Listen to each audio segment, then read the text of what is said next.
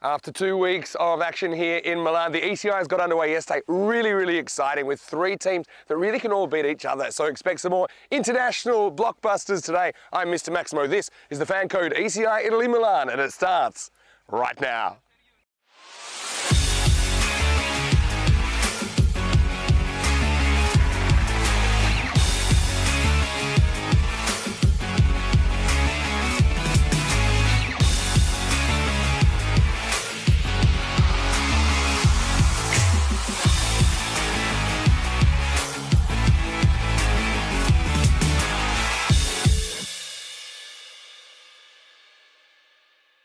The European Cricket Internationals are proudly brought to you by HCL Software, Fan Code, and Grizzly Bear Sports. Good morning to you, Buongiorno. Welcome back to Milan for the last day of action in our 2-week adventure. We had the ECS, of course, the domestic T10. Yesterday, we started the 2-day ECI European Cricket International Series T10 action on the way today with 4 more matches to close out this series. So we have the hosts, Italy, here, but we won't see them in the first game. We'll see them a little bit later on. Right now, it's going to be France versus Romania. It's match number 6. These two, I think, are a really fascinating matchup. Let's see what happens at the toss. Rob Kemming has the two captains. Deal. Tails is scored. It is hits. You're going to bat first.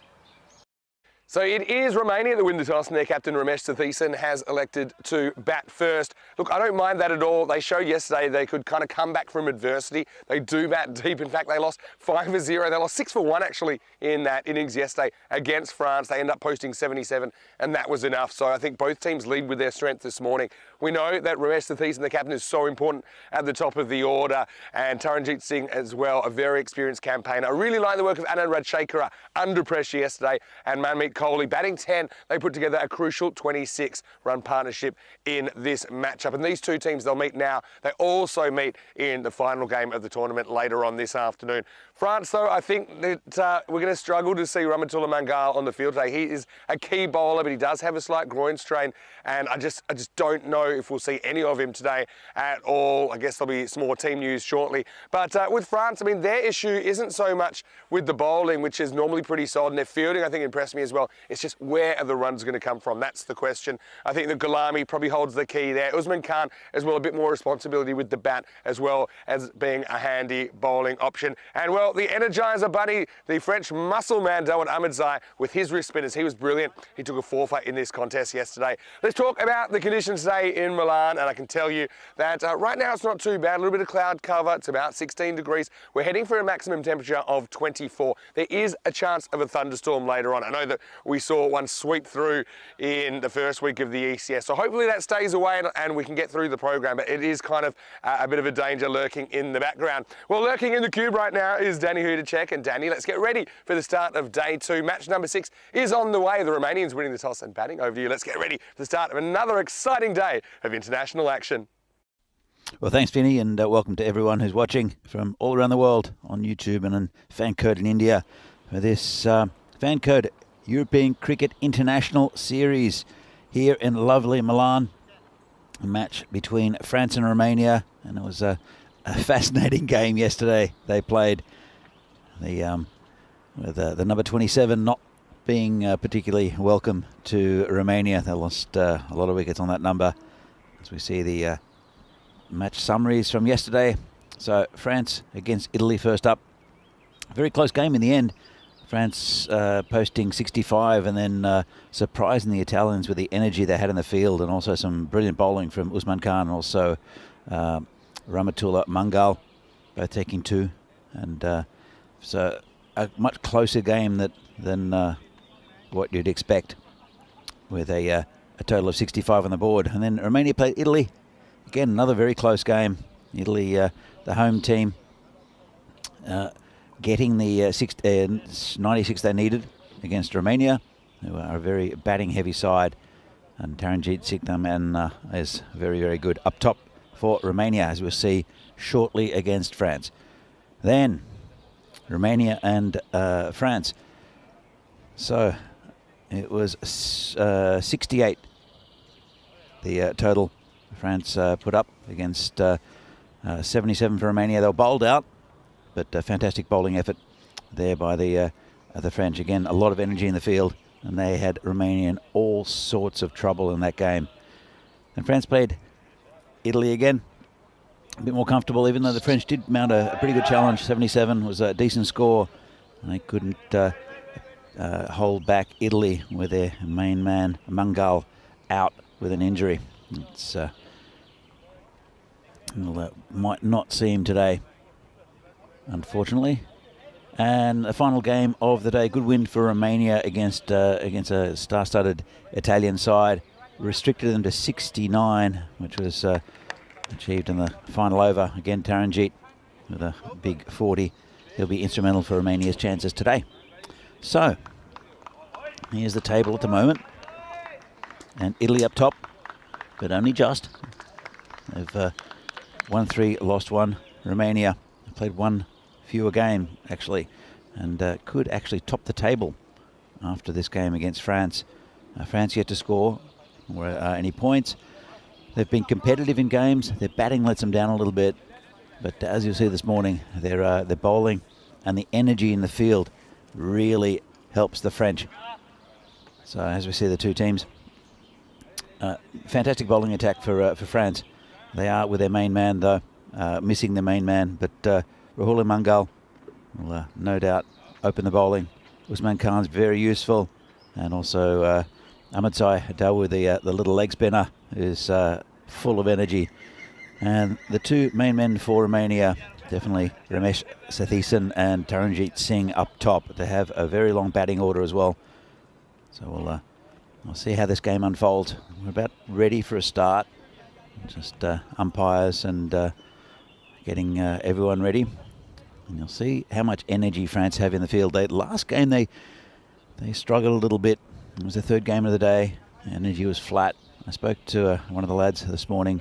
He said they really wanted to win all 3 games here on day 1, and they were disappointed with how they played, and also the pitch does play tricks, and they're not used to it. They're more used to a flat track back in France that bounces, and this pitch is a little bit different. The Italians have a distinct advantage with that, and also the correct batting of the opening pair here for Romania. So it looks like it will be, as predicted.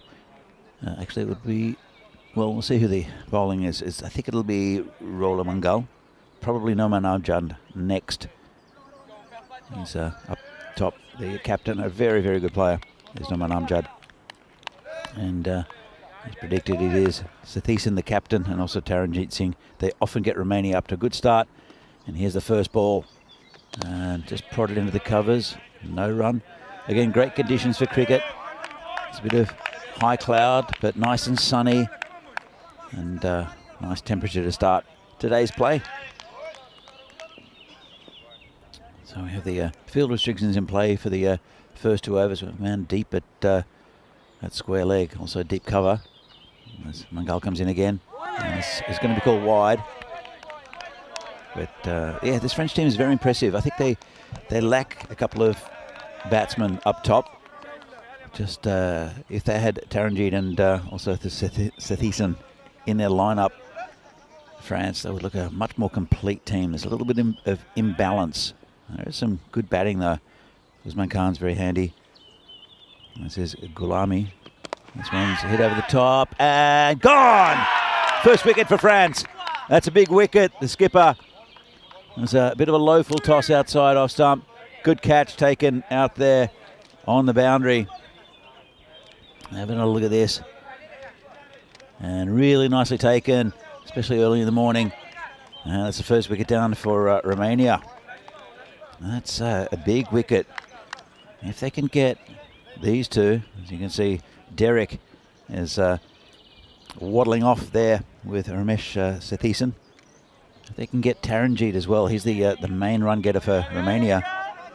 And what they like to do, France, is just build pressure on the batting team. And they do that very, very well.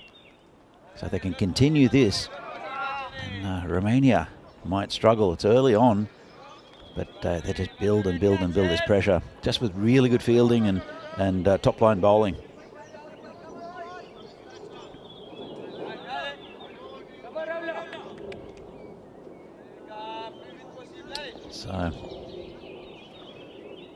Mangal comes in again.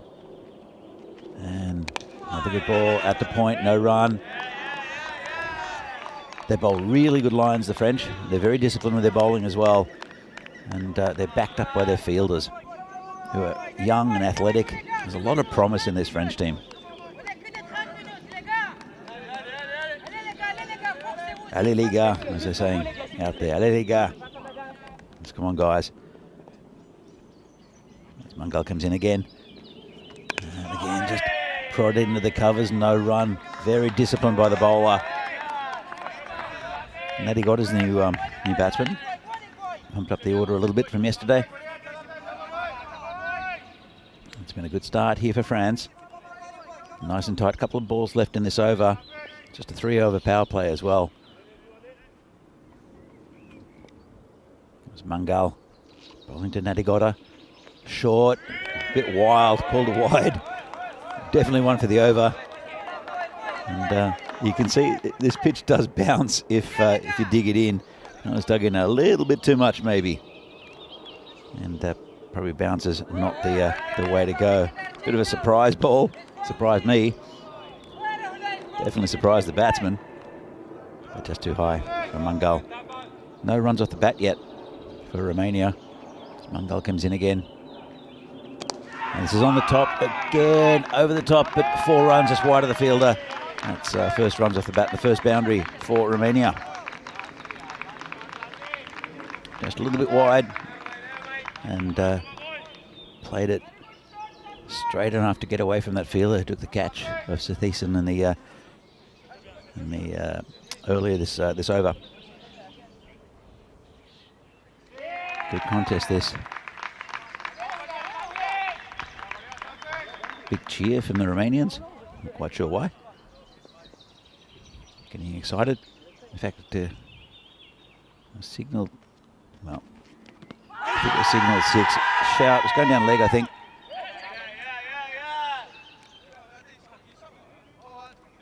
And that's the end of a pretty good over. This one hit him pretty high as well. It's a pretty good shout. Possibly missing leg. Looked a bit closer on the replay, but too matched out for me. And the expected scores you can see here: Romania 94, France 86 for the result. But it's relatively close. Romania the favourites for this game, especially they've won 2, lost 1. Good win against Italy yesterday. France going down in all the 3 games. They were competitive in most of them. Probably got a little bit tired psychologically yesterday afternoon. Also missing the main man with the ball. And it's Pira Bakaran, the bowler. A little bit taking the pace off a little bit. Just been poked through the gully. They come back for 2. He won't get much bounce, and well, the bowler, he's not the fastest, relies on swing. He's come into the team due to the injury of Mangal.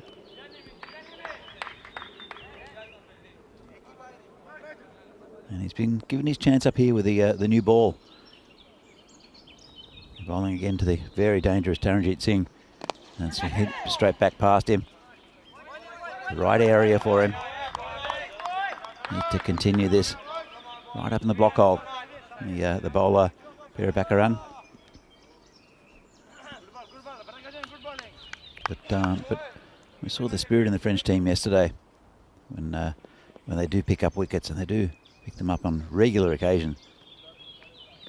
So it's outside off, and got past the cover fielder, and here's the fielder down there, Rahul Mangal.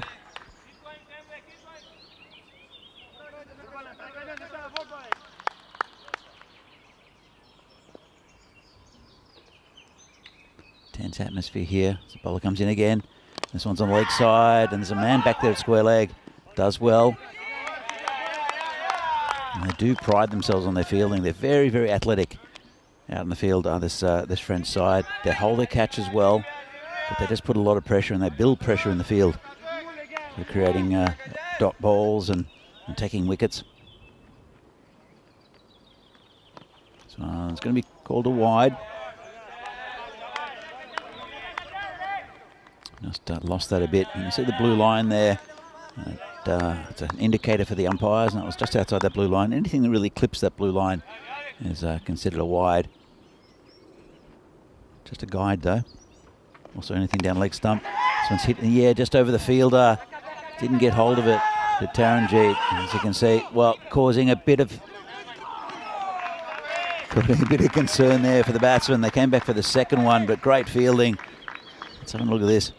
They're taking it pretty easy, the batsmen. They look for the second, but a sliding stop, and well, looked like he was always going to get home there, the batsman. But again, that pressure put on them by the fielding team. This one's bowled in straight through him, and that's a huge wicket. Taranjeet is gone. Well, Pirabakaran's come into this lineup, and he's picked up a huge wicket. Just played across the line, and you can't do that on this pitch. Let's have another look at this. It did come in a fraction. Just played across the line. Loose shot there from Taranjeet. We don't see that too often. And that's a big, big wicket in the context of this game. And France, with the two openers being dismissed, are on top at the moment. Very good start for the French side. Romania 15 for 2 after 2. Vinny, what do you make of the start? Well, a couple of danger men gone already, and that's a huge key for France, who are missing Ramtula Mangal. But yeah, Pirabakaran picking up the slack, and so yeah, he gets that opportunity, I think, to bowl his 2 overs. And Taranjeet is a danger man, isn't he? Romania, interesting. I mean, that was a bit of a loose shot. I agree with you there. It's a Thiessen's one. He kind of goes up with it, gets caught on the deep point boundary. Pretty nice catch taken out there as well by Wanagulusaria. So, I mean, you remove the openers for a combined 5. You're really happy with where you're at in the game. But we know Romania also, they're a team that bats deep these days. And they've still got, well, they've got Kohli listed at 9. So they've got genuine 9 bats there. Yeah. They're going to keep going at it. And a Gotla here on 7. It's pushed back by Shamwan Wanagulusaria. Remember, you talked about that excellent catch on the boundary. I want to say a very good morning to everyone that's watching on our YouTube channel, ECN European Cricket Network. Hopefully you guys are well. Just about to log into the chat. So we had a bit of a fun night last night, bit of a crew dinner. We did hit up all-you-can-eat sushi again. Never thought sushi and Milan would be so intertwined in my existence. But they have been here. No ball called. I think he oversteps here. It would have been a wide anyway. It'd be a no ball plus a bye. Let's have a look at this. Yep. That was his front foot. Yeah. So yeah, it'll be no ball plus a bye. Harsh on the keeper, because normally that would be wide plus another wide. Anyway, changes the strike, and Sani's on strike now for the first time. A good start from France. And we saw how much pressure does for them when I think Romania, did they lose 4 wickets? Or 5 for 27? They lost 5 on 27. Yeah. So let's see what happens when they get to that score. Maybe in Romanian cricket folklore now, 27 will be their bogey number. I think it might be. Yesterday, like 87 in Australia. Free hit. No ball again. And sit down the ground. Just take the 1. Another free hit coming up. So yeah, certainly in a 60-ball game, you can't be affording these. Have a look at the foot here. Yeah. He's just overstriding. And so back-to-back free hits coming up. Yeah, creating history. 13 away from 40. Yeah, they lost 1 wicket on 26. They lost 5 on 27. So there was this crazy collapse of 6 for 1. But yeah, the other thing is Romania are going to have to deal with Dawud Ahmadzai. I know he has a slightly injured forearm from taking a ball on it yesterday. And it was kind of a bit swollen, but it's a little bit up from where his actual wrist is. So he should be able to bowl okay. But yeah, the little man will be raring to get into the action. So that's another challenge which is lurking probably maybe next over. Another free hit coming up. And it's a little glance away. And again, they only get 1. So Wanagulusaria not really getting hurt too much. The effective 4 off the first 2 balls. It's 2 big wickets up top. And you saw yesterday afternoon when Romania beat Italy. how important Thiessen and also Taranjeet were to getting a good platform for Romania to build on. And they're back in the shed already. Exactly. Straight drive. Runs mid on and gets through the mid on. So I'll get a single. Oh, that's launched. I'm not behind that one, even with my gloves. Yeah, so what a series we've had so far with Romania beating Italy last night. And Romania being a real surprise packet, I think. France, probably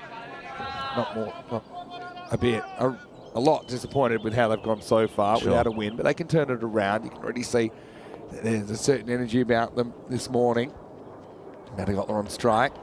Ball's going down the leg side. Good feeling by the bowler as well. You can see how much pressure they put on. They're just always on you. It's just like being attacked by bees. Yeah. They're just around you all the time. Look at this. He got an edge there.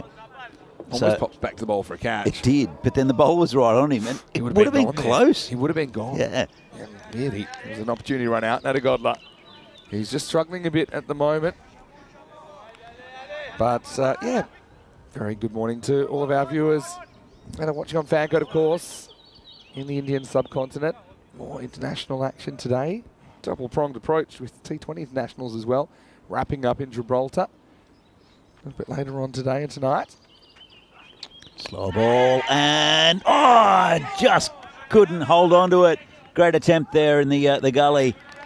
This would have been an absolute all-time worldie. And he actually has a bit of more time to get there. You see, so he gets the extra couple of steps in here to actually launch. And even though it was curved away from him, that would have been such a great catch if it had stuck. What a great format of the game. It is a great format of the game. I mean, it's a mixture of, obviously, the game being an amateur pursuit on continental Europe and the format that just makes this such a great watch on a Sunday morning or any time.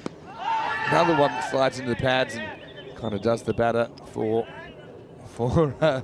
pace. And Saini almost thinks about a run as the world's slowest throw bounced off the stumps. As we get to the end of the power play, all the twos. Pretty interesting one, 22 for 2. That's a pretty good start for France, and keeping Romania in check with those two early big early wickets.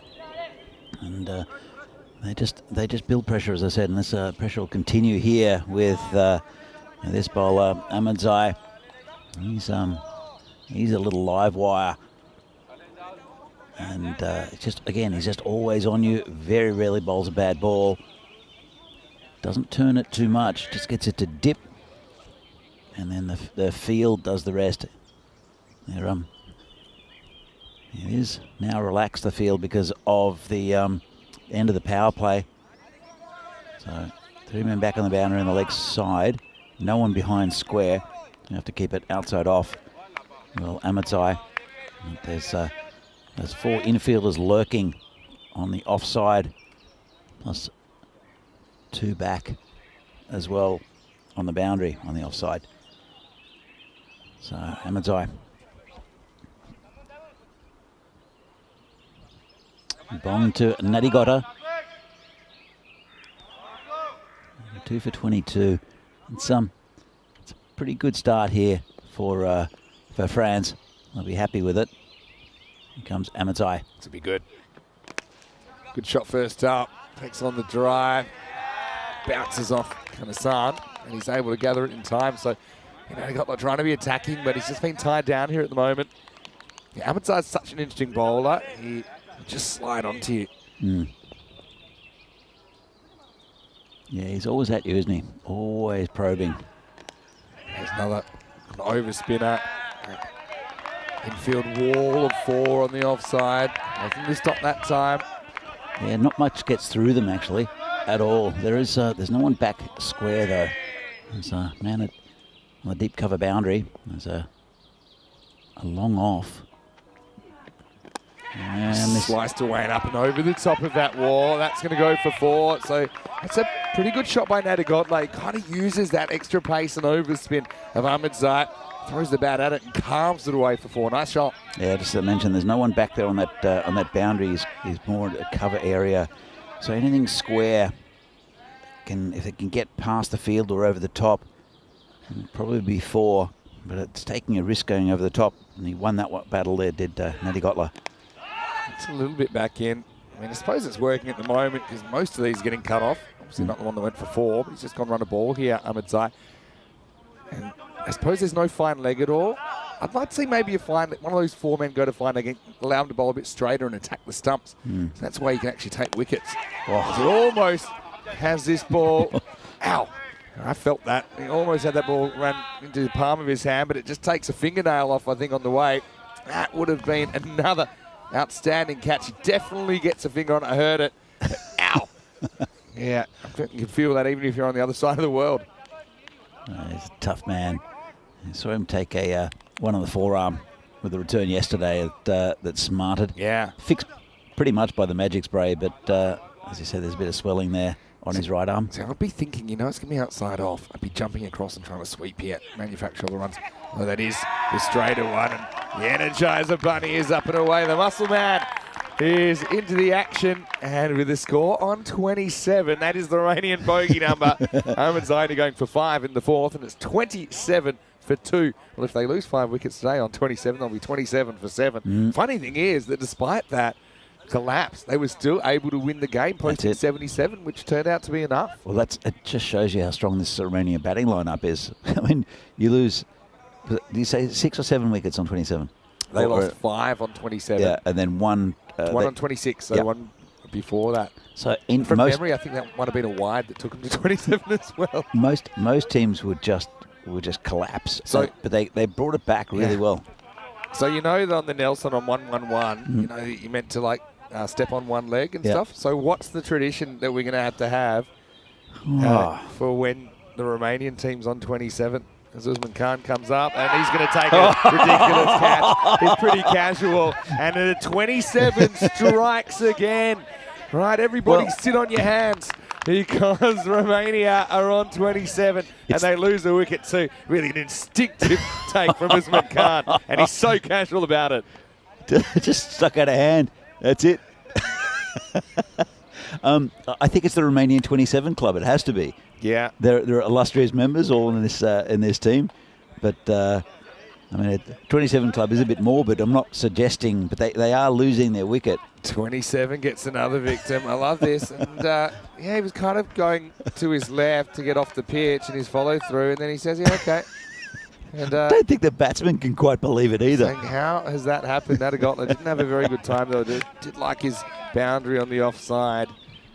He also hit a 6 while he was there, but he goes for 14. 27 for 3. Periawa comes out now. Frant's doing a good holding job at the moment. What? Periawa almost nicks this one. 27 is the bogey. Yeah, okay. I suggest sitting on your hands as how you meant to deal with it. But then not everyone's sitting, so it's not something you do on the field. Maybe we just acknowledge the 27 is the Romanian 87 or the 1-1-1. I don't think the Australians don't. Sorry, the Australians don't do anything for we don't 87. do anything. We just acknowledge it. Yeah, 27. I suppose it's that time of the game as well. If it was 87, I mean, normally towards the end of the innings, or at least in the second half of the innings, if the score's 87, and no one really notices because it probably ticks over pretty quickly. This time, they will get off to 27. So, Periawa off the mark, and be happy about that. Usman Khan goes for his first one off the 4th ball. Yeah, they're keeping it pretty tight, our France. And Usman Khan is an important player for this French team, both with the bat and the ball. They are a bit thin with the batting, as we mentioned before. And Usman is one that looks more likely to score runs than others. Comes in again, so it's been cut down to the gully, and chance, and just missed it. That was very, very close. A very tight run. You can see the desperation in the Romanian batting. Just going on contact, even though it's pretty much straight at the fielder. If this throw hits, he's actually home. That's all to do with the backing up. He got there really quickly. Ziva, he's on strike now. Last ball, the 5th. It's just chipped away, short. And that'll be the end of the Fifth over. The score is 30 for 3. Want to say a big warm welcome to all of you wherever you're watching from around the world. Vinny Sounder here, Mr. Maximo with Danny Hu to check. We are your good time crew here in the Cube. Last day in Milan. Now, I know with the French team there, and you have a bit of French heritage, Danny. We got a lot of viewers in France. Maybe you'd like to give them a special message. Maybe in French. Could you do something like that? I could try. Okay. Yeah. Bienvenue à tous les téléspectateurs en France et bonne chance pour l'équipe française ou l'équipe de France aujourd'hui contre la Roumanie et aussi contre l'Italie. Ah, très bien. I love it. And honestly, the French cricket community, it's so great to engage with them a little bit more. We're hoping that we can do a European cricket series in France That'd as be well. fun. Perhaps next year. I know it's in the calendar. Pick me. Well, Danny, if we do go to France, actually, you're a natural person to have there. And right now, French team putting in a good shift. And the issue is, with their batting, they're low on confidence. I know there's probably a few grumblings about the pitch, but to be honest, it's been the same for everyone, hasn't it? Is Ahmedzai coming back in, another overspinner, knocked down into the offside. And that's good backing up and good response. These two bat together for Cluj a fair bit, you can tell, have a good understanding. And it's almost like they don't mind being run out, but they're not going to be run out because they hesitate. They're going to go straight away, and that's how that score's just ticking up, and they're trying to get out of this little hole they're in. Nice shot by Vasu, and it gets through the field. It's a big task with the outfielder, and he's not going to get there. 4 runs, and there's Kadasana there, who it's got a little bit of a Tortuga, I think. It jumped a bit more than he thought, so Vasu relieves the pressure of the boundary. Well, I talked about the pressure they put on the batsmen. This French team, both with the bowling and their fielding, but also that's what batsmen can do to fielders. They put pressure on them by knowing when to run. It's a good contest here at the moment, isn't it? Sure is. Yeah, well played. I think Russell's worked out. There's not a lot of side spin coming from Ahmedzai. It's just accounting for it. You can see that ball that did go to the boundary, got past Kadasana. You could see on the side on camera how it took a little bit of a jump and just kind of spun away from him unexpectedly. That's why it got through. Again, you can just put an ugly 75 on the board. It could be enough against France. We know that. They yet to really prove themselves with the bat. Nice shot, but they've got that field well positioned. Again, I would have thought it's a bit of a risky tactic to not have a fine leg at all, especially because he's the kind of bowler that would be easy to kind of just deflect there. He's bowled a lot of balls outside off stump that you could kind of take the LBW out of the equation, for example, but it's a tactic that's worked well. He's only conceded 11. Fires this one in, inside edge, I think. And the keeper had to appeal and chase it at the same time, and that slowed him down enough that they're going to get 2. And that will be the end of Ahmedzai's spell. None for 13, so he goes wicketless. Romania survive him, but they do need to get a move on. It's 38 for 3 after 6. Yeah, they're going at 6 and over at the moment, Romania. And there's those 2 big wickets up top that help, but also that constant pressure from the French fielding side. And pretty disciplined bowling. As you mentioned, there's no one behind square except for a deep square leg. So fine leg is exposed, as is third man. And there are a lot of gaps in the French field that are just difficult to get through, if that makes any sense. Yeah, for there sure. are places where you think, okay, I can hit the ball here, I can I definitely get runs here, but actually doing it with an attack that is always at you is really a struggle here for Romania at the moment. We've seen things go like this. And especially this time of the day, there's a little bit of overnight rain. The field's a bit heavier, not travelling as far. It gets a bit claustrophobic in there, I think. You said they're like bees. I like that one. Yeah. They're just on you. Hello to Rob Thompson watching from New Zealand. And he said France has been disappointing so far. They'd love to be able to take all 10 wickets. I don't know if they'll take all 10 wickets here, but they certainly have done a good holding job on Romania. Hello to Kai Bay as well, who's watching from Australia. If anyone else wants to say hello to us in the chat, feel free. ECN European Cricket Network. Anyway, let's get cracking. As Peter Bakaran, a pretty good first over. He's being brought back now. It's not a convincing shot. Action Jackson tries to chase it down. This one stops under its own steam, and they're going to get 3. And this has been a feature of Romania. Their hustle. As as they've called it. They've worked really hard to get fitter over the winter, and they're looking kind of in as good a shape as I've ever seen. And just have a look at number 17 there, Periowa. He's running in straight lines. He sees it, and he knows he's coming to the danger end. So a genuine 3. And if you can't hit a boundary, that's the next best thing. There's a lot of experience in this Romanian side. It's such a contrast between the 3 sides that we see here in this tournament. France are bubbly and full of energy, especially in the field. As a bowler comes in again, and as he beats him outside off. And but they're probably a batsman or 2 short. But their bowling and fielding side is really top notch. Whereas the Romanians are batting heavy, but experienced, so that nothing will really phase them. That's the thing. Experience. Although this one sneaks past Periowa, who has run well. Probably hasn't scored too well so far. Being kept quiet. I like that length from Pirabakaran. It's right up in the block. I think that's effective. Hard to get under. And we know if you're not getting under, it's hard to score boundaries with the field being a bit slow. Got him. Ball. This time it's a 2-hander. So Seema tries to hustle, but he can't get too much going. Wraps the bat around this. Pirabakaran, he's been an able replacement, hasn't he, in this 5-prong attack. And that will be the 4th wicket. It's 41 for 4. He's been really good, and I'll tell you why. There are just very few bad balls from him. He's always in the right areas, and he's bowling to his field, which is really something important that I think quite a few bowlers, especially in the tournament we saw early with all the club teams, where you've got that little bit of a difference between the levels of bowlers and fielders, and also the teamwork. They've worked a lot on their fielding, have France, and working to these patterns, and you can see it, and it's every bowler. But he's got big shoes to fill. Yeah. With, and he's come in and done really well, taking a couple of wickets. And he's been economical as well. Just 10 off the 10 balls he's bowled. And here's Anand Rajshekhar, who I think is a very, very talented player. Rajshekhar and Nishant Devre, they've both qualified fairly recently on residency to play for the Romanian national team. So here's Anand facing up. Gets the ball first up. Didn't have too much pace on it. That's created. And see Ahmadzai jumps all over that in the infield. A brilliant over. How many off this? I mean, I know there was the 3 that got squeezed away. And that's all. We've gone 3 dot, wicket dot. The French seem to love fielding. Yeah.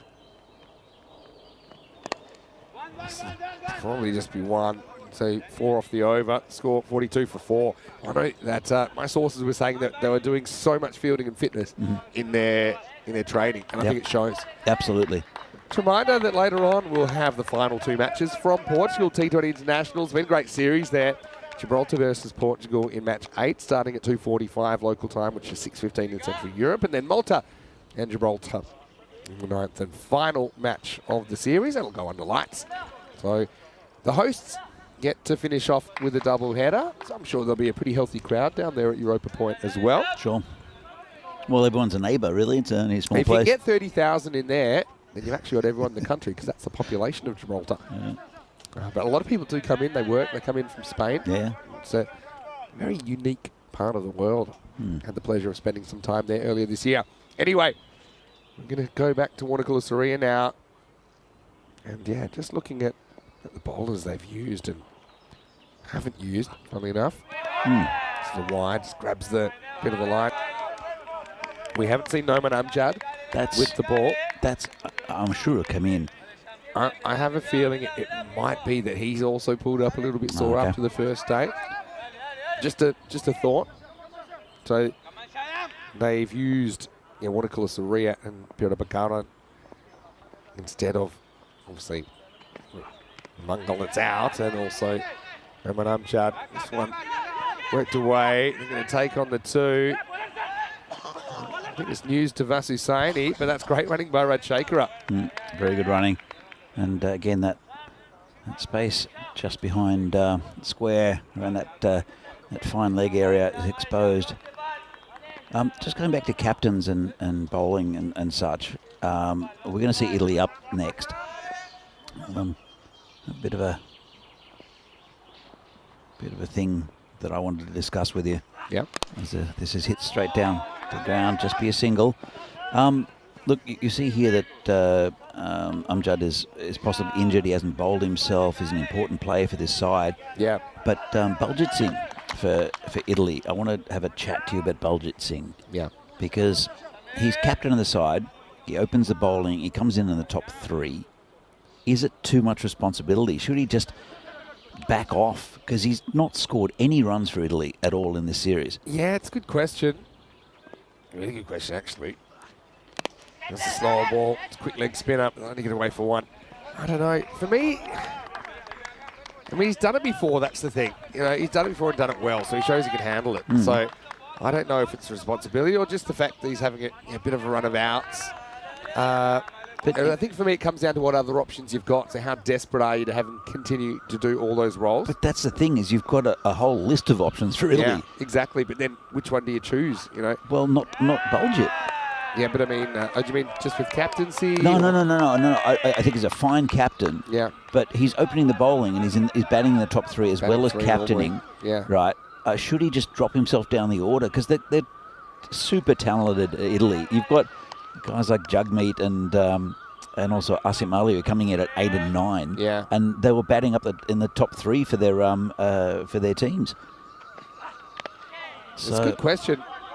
I suppose, yeah, if you're going to choose a role for him, then maybe you could play him as a bowler, because that seems to be something that is working. He can just stick to that, and then if he does bat, there's no real pressure on him to do much, and then it'll probably surprise you. I suppose it's hard to ignore his talent with the bat. True, but he's got nothing to prove, and you've got to say that other players in that lineup on current form, there, like Zayn Ali and also Simran, as this just goes through the just for a single. Simran, Zayn Ali, they've had fantastic series. They're 2 of the top run scorers in the series. In fact, I think they were the 2 top run scorers. Yeah, you're right. But he's batting in front of them, and he's not been in good form. He's not really put on a good show at all through the Milan ECS. So it's a really good point you make. I think they've already kind of thrown Zayn Ali up there, ahead of him. But Baljit's got nothing to prove. Yeah, that's the thing. Yeah. He's a quality player. He's a little bit out of touch with the bat. His bowling's still fine, and his captaincy's excellent. But just push himself down the order. He doesn't need to be up the top. And he got a golden duck in the last game. Yeah, yesterday. I agree with you. I mean, that's the thing. If you get a golden duck, I suppose it's better that he gets golden duck than like a 2 off 12 or something like that, you know. So, yeah, but I take your point 100%. This isn't a series where you need to bat yourself into form. Like with the ECS was over 2 weeks, so I understand that. But here is just a short series, and it's giving new players, for instance, like Asim Ali or Monu Lal, a chance in this side. There's quite a few Jagmeet. Yeah, really good point. And yeah, I agree with you 100%. Special comments from Danny Hudacek about the Italian side. We're coming up second. Second up this morning. It's 49 for 4 after 8. Becomes 50 with that. And you can see there the run rate graph a moment ago as well. They scored 8 off their first over, and that's as good as their run rate ever has been. Just hanging around the runner ball. Can they get the boundary or 2? They need to make this a little bit prettier on the scoreboard. But with the start Romania had, it's always the chance that it's going to be a low-scoring thriller. Liam saying that Action Jackson has been fantastic behind the stumps. Yeah, I agree. It's just that infectious energy. And having a good keeper that sets the example. Yeah. I remember reading a fair bit of literature on wicket-keeping when I first started looking at cricket and all the roles and all those things when I was quite young. It's that slow ball picked and one hopper, again, good fielding, whistled in, just a single. And yeah, they talk a lot about the wicketkeeper's role as the chief motivator of the fielding side as well, to set the example, to be clean, and that when you do have a wicketkeeper that does everything right, it kind of sets a really good tone. Anyway, here is an attempt off the slow ball, and I think that's sailing out of the ground. Maximo! Run Shaker, the man, just the second Maximo of the innings. Let's see if he can lift them up to something maybe a bit like the 77 they scored yesterday. It was almost a little helicopter shot from Anand. It breaks the shackles a little bit, doesn't it? It was very tight bowling from the French, not giving anything away. And here's another one, or is it? It could be caught. Player coming in and drops it. Well, they won't be happy with that. They won't. I mean, that was another slower ball, and then went back to it. And the thing with this slower ball, because it has overspin, is it's jumping on you. So it's very easy for this to happen. Ends up just going up. And he hits it pretty much close to middle, but it's up. Amjad, I think, is kind of put off by the company. Even though you had Zain Ahmed next to him, it was keeping his hands behind his back, essentially saying, that's yours, skipper. I just think it put him off a little bit. That's why the catch goes down. They get 2 off that. Narad Shaker gets 1. Again, acrobatic work in the field from the French. Well, they are above the 60. And I'd say that means game on as we get to the end of the night. The score 61 for 4. Yeah, they pride themselves on their fielding, the French, so for the skipper to put one down, I'd be very, very disappointed. To get a bit more technical with that drop from Amjad, he ends up having to take it slightly to the side of his body, and that's because he does have company, has a player to the side of him. So that's one that if you're catching it and it's just you, there's no one else around, you're catching it right in the middle of your eyes, and that gives you the best chance to catch the ball. When you have to turn to the side slightly, it's only slightly more difficult, but it is a little bit more difficult, and you're more likely to make a slight misjudgment. And in cricket, if you don't get the ball in the middle of the hands, quite often they'll pop out. It's not like baseball where you've got the big glove, you've got the margin of error. And yeah, we'll see how much it'll cost them, because Rashekar, I think he got 2 off that ball, didn't he? I think they got 2, and then they get a single off the last ball. So that's 3 it's cost them already. Yeah. And we'll see if that's a determining factor, plus whatever he scores here. We'll see if that's how much that affects the final score. Good ball to come back, Rahul Mangal. Steps across, hit pretty much straight to Noman Amjad, who we haven't seen bowl in this innings. Talked about that a little bit. So he's also kind of a key batter. He started opening yesterday, wasn't really working out, dropped himself down to 6. I just wanted to say that Liam had a comment as well about Watercooler Surya coming into the side. Been a great addition with bat and ball. Liam really likes the angles that he bowls. Yeah, it's nice to see a bit more of the bowling depth. They've needed the depth, France. Well, they have, because this has been smashed out to the field. It got through him, though. Probably took a bit of a strange bounce. Yeah, Rahul Mangal's not happy about that. I mean, probably takes a slight or 2, a bit of a side spin. But the fielder, the thing is, he needed to stay a bit more still. He was kind of running in a bit, and he didn't have to do that. And, didn't even get a hand on it in the end. So, Romania just getting a bit of a kick along at the end of this innings, aren't they? They're up to 66. Susani moves to 19 off 13. In this game, that's actually a pretty good strike rate. 4 to come. Gone now, though. Nice catch, and they resume the standards. That's Abdul Malik Jabakhel who takes the catch. And that was hit really well from Vasu Saini. It just would have been a boundary. So France do come up with the right of reply as Vasu goes for a very handy 19, 66 for 5. Yeah, very nice catch there. It was hit pretty firmly, and that go down a little bit low. And just a nice technique in that catch. Got right behind it. But Romania, that was a good little partnership for them. That's exactly what they needed. It's got them up to a competitive score against this French team who's struggled a bit. They've been a bit more patient on this pitch, though, France, as the tournament's gone on. Yeah. But we'll see how they go in the second innings of this game. Still 3 balls left in this one, though. Well, should get up to at least the 70 mark. Romania beating Italy last night really threw things wide open as far as this tournament has gone. And France winning this one would also kind of throw it even more wide open. I think Italy would be happy with France winning this game and giving a bit of breathing space. But also, France will play Italy again today. And France are hitting their straps. I'm liking the replacement bowling options here. If France can find a few runs, I mean, Gulami impressed me yesterday. Maybe he's a guy that can pull out a big innings for them. Be pretty interesting. Ali Hussain gets a go. Left-hander. 3 balls to come. Tries to get funky, and he does. I don't know if this goes to the boundary or not. It does. Wow, what a shot from Ali Hussain.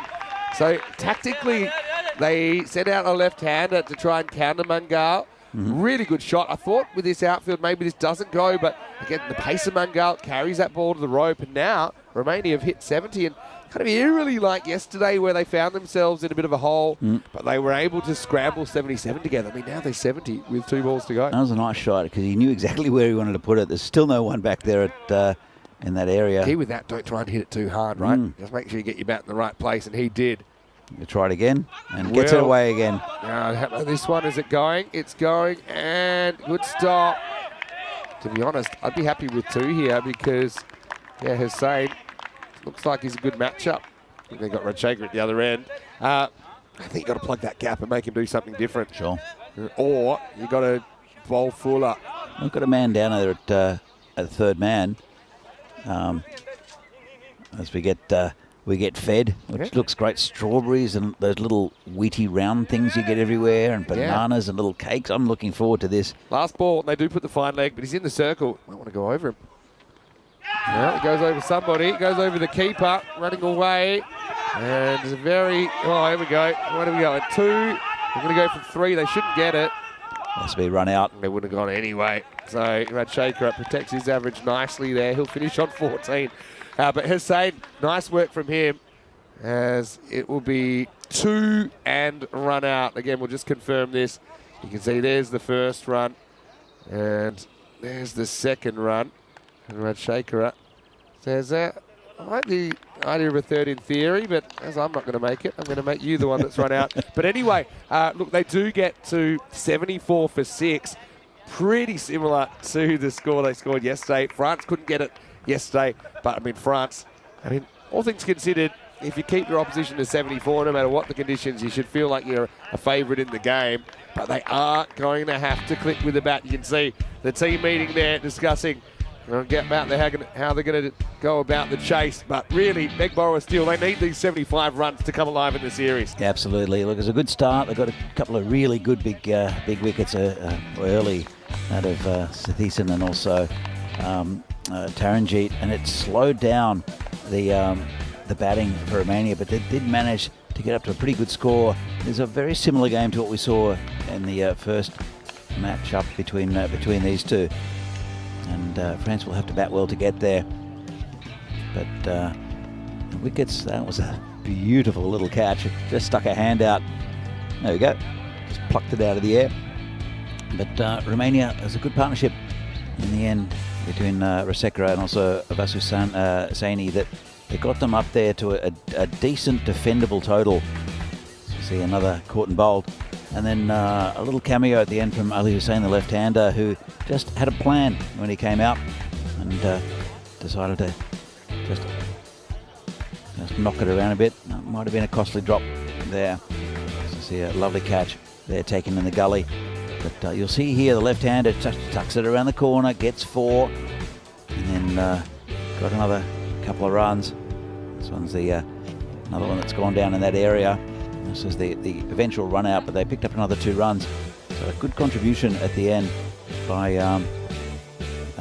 Ali Hussein. So 74 for 6, 75 to win for France. They hit 77 in a game against Italy a little bit earlier. And they'll have to bat well. As you can see, Sathisen with a duck. Taranjeet 5 off 5, unlike him, not to get a score. But then a good little partnership, Nadigota and also Vasu Saini and Rajshekhar with the runs. Pretty disciplined from France though. Let's have a look at the bowling. Mangal going for a few in these final over, but it was just good batting. Takes 2. Pirabakaran bowled really well. Got a vital wicket of Taranjeet. Also takes 2. Good economy rates around about the 5.5, 6 mark for most. So,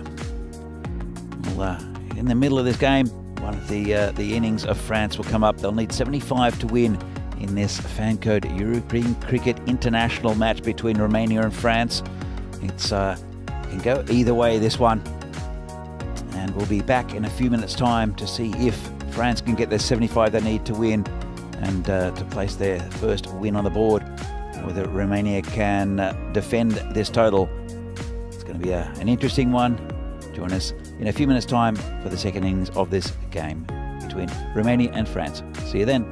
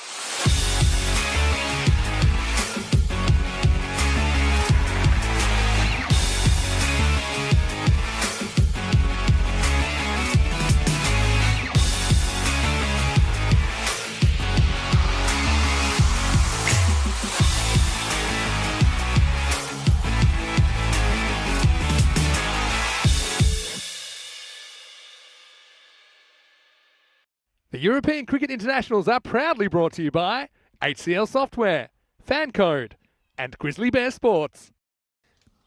Good morning once again, or good afternoon, good evening, wherever you're watching from around the world. Great to have your company on ECN Super Sunday of international action. Mr. Maximo with you today. And it's going to be Romania who are taking the field now with France chasing 75 for victory. And I think it'll be a very, very interesting second half of this match 6. 4 matches today here in Milan for T10 internationals. Also 2 T20 internationals as the Gibraltar T20 International Series wraps up. And really interesting game. Noman Amjad, I was having a chat to him. He said, no, I'm not really injured. It's just I wanted to concentrate on my batting. Cool. He thought we had some more options. He had Danny who checked with me. And so he's going to open up, Amjad and Action Jackson. Let's see if they can get France off to a good start. Well, they're needed, I think, and if they put any pressure on this this bowling attack, it's a good bowling attack for Romania. Here we go, Mishra to open up with his big innies and forgets to bowl, so we're going to try again. He just lost his run. So, yeah, I mean, Action Jackson at the other end played some nice shots, hit the ball pretty crisply, especially in the power play. I think the power play is super important. It's probably your best chance to hit 4s, I think, in the innings. If you can get a few of those away, then maybe you can get ahead of that rate. Here we go. First one comes in predictably. And that's cut off by Sidhukura Periawa, who's coming back from a bit of an injury himself. Good to see him out there. And yeah, Mishra places cricket for Cluj. You've got Nadagotla, the Cluj keeper, behind the stump, so they've got a really good understanding. Sure. And he's standing up to the medium pacer, which I think is a really good move. One comes in as well, doesn't beat the offside. So another dot ball. So yeah, Amjad, you can see that I suppose in another side he'd be more a bowler that bats a bit, but I think in this side he's got a lot of responsibility with the bat. You see that's why he's concentrating on it in this game this morning. Let's see if he can get going. Doesn't want to risk going over the top. Bites in another dot ball. Yeah, so against Mishra, you want to be brave. You don't want to cross the line into stupid, but you do need to be brave. So one thing I'd be looking at is maybe stepping across, because then you're probably going to get hit outside the line, a ball that might hit the stumps. Sure. And clipping away to the leg side, because there's no one back on the square leg boundary. That's probably an area I'd be targeting rather than fighting the movement, maybe going with it. But you do have to be brave to do that. Oh, great keeping. Stumped off a wide. And Nadagotla thinks he's got him. That's really, really sharp work from Satwik Nadagotla.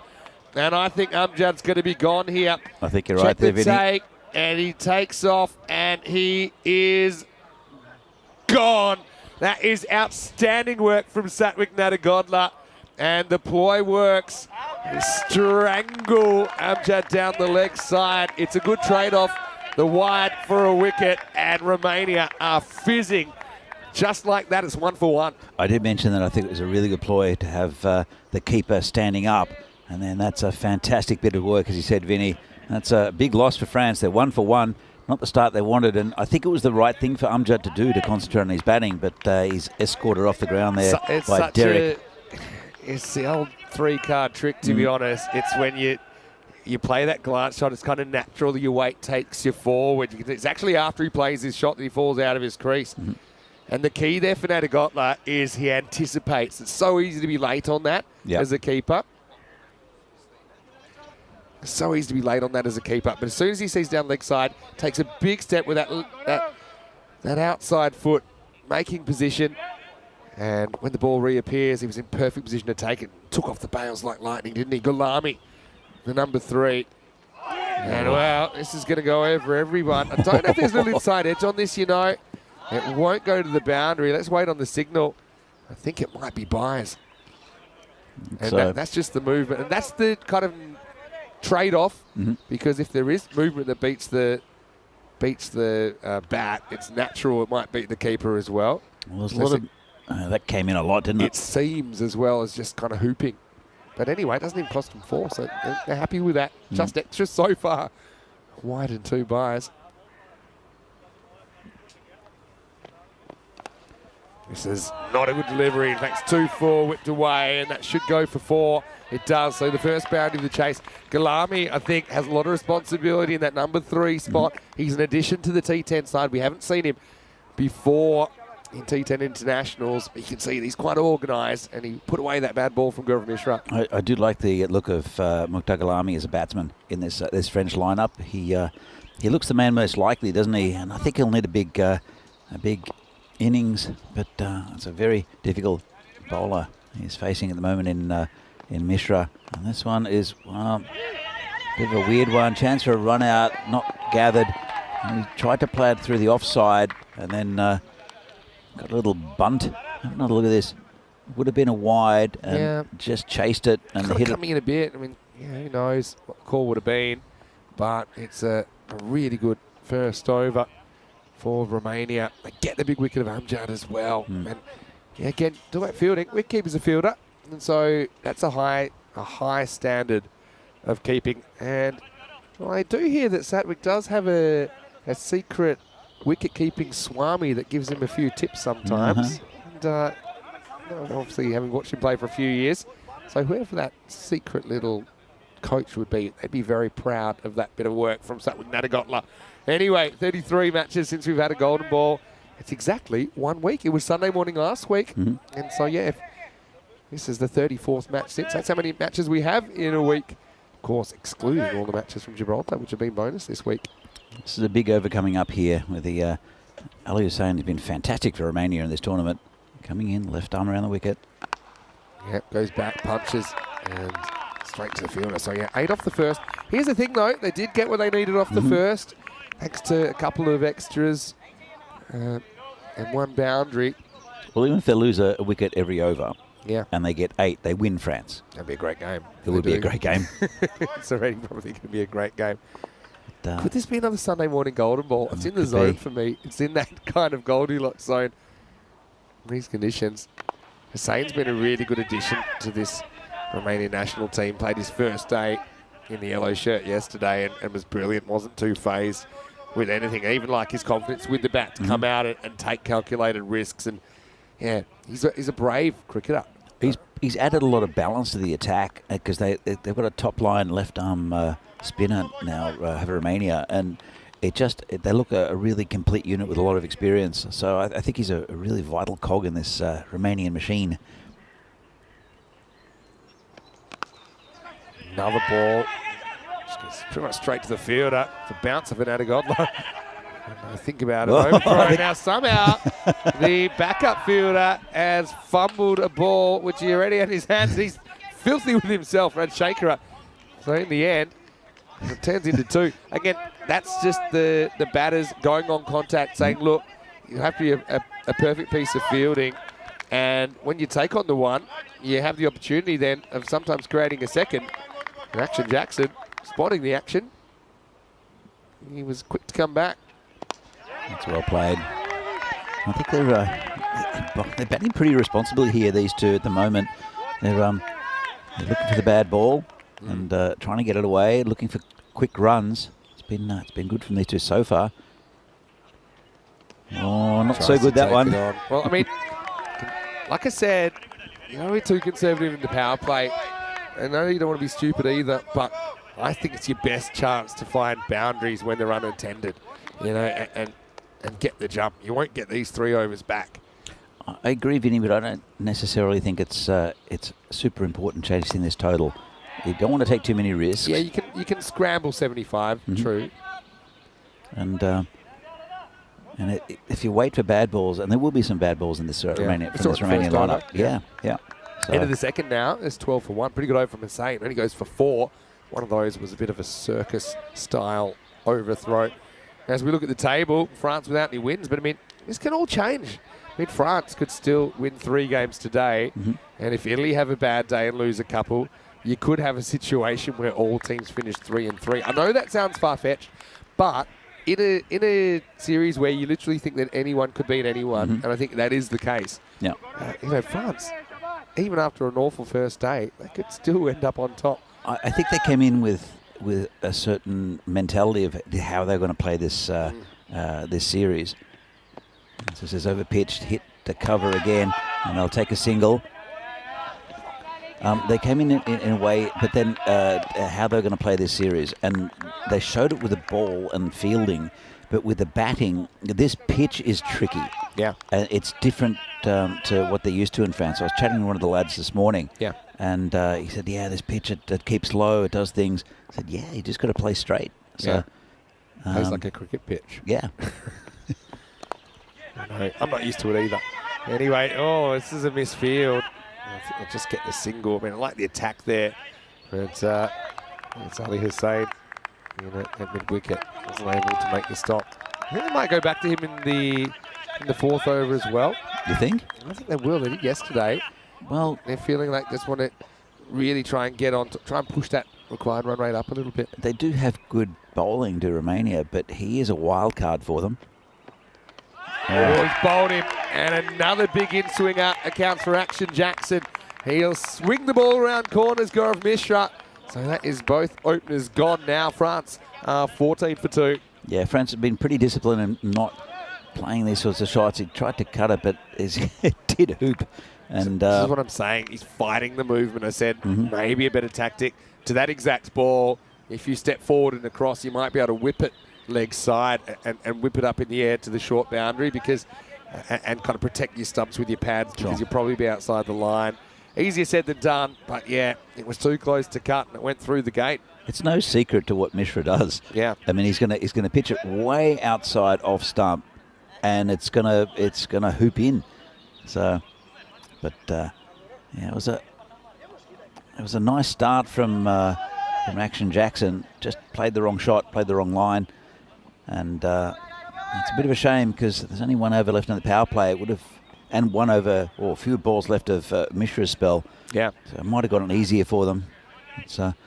But he's got no pace on him as Mishra, but he's just got this hooping in-swinger and the keeper up as well. Great seam position and that natural in-swing action. Kanasane comes out at 4. Again, makes you make all the pace. Soft hands. From Lingiswaran there as he gets off the mark. That could be a good game. You feel there's normally a kick somewhere in the innings, right? And we saw Romania had one kind of at the end of their innings, didn't they? They were able to score 25 off the last 2 overs. And, yeah, really had to hustle for the runs. Just chatting to some of the guys, they're saying, look, the forwards are hard to come by, so you got to run hard. You have to look to kind of create an extra couple of runs and over. If you can find 2 runs and over by just hustle, by pushing for 2s and 10 2s into 3s even. That's extra 20 in the innings, which is pretty significant. Anyway, this is the shot I was talking about. Kind of comes in, goes with the movement of Mishra, and Gulami relieves the pressure with the boundary. Good shot. Yeah, very good shot. And they're probably ahead at the same stage of the power play here, France. They've lost 2 wickets. And they're, this one just bounces inside the rope. They're about probably a little bit ahead at the end of the power play. 1 ball left. Yeah. They wouldn't want to lose a wicket, especially Gulami's. But Gulami's a key. One guy I think could play the big innings. Drives this firmly down too long off, and that will be the end of the power play, into the over. And it's 20 for 2 after 3. Gulami moves to 12. So, yeah, Kanasane coming in ahead of Usman Khan. Usman Khan played a really good hand first game. Also was tied down a bit, though, to be fair.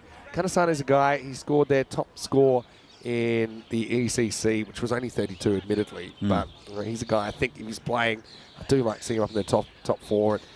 He's a guy that can actually strike boundaries pretty well, which is kind of what would help a lot in this chase. Romania, very similar at this stage. They were 22 for 2 off the power play. you can see there's a difference in the batting from the French. They came out there with a lot of energy with the batting, but they did try to hit across the line in the first couple of games, and it was they're just applying themselves a bit more and getting used to the conditions, getting used to the pitch, getting used to also the new bowlers they haven't really seen before.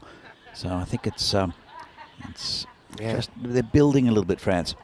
They know they've got the 10 overs to get there, so they don't want to derail things of their own account, of their own actions, if you like. Anyway, it's Hussein coming on for over number 4, and again, good hustle here. Results in a 2. Ball that barely left the infield. Yeah, Liam saying Ali Hussein's been a great addition coming in. especially with a couple of names out. Yeah, that's true, and he's looked really comfortable straight away. Mm-hmm. He's been brilliant. I think United could have used him in the ECL, to be honest. He is a United player. Galami faces up again. This is wide that's spoiled. They will get a run, though. It will tick past as a ball. They're running well between the wickets, the French as well. They're really just this type of thing where they're hitting to fielders, they're hitting just wider fielders and running the singles. It doesn't seem much. It just it's a run of ball. Doesn't seem much, but it's super frustrating for the captain and also for the fielders of Romania. Yeah, exactly. Different type of cricket, isn't it, Mm-hmm. that we're seeing this morning? We call it small ball in baseball. Oh, yeah. But, I mean, it's probably the right tactic. I mean, obviously, if you get the bad ball, you want to put it away. Yep. You don't want to go your shell too much and limit yourself, but got to keep it ticking. If you keep it ticking, you probably get that. It's only big runs of dot balls that get you into trouble. Sane pushes and gets one. Yeah, it's a very, very even contest at the moment. 75 the target, but they'll have two of their, I guess, more unorthodox bowlers. Yeah, this is going to be a chase for Panase. And once again, they'll get a 2. So, I mean, that's fine. Yeah, so, yeah, it's a really interesting kind of chase at the moment. Pretty much going at the rate required. But I think both teams have really focused on their run between the wickets and getting a good jump from the non-strikers end as well. You know, getting the 2-3 metres that might just get you to that danger end. Like I was saying, it's gone for 10 off the 10 balls he's bowled. Hasn't broken through with the wicket yet. Here's the slightly bigger shot from Galami. He's got a good eye, doesn't he? A lot of batters have missed that shot, but he does get one. So they need to keep on going with this partnership. I think these two. We've seen the French batsmen. It's not the strongest batting lineup, and but these two are going on a little bit of a mission. Golami 18 off 12. Kasane just 2 from 2. Again, on contact and fielder will hold it. Looks like Safi Ahmed, who's on the field, is into the lineup today. That's why. So he's another bowling option for Romania. As we get to the end of the over, it's 28 for 2 after 4. So going at 7s at the moment, that's fine. I suppose 8 wickets in hand. But you feel like it's kind of two teams treading water. Something's going to give. You see they're pretty much at that red line, not too far off it at the moment. Yeah, look, Romania did prop up their innings a little bit towards the end. It's a very close game at the moment, but I think to keep Ali Hussein wicketless, I think is a very, very positive thing for France. And Mishra picked up a couple of good wickets. Their stumping down leg side was excellent. Yeah, and, creating something. Yeah, exactly right. So we'll see a new bowler. It will be Kohli, who's been good at this tournament. I suppose the issue with Kohli, a bit more pace on the ball. That can kind of work in the batter's favour as well. We've seen, no disrespect to Gaurav, we've seen 4 overs of slow bowling so far, I think, where the batters have had to make the pace. With Kohli, you might see a few edges flying back down behind the batters. Kohli's been a little bit leg side, probably have had to be critical in this series so far. That one's not too bad. And goes for a single first ball. Yeah, the power of ticking. You know, since that wicket, every ball has been scored off 10 consecutive balls. Now, only one of those is a 4. We've had a couple of 2s in there. They get 8 off that last over without hitting a boundary, which shows you, more than one way to go about this. Oh. Takes it on, but yeah, once again, Kanasane, you wouldn't expect to be medaling at the 100-metre sprint at the Olympics, but because he does get that jump, he calls and he gets there. Yeah, look, it's sensible batting from the French. They're building to something, which is good to see that they've learnt from what they saw yesterday, and they've come out and they've definitely had a plan. Even Noman Amjad, the captain, is the one who has instilled that. He didn't bowl. He's one of their better bowlers, and they're certainly the quickest in the lineup now that Mangal's injured. So it's been very impressive with the French today.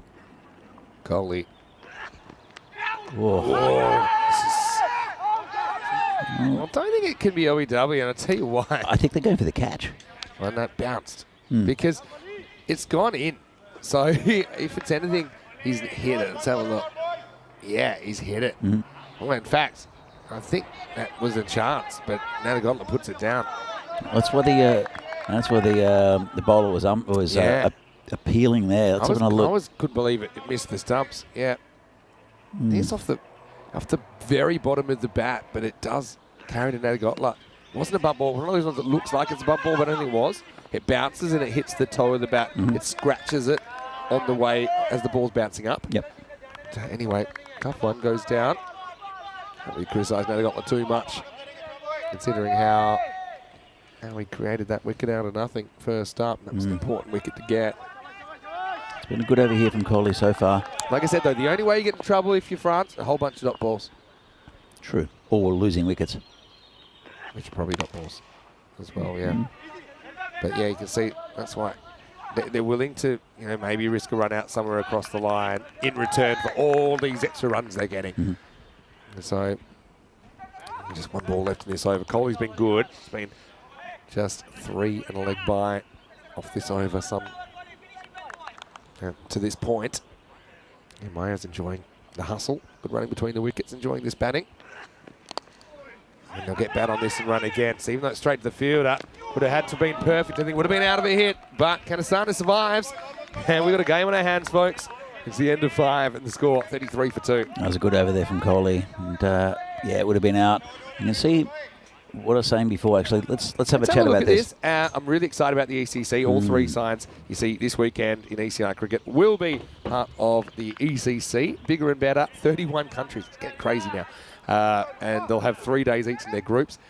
Some of the groups I'm looking forward to, Jersey and Guernsey in Group B. I mean, that's going to be epic. And Belgium there in Group B. That's going to be a great group. It's going to be kind of a clash of cricket and cultures there. Croatia and Bulgaria also in Group B. Good luck to them. Yeah, that's going to be difficult for them. Yeah, it's going to be tough. And they'll have an interesting battle but with each other as well. Maybe they can take down a giant somewhere along the line. We've got Romania, who you're seeing here. They'll be in Group E with England, the big fish in the group. But then, yeah, kind of medium-sized fish in the group. Cyprus, Switzerland, Romania, Malta. We will see France, of course, as well. They were, I suppose, a team that finished with a bang last year. Now they think of 2. Taranjit's in, by the way, so they're continuing with some spin.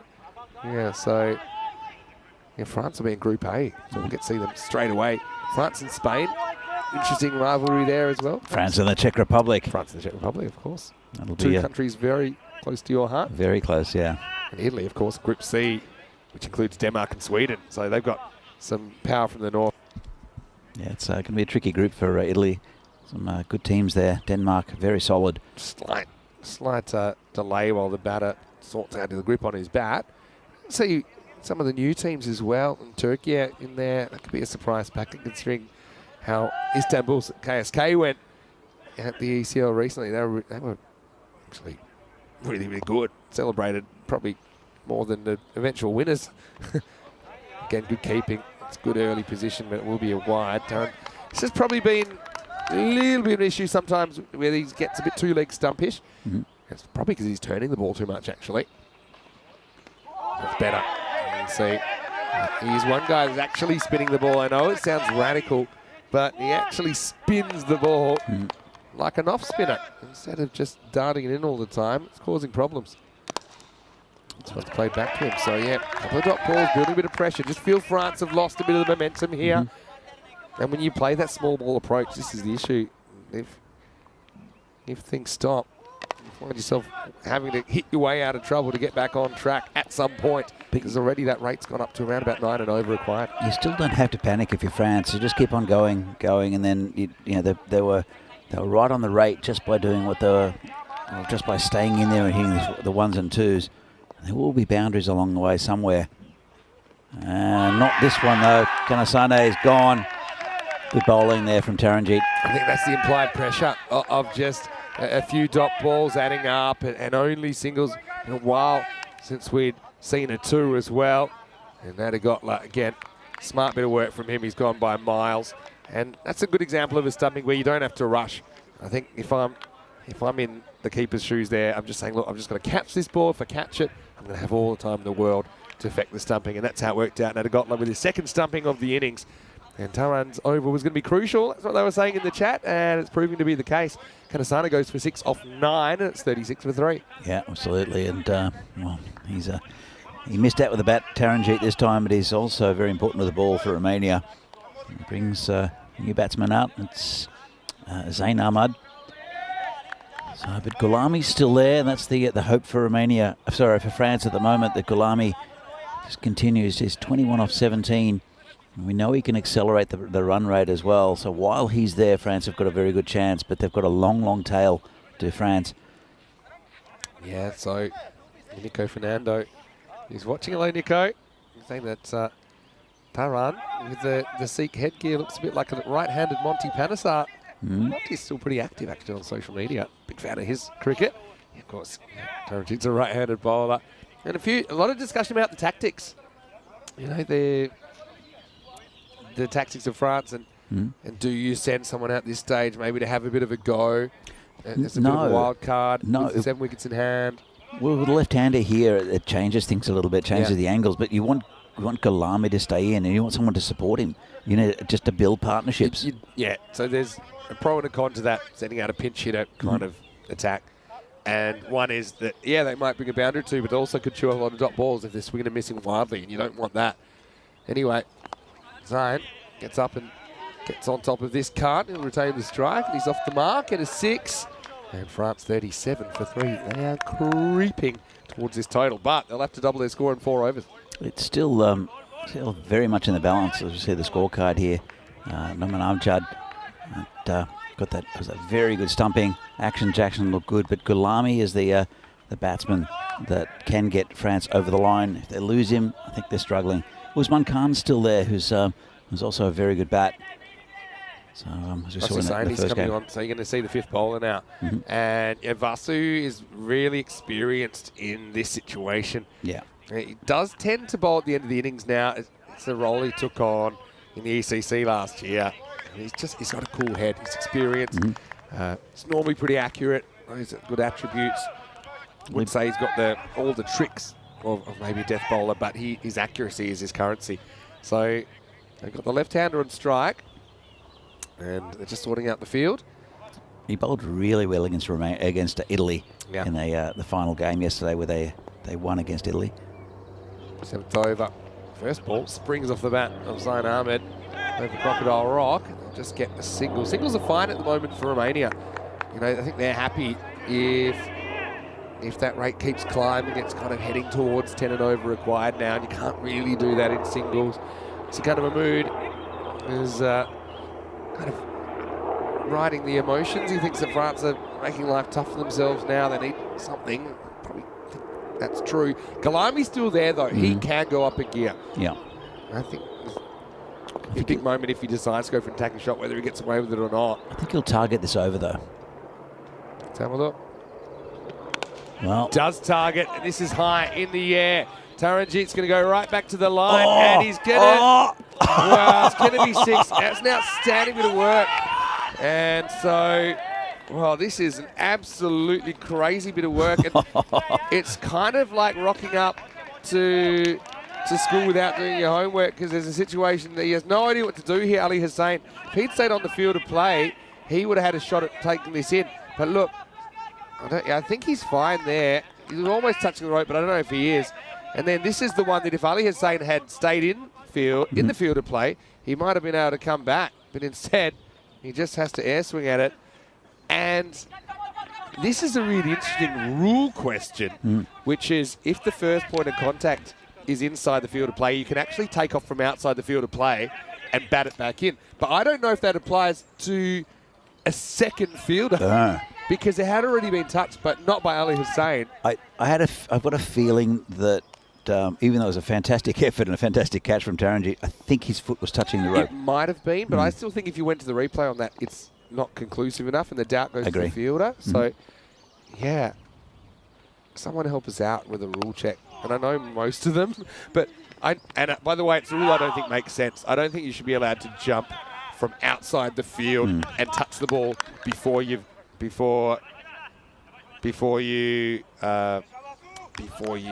re-enter the field play. You shouldn't be able to touch the ball. I think that's a flaw in the rules anyway. I know that if Taran had then jumped from off the field and batted it back in, it would have been fine. But I don't know if a second fielder, if the fact it's been touched by a fielder, means the second fielder can come from outside the field. Anyway, Taran will back off this one. Just keep it to Floyd. He just ran around in the end, kind of yorked himself. And France, out of nowhere, have got a 6 and a 4. Look, the 6 they deserved, the 4 they probably didn't. And so Galami catches a break, and there's just been a couple of lapses from both teams in the field that have cost him boundaries. I tell you what, the other end, Zain Ahmed, he's had 3 deliveries, scored 3 singles, but he's hit them off the middle of the bat. Hasn't tried to hit the ball too hard, but finding the middle of the bat and playing good support to Gulami. I think this is looking pretty good for France at the moment. Touch wood. He slashes this away. That was reliable enough. And now they think about a second, but it's good backup from Mamik Kohli, pardon me. Who makes sure they're not going to get an extra one. What an interesting over. It's 51 for 3 after 7. Coming up in match 7, which is coming up in around about 35 minutes. We'll get to Italy for the first time today, taking on France. France will be batting first after being sent in by Italy. That was a bit of a tactic yesterday from the Italians. Have a look at their lineup. Zain Nakvi is going to keep for Italy. Interesting. I mean, he has been doing a bit of keeping for Fresh Tropical before. Baljit Singh listed at 3. Rajmani's back into the lineup for them. They've got the twin left-arm spinners of Kosala and Jagmeet Singh in there. Zain Ali listed a bit lower. And Patkaragi Sadev, who won't have the gloves, but he will be in the side. Linda also had a pretty good day yesterday with his left-arm pace. So join us for that. That'll be a really good matchup. But right now, France get that big over they wanted. 14 off the 7th, the best over so far. And so 24 off 18 gets them pretty much back on the pace. Yeah, they as I said, I thought Gulami would target the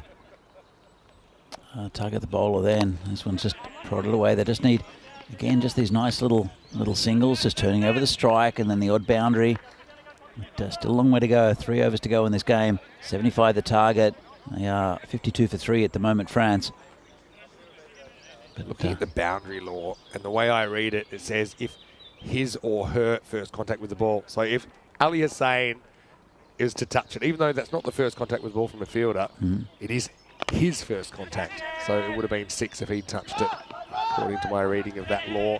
19.5.2. Meanwhile, wow, this hits the edge of the pitch and almost takes Taranjit's head off. It's good hustle. They get through for a couple, but also it was a dicey one. That would have been disaster because that was Gulami running to the danger end. Yeah. Took on the fielder and even a good throw into Taranjit. And it was a pretty good throw. It was coming in. He would have been miles short. He would have been. And dot ball. This is a tense one. There's no way this can't be close. The way it's going.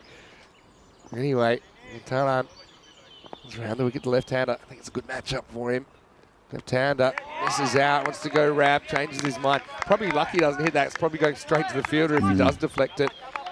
But clever bowling. He's super experienced. Taranjit Singh. Romania, remember, they can put themselves in the box seat the whole series if they can win this. No pace on this. They'll get 1.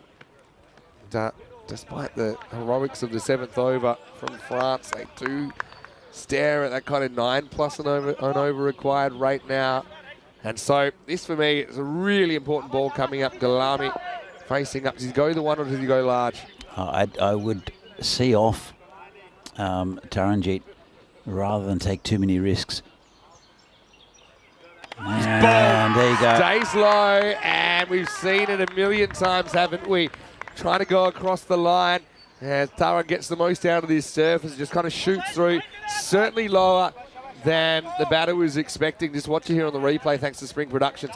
Shoots through under the bat, middle stump.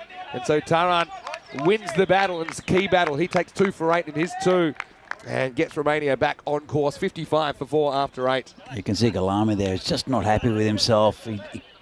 He played very well. He batted very well. Didn't play much across the line, line of the ball. And that one just just played the wrong shot. I know this. The thing is, this I think pitch now. he's annoyed because he was only looking for one there because one retains the strike, and he was happy just to take the one. But he played it. He tried to play a big shot. He saw it. He saw it coming. It was right in his wheelhouse and just didn't bounce. Yeah, because I think in his mind he was happy to accept a one, but then saw something he thought he could go after, and yeah, the lack of bounce did him there. So 8 overs down. What a contest this is. As we'll go to the ninth. Ninth will be the most important over in the game, but you can see that one kind of shooting on, and yeah, like I said, middle stump. The old-fashioned stump cam would have hit it right on the nose. Anyway, Coley's going to bowl the ninth. You'd imagine Vashusaini will bowl the 10th. And yeah, Usman Khan comes out at 6. He, I think, is the right man for this situation as well. And the left-hand, right-hand combination is still a factor at the moment. Hussain Ahmed, he's hit the ball pretty cleanly, actually. Hasn't hit a boundary yet. Just got singles. But as I said, there's another one that's been hit out towards Taranjeet. Yeah, Taranjeet repays his team for the misfield last over. I suppose he also almost pulled off an out. Did catch it, didn't he, on the boundary, but ended up being 6 as he wasn't able to throw it back into play. But yeah, 19 off 11. Usman Khan, again, he's got quick hands. He's one guy that can hit the boundaries. He'll be looking at that cover region, I think. There's a cover in the circle, but there's a big gap behind him. Straight even. Straight maybe. It's straight. It's a longer boundary from the bat. True. And I think he's got those good fast hands. If he gets a bit of width, he'll be going for cover. Standing at the French card, and Natagon has been outstanding. Ooh. Now there's an appeal for obstruction here. The only question here, is this deliberate from Zain Ahmed? Now, the only thing is... Oh, that's not good. He runs towards the ball, and that it's two things. Does he move out of his natural running line, and why? You see here, he's running on that side of the pitch, but then he moves across. He is watching the ball. To me, this is out, and it's partly to do with where he's running, not just what happens. It's partly the ball's come back, and he's crossing the middle of the pitch. Well, he missed it the first time, and then he hit it the second time, I think. I think this is out. I think this is out. You know, I think the fact that he actually changes his line so significantly and he leaves his bat out there, I think there's enough evidence there to give Zain Ahmed out obstructing the field. But it's a judgment call. Wow. In my opinion, I've seen it a few times on ECN. I think that's out. I think that's out. He put his bat out. It looked like he was trying to hit it, and then I think he looked like he missed it the first time. Let's have another look. But for me, even if he doesn't hit it, if the ball was to hit him, let's say, and he's not watching, then... So he's put his bat out, and he's definitely... It looks like he's put his bat out there, and then he's almost prodded it. It has to be given out. He's given 5 penalty runs, and is that because he runs across the middle of the pitch? That makes no sense at all. No, 5 penalty runs for what? What's going on here? That makes no sense, because you never really give penalty runs for running on the pitch. He's out. So penalty runs as well? I don't know if there's penalty runs. That was the signal I saw originally. Maybe it's just a miscommunication. But yeah, he's been given out obstructing the field, protecting his wicket. And for me, again, there was a very good chance he was going to be run out anyway. See, Kohli was there, ready to pick up the ball. And so I think, morally and under the rules, he's out. Oh, absolutely, 100%. It's he put his bat out. And you see it all the time with batsmen getting hit and appeals. But that one, he deliberately put his bat out, and you could see him. He's sort of angling towards trying to hit the ball, and it's a disappointing way to get out. But I think it's just a miscommunication that we saw a 5 penalty run signal, because the penalty isn't penalty runs. The penalty is your wicket. Yeah, absolutely. Yeah. Like I said, the first time I thought I was going to be making a judgment just on does he hit the ball deliberately or not. But when I watched the line that he runs under the modern interpretation, if you change your line significantly to try and intercept the ball, then you can also be given out for obstruction. Anyway, after all of that, we'll have Usman Khan still on strike, and he's able to get a 1. He's been joined out there by Wanakul Surya, and that 1 turns into a 2. That's really good hustle from Shyam. Yeah, going back to that, the other one, he just put his bat out to try to block the ball from coming out to the bowler. It was pretty clear for me. Meanwhile, I think we have a game going on. Satwik Natagotla, let's think about how good that stop was in the first place, because he got it in the one hand. Here comes the bowler again. It's Kohli bowling to Usman Khan, who tries to ramp it into his head. Doesn't quite do that. Will get just a single. One of the great injustices is I don't think that Satwik gets any fantasy points for that, but he deserves some because he was about to create a run out. If that wasn't hit accidentally on purpose by the non-striker, then he was going to get a run out anyway. But yeah, right decisions made ultimately. This game's still in the balance, but they'll have to bat well now, France. And still got wickets to come. That's a fairly modern change to the law as well. So what I was going to say is, originally I thought we were just going to look at, does he hit it on purpose or not? But really, when I saw where he had run, he'd crossed the pitch. Well, so but that's the rule now. If you significantly change your line, but he was running down. He was running down the line of the pitch, but where he crossed the pitch was when he put his bat out. I don't think he significantly changed his line when he was running. I think he'd already turned to the left. He took a left turn in Albuquerque to use your expression, which I really like. As we get to the end of the ninth, it's 60 for 5.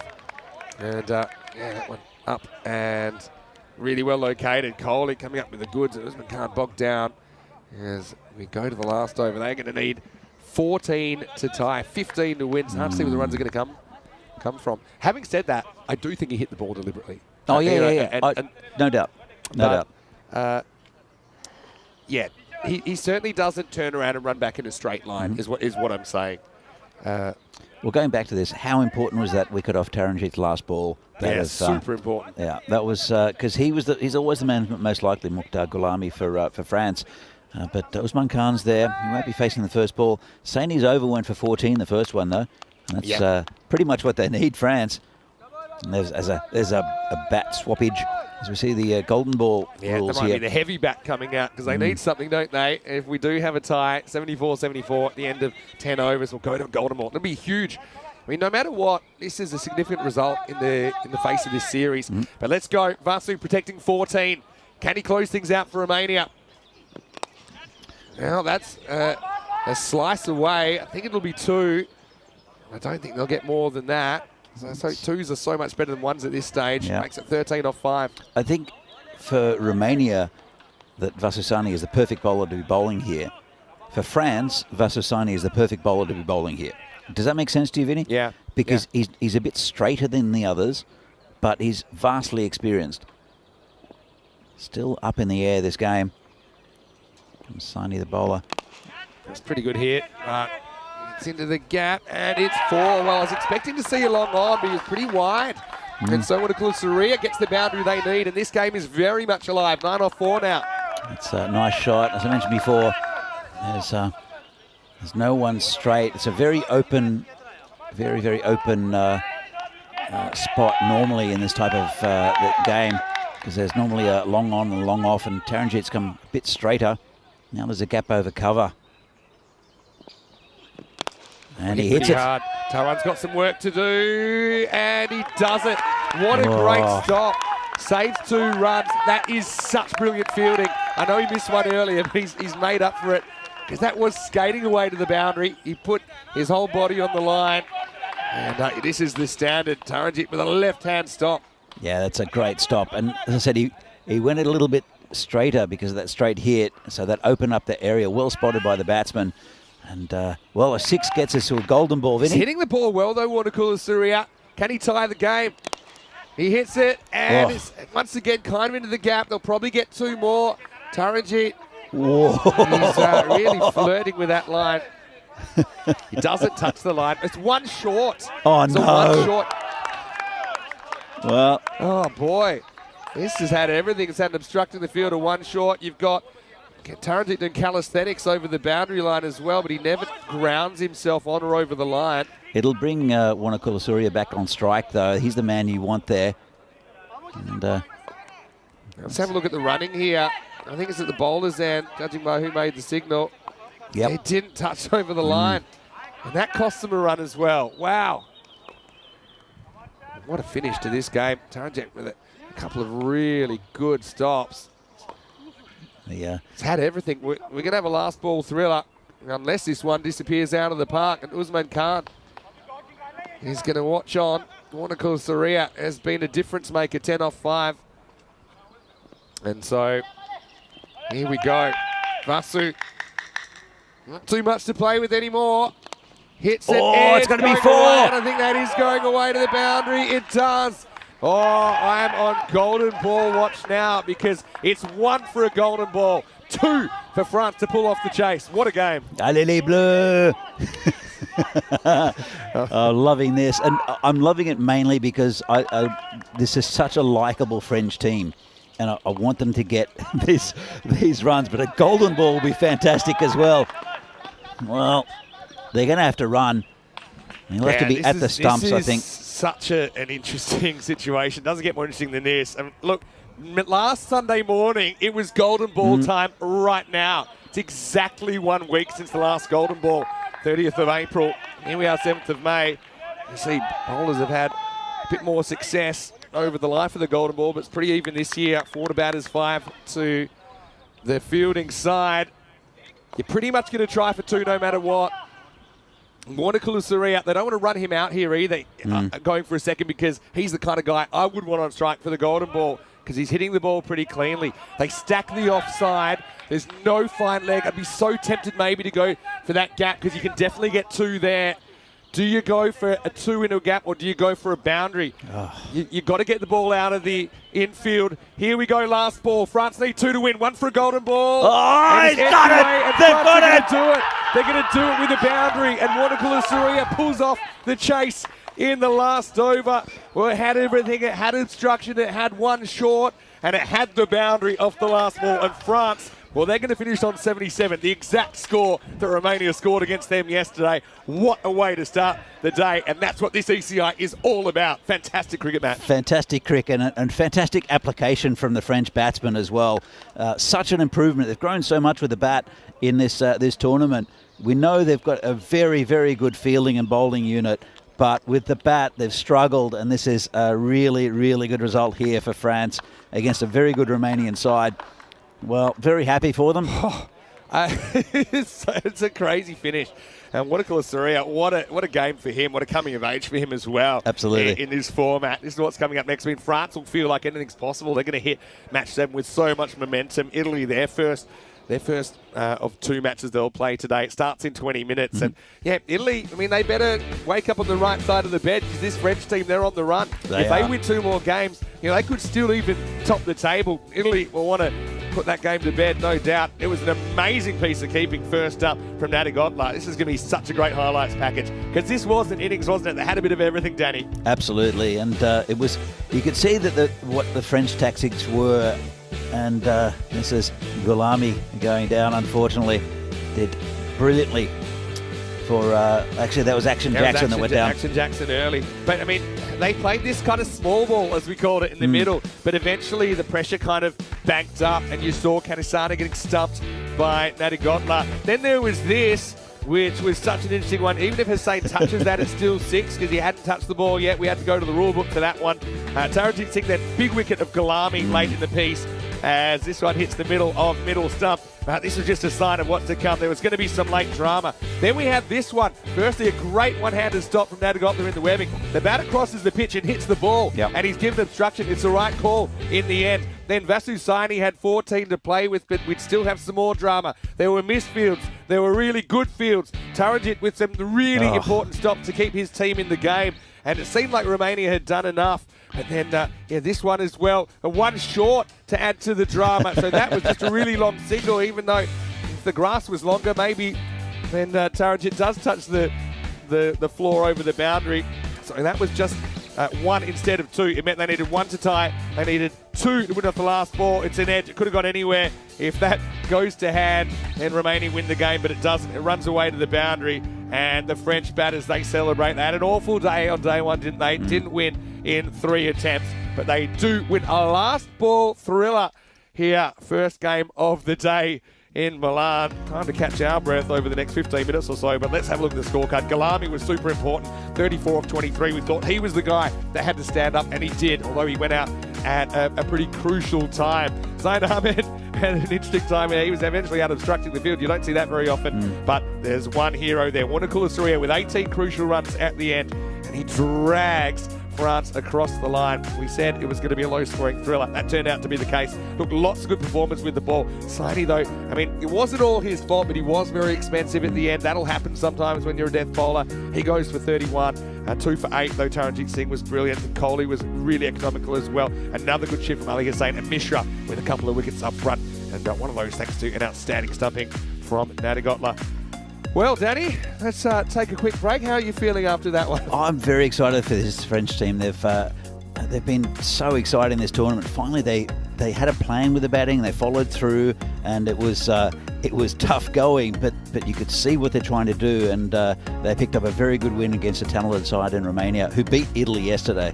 Yeah, I mean, it was a crazy one, and every game, you don't know what's going to happen. Any team can win any game here. That's what makes this ECI so exciting. And yeah, final word from Shazad in the chat. It's true. Maybe the obstruction was a blessing in disguise, because then you got the match winner out there, Wanakula Surya. So we will take a break. We'll be back in around about 15 minutes' time to take you into the second match of the day. And it should be a good one between the French and the Italians. Until then, it's Vinny Sandy, Mr. Maximo, with Danny here to check.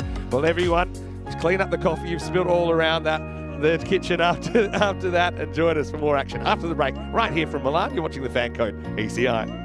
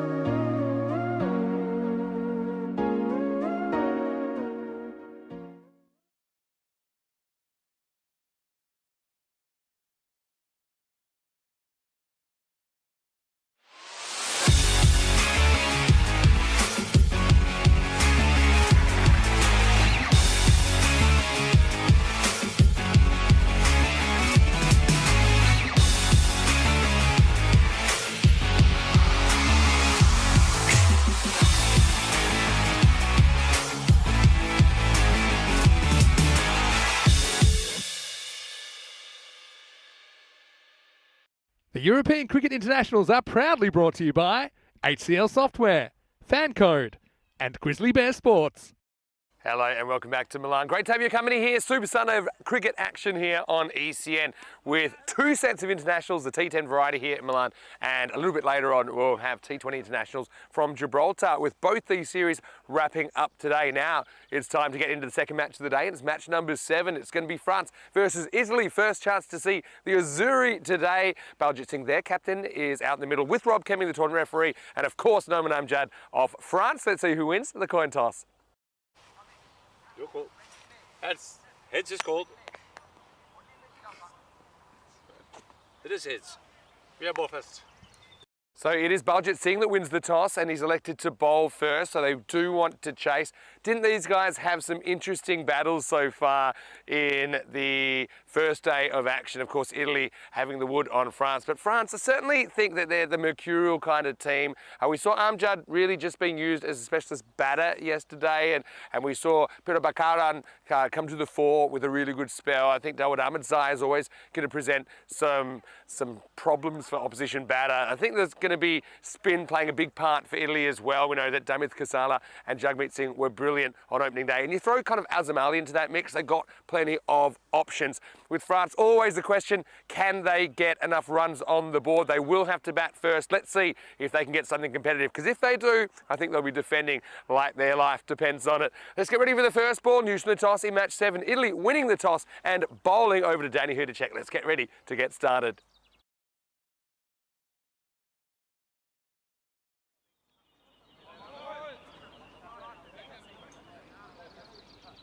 So welcome back to this Fan Code European Cricket International Series, and what a fantastic start to the day we had. We had the second match between France and Italy coming up very shortly, with the first ball to be bowled by the Italians, and he'll be there.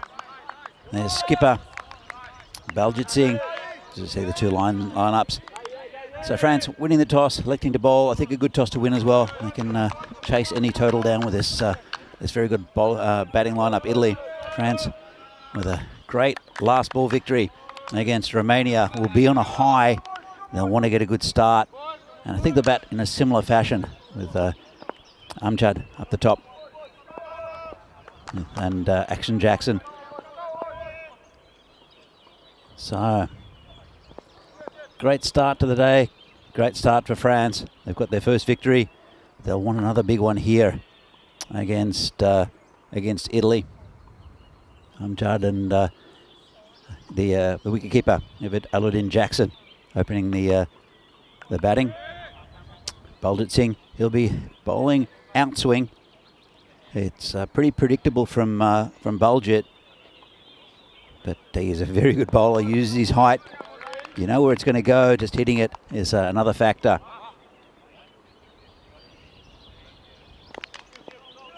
So here comes the first ball of the game, and nicely struck straight by Amjad, who missed out due to a very good stumping in the last game by Nadigoda from Romania. So the French get off the mark, and there was a more application in the batting from the French. Didn't take as many risks as what they did in the first day. Tried not to hit across the line. There was a temptation for a couple of batsmen to do that, but generally really good batting performance from France, who have struggled in that department. Aluddin Jackson is facing, just it turns out around the corner. Just a single, got a bit of an inside edge. So both batsmen off the mark. For Italy, they have a very strong side. The spin of Kasala and also Asim Ali will be vital for the side. Jagmeet Singh as well in the lineup. That's flipped off his toes by the batsman. Lovely shot to square leg. Amjad with the first boundary for France. Clips it off his toes, a little bit straight from Baljit. Didn't swing much. And you see in the chat, could be feisty as Italy will be annoyed at losing the last game, and it could be Italy. They're definitely got the advantage with the conditions here, and a lot of these players have been playing over the last couple of weeks, so they're used to the pitch as well. Can be a bit tricky. So what did France in yesterday? And this is down leg side, called a wide. I'm speaking to one of the French lads this morning and said, the pitch keeps low. And I said, yeah, but you've got to play straight on this pitch. And also that Italy have played for 2 weeks here, and a lot of local players as well from the Milan area. So it's well corrected by France. And we'll see them in the field a little bit later. They're a live wire side. Aldrich comes in, and this one's just a little inside edge. And it'll be a comfortable single due to the misfield. Bring Action Jackson back on strike. He missed out a little bit. Played one across the line. Did Jackson in the previous game.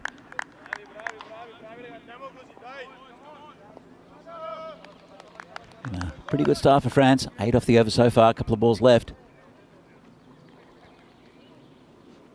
And this is hit through the covers. Beats the fielder. He might get 2. In fact, they'll look for it. Should get it pretty comfortably. Goes to the keeper's end. 10 off the over so far. Bright start. That's what they need is France. It's just a boundary and over, and then they run the singles so well. They run well between the wickets, the French. There's good communication. They're a young side, very athletic. Well led also by Noman Amjad. There's Jackson faces the last ball of the over and tries to go over the top and doesn't get away with it. Nice catch there, running catch there from the man at point. And Jackson misses out again. Let's have a look at this. It was pretty wide. He chased it. Would have been a wide actually. Got to the end of the bat. And he went very early, did the man at point. Really good running catch, and that's the first wicket down for France. They are 10 for 1. Well, that wicket evens things up a bit. A little bit pricey, that over. Cost them 10 runs, Italy. But probably should have left it alone. There is a man deep on the on that boundary as well. It's a good fielder in Zain Ali. He doesn't drop many. So, and it will be Sukhwinder Singh, the new bowler for Italy. Bowls left arm. He generally bowls left arm over. Does switch it up occasionally in his second over. But he's bowls with good pace, skids it along. He's not the tallest, but bowls a really good line and length. Often moving it away from the right-hander, and then getting one to nip back. And here's an important partnership for France. It's Mukhtar Gulami, who's probably their best batsman. Got most of the runs in the last game. It'll be Amjad who's facing. As this one's hit into the covers, past the covers, going towards the boundary, and that'll be 4 runs. Lovely shot from Amjad. He missed out in the previous game. He did have a chat to Vinny early and said he didn't bowl because he wanted to concentrate on his batting, because that's an important part of this French side, that they really haven't had that solid batting up top. But these two, in Amjad and Gulami, France are going to get a decent total. Probably these two that'll get most of the runs. No run on that occasion. It's a second boundary already, Amjad. And France, they'll be on a real high after winning that game against Romania. It's their first win of the tournament. It's only a short tournament over 2 days. Each team plays all the other teams twice. So France and Romania will play again on the last game of today. 4 games today. And this one's just poked down to third man. Spectacular fielding there for no apparent reason from the fielder down there. It'll make the highlights probably. Let's have a look at this. Just a bit edgy, just pokes it down to the third man, and, well, a rolling one-handed pickup from the fielder. Brings Gulami on strike. It looked good in the last game. Fell in the last ball of Taranjeet's over, and was very disappointed about that. As Sukhwinder comes in, and he's smacked him for 6. Lovely shot, just picked him up off a good length. And Gulami, have another look at this. Lovely shot, picked him up. It's safe in that area. And I think it's gone all the way. It has gone all the way. 6 runs and the first 6 for the French side.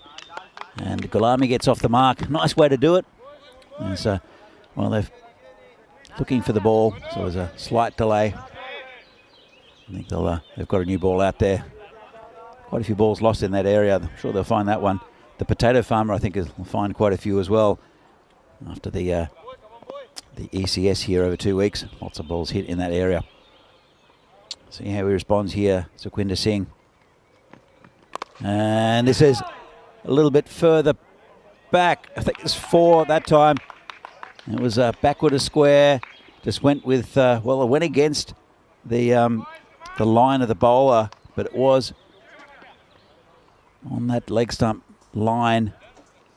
And another 4 runs there. Gulami, he'll want to keep going throughout this innings, want to build something. But he's taking Sukhwinder Singh apart at the moment. 15 from the over so far. France, great start. They are 25 for 1. Still the ball left of the second over. Sukhwinder Singh, he'll, well, he's been given something to think about by Gulami. Comes in again. And this one's hit straight and great. Oh, he's dropped it. Well, looks like Simran, I think. I'm not sure if he's disappointed or hurt. And it is Simran, who's got a very good pair of hands. Looked like he'd taken it. Diving catch. Let's have another look. He had it, no, and then he dropped it. And he's okay. He's rubbing his head, so it took a little bit of a knock.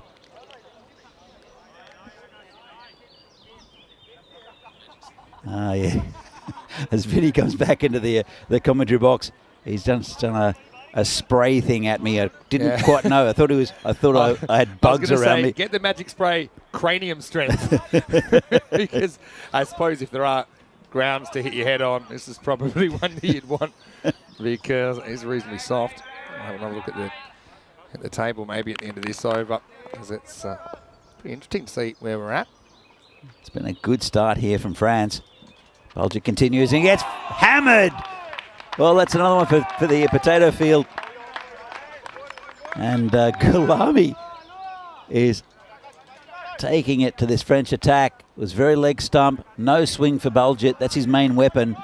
And, well, it's another one for the potato farmer to find in autumn as the third umpire comes on and gives the umpire out there. Gives him a selection, doesn't he? It does give him a selection. Gulami, key player. He's come out. He's liking the new ball. He's liking the power play. I mean, he's seen a bit more of the bowling this morning. He's seen a bit more of the ball.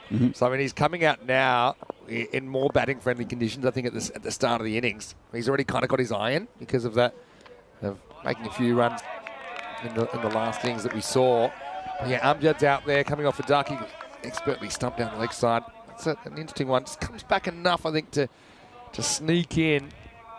So, yeah, Bulgit, he had some interesting comments about maybe how they could use him a bit lower down the order, take a bit of pressure off him, considering that he's captaining the side. He's bowling up front. 2 overs in the power play. Here he is now. It's been called a wide. So, Bulgit, his main weapon is his swing. He uses his height well as well. But if the ball's not swinging, and that one did a little bit, but he started a bit too wide. If it's not swinging, then it's pretty straight and pretty hittable. Yeah. And that's what Gulami has done. He did that against Sukhwinder as well. He was also a really good bowler. Yeah, 100%. Fighting the angle of Sukhwinder, but did really well. Oh, this one's a bit edgy. It's over the top, though. Gets away with it, going towards the boundary, and will be another 4 runs for France. Yes, Patharagi Sadev was chasing it down. When the ball's edged like this, it always is spinning kind of towards the rope, and that's why you see the overspin there. And I think he felt like that was going to pull up, but it just never really happened. Also with the new ball, it's a little bit quicker along the surface as well. Yeah, talking about that shot where Gulami took Sukhwinder over the leg side, I mentioned that it's easier to hit it further, but it's harder to hit it in the middle of the bat. So it's a high risk, high return kind of option. He's sort of straight. There's no one back there, and that's just bounced inside the line, and that's 4 runs. Gulami Look at this. He's 25 off 7. Just hitting the ball superbly. Don't underestimate the power of momentum. and France have got their tails up. And it was an incredible first game, wasn't it, where they got across the line off the very last ball thriller. It was 77-74 in the end against Romania. And we saw France being sent in here. They're doing a really good job. It's turned into an excellent power play, 41 on the board. Still 2 to come in the third. He's hit this one straight as well. Player coming round and does well. Does Simran. Good throw as well. Looking for another one off the rebound, but it doesn't really go too far. I mean, this also gives them a bit of momentum going into the middle overs. You got 2 guys scoring a good strike rate. No, Amjad hasn't had a lot of the bowling yet, but I just think that gives them a lot of confidence. And, this French team, one thing we haven't seen them do is have a decent score to defend so far. And Italy, they're coming off a bit of an off performance last night. Romania knocked them over in match 5. And, they're running into a bit of a hurricane so far. This one just poked into the covers. Misfield. They'll look for 2. They should get it really comfortably. In fact, it's going all the way. What's going on? Someone put some oil slick over there or something, and that one just kept on rolling. I was with you. I thought, okay, they'll get 2. I started to think, will they go for 3? And as I was trying to compute it, I realised that ball had run across the rope. So, end of the over, and what a power play that is.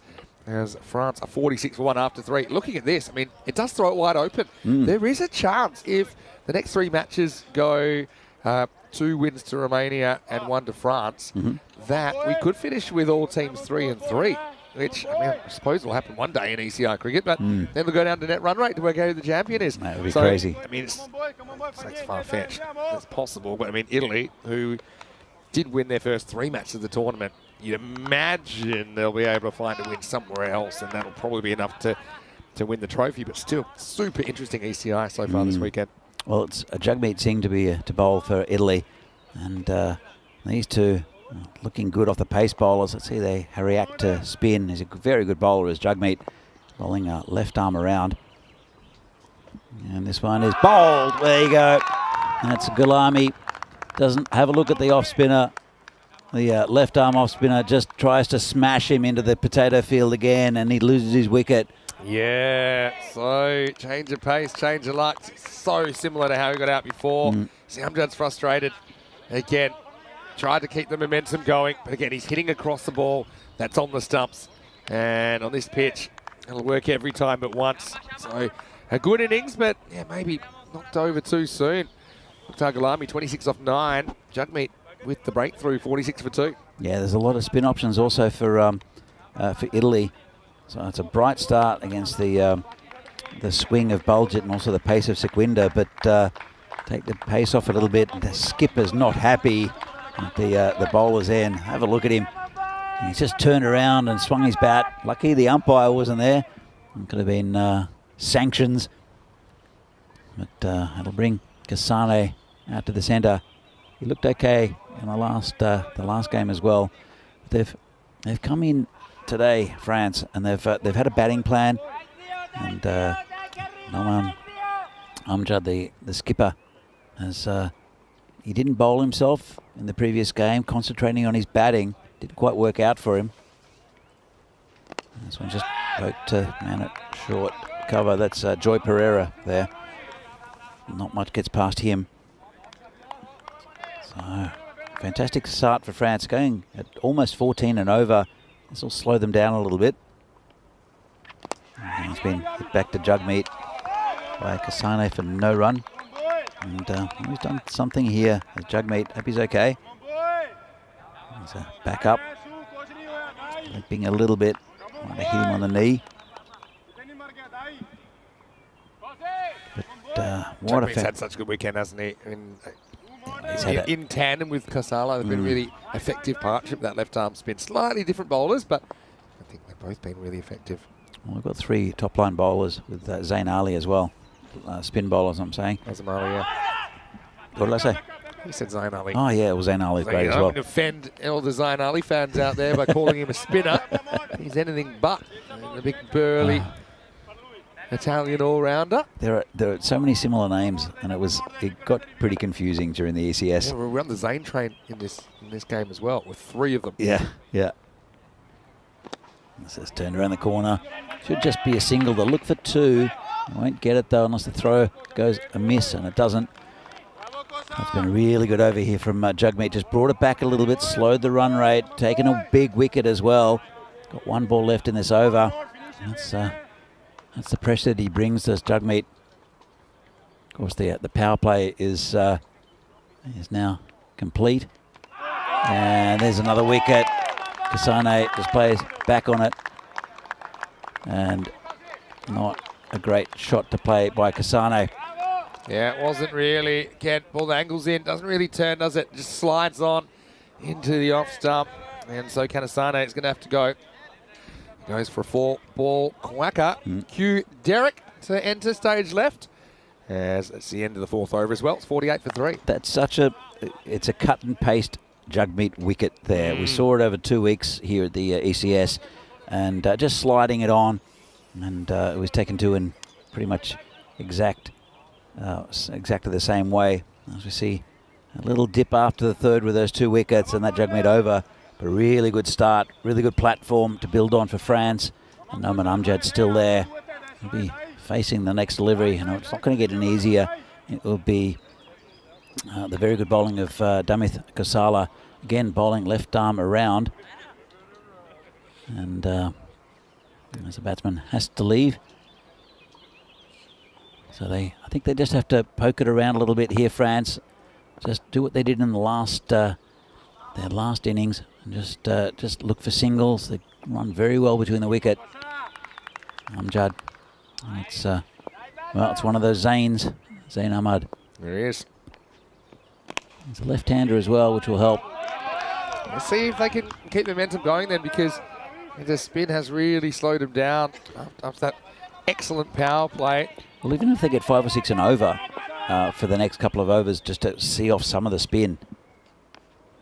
They're difficult to play, and this one goes down to a man who's in that slip area. They'll take an overthrow. It's disappointing. They almost get run out here, though. I don't know how quickly Abdul turned around. Just going through the power play over 10, 16 and 20, but only 2 off the 4th. That's someone who's back here.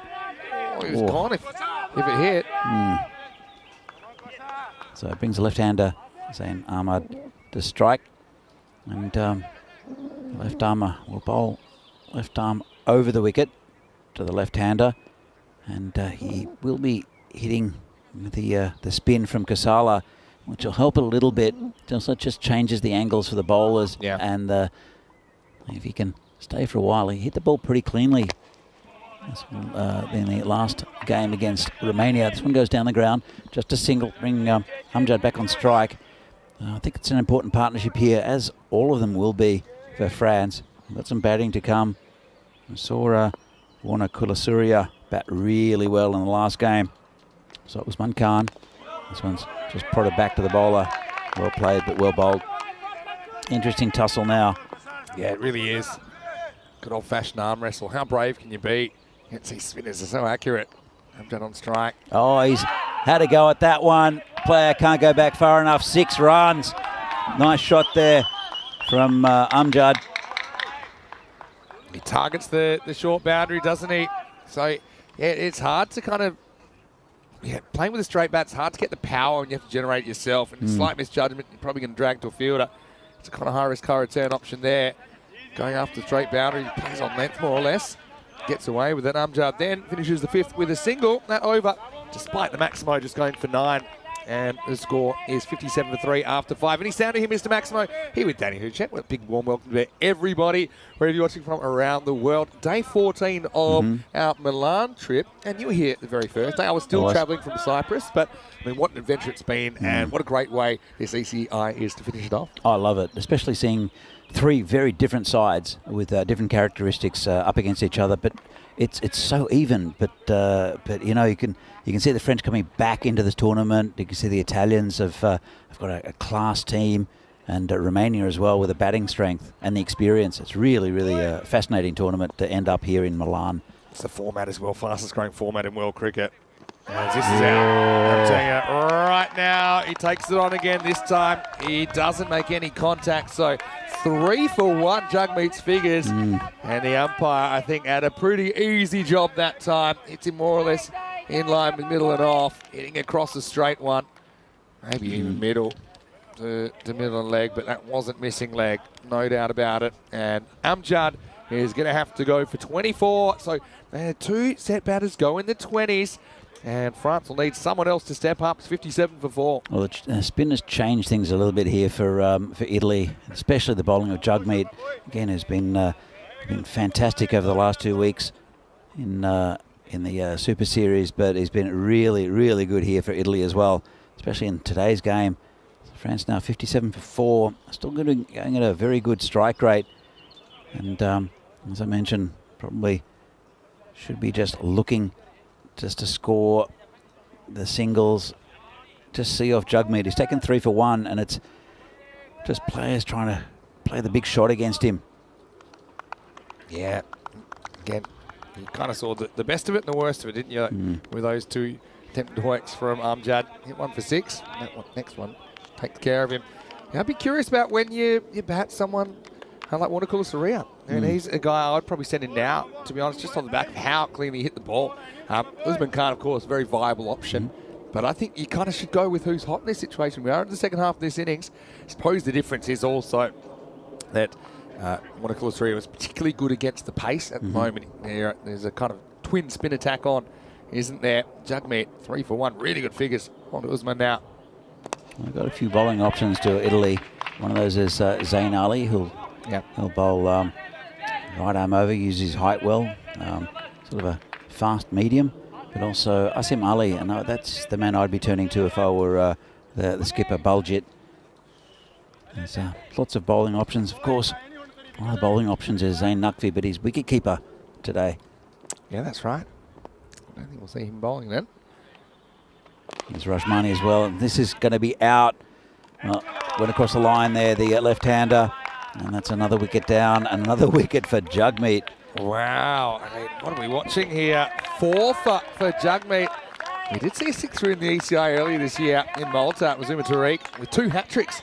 Took a 6 for 22 though. And how about that though from Jugmeet again? He slides it across. It's not really turn. It's just the angle, and so tries to go across the line and fails. So that's a 5th wicket now. France 58 for 5. Such a good start as well, but then they've gone back to old habits, I think, and trying to hit across the line, trying to hit the big ball instead of building on an innings where they did in the last game against Romania. And but they do have Usman Khan. The new batsman is Jabakel. Yeah, I mean, let's go back to that Umar Tariq performance. He bowled 2 overs, so think about this. He bowled 2 overs. I'm going to isolate his best 6 balls and his worst 6 balls. And it's very different. So think, and these overs, obviously, I'm going to take half an over and I'm going to smash them together. But he took 6 for 22. Yeah. Might wait for this ball from Jugmeet. Got a little visitor here. Yeah. Darren's just popped in. His game off. There's next ball. Back down pitch from Jabakel. So his best 6 balls, he took 6 for 0. His worst 6 balls, took none for 22. He had a magical over in there, and he had a perfect over. And he had them in the one game, and that's very ECN, isn't it? Very ECN. So, this could be close. He's gone. He's got another one. He's got a fifer. Has Jugmeet. Wow, Jugmeet Singh with a left arm spin. He spun a web, and I tell you what, he might get 6 because he's still got a ball to go. This is fairly straight pitching. This one maybe shapes back, maybe turns a little bit. I mean, it's an umpire's call really about whether it's going to hit that leg stump or not. But it was fairly straight. It's not one you can afford to miss. And so the collapse continues. 56 for 8. Look, Jugmeet's hit 58 for 6. Pardon 58 me, not for 58 for 6. Look, Jugmeet, he's so at the stumps. He slides it in, and so as an umpire, you know that because you've seen time after time, batsmen miss the ball and the ball hit the stumps with Jugmeet. So he's always at the stumps, and it's definitely in the umpire's mind that if it's the batsman misses, and the ball's going to hit, and he is a man who will need to block this one out, I think. Wanakula Saria. 5 for 2. 5 for 2. What figures? Does he want another one? And they'll just take a single. And, well, that's good batting. It's the best figures we've seen now, because we had a couple of 5 for 4s, didn't we? Yep. The Rajmani and Vibor Yadav. And Jagmeet takes 5 for 3 in this international, and he's completely turned this innings around. 59 for 6 after 6. Well, this is the important partnership for me. As you can see, Amjad with 24 and Gulami with 26. The rest, 6 between them. And it's not been good batting from France, but it's been fantastic bowling from Jagmeet. And, well, it's Asim Ali. It's a good move here from Baljit to keep going with spin. And I think Kasala's got one up the one in reserve as well. So Asim Ali, again, he's going to change the angle, bowling at right arm over. Wanakula Saria, who batted so well and got France over the line in the last game, will be facing. But they've got a pretty good score on the board already. Just want to build on it. This is dab down for no run down to the gully area. Asim Ali he was really good with the bat and the ball in the ECS we just saw. Good to see him in the setup. He's just poked back to him. Very watchful is Wanakula Saria. Won't turn the ball as much as, won't get the angle as much as what Jagmeet does, and won't get the turn of Kasala. This one is lucky. Turned it around the corner. Yeah, fielder's left it behind. Let's have another look at this.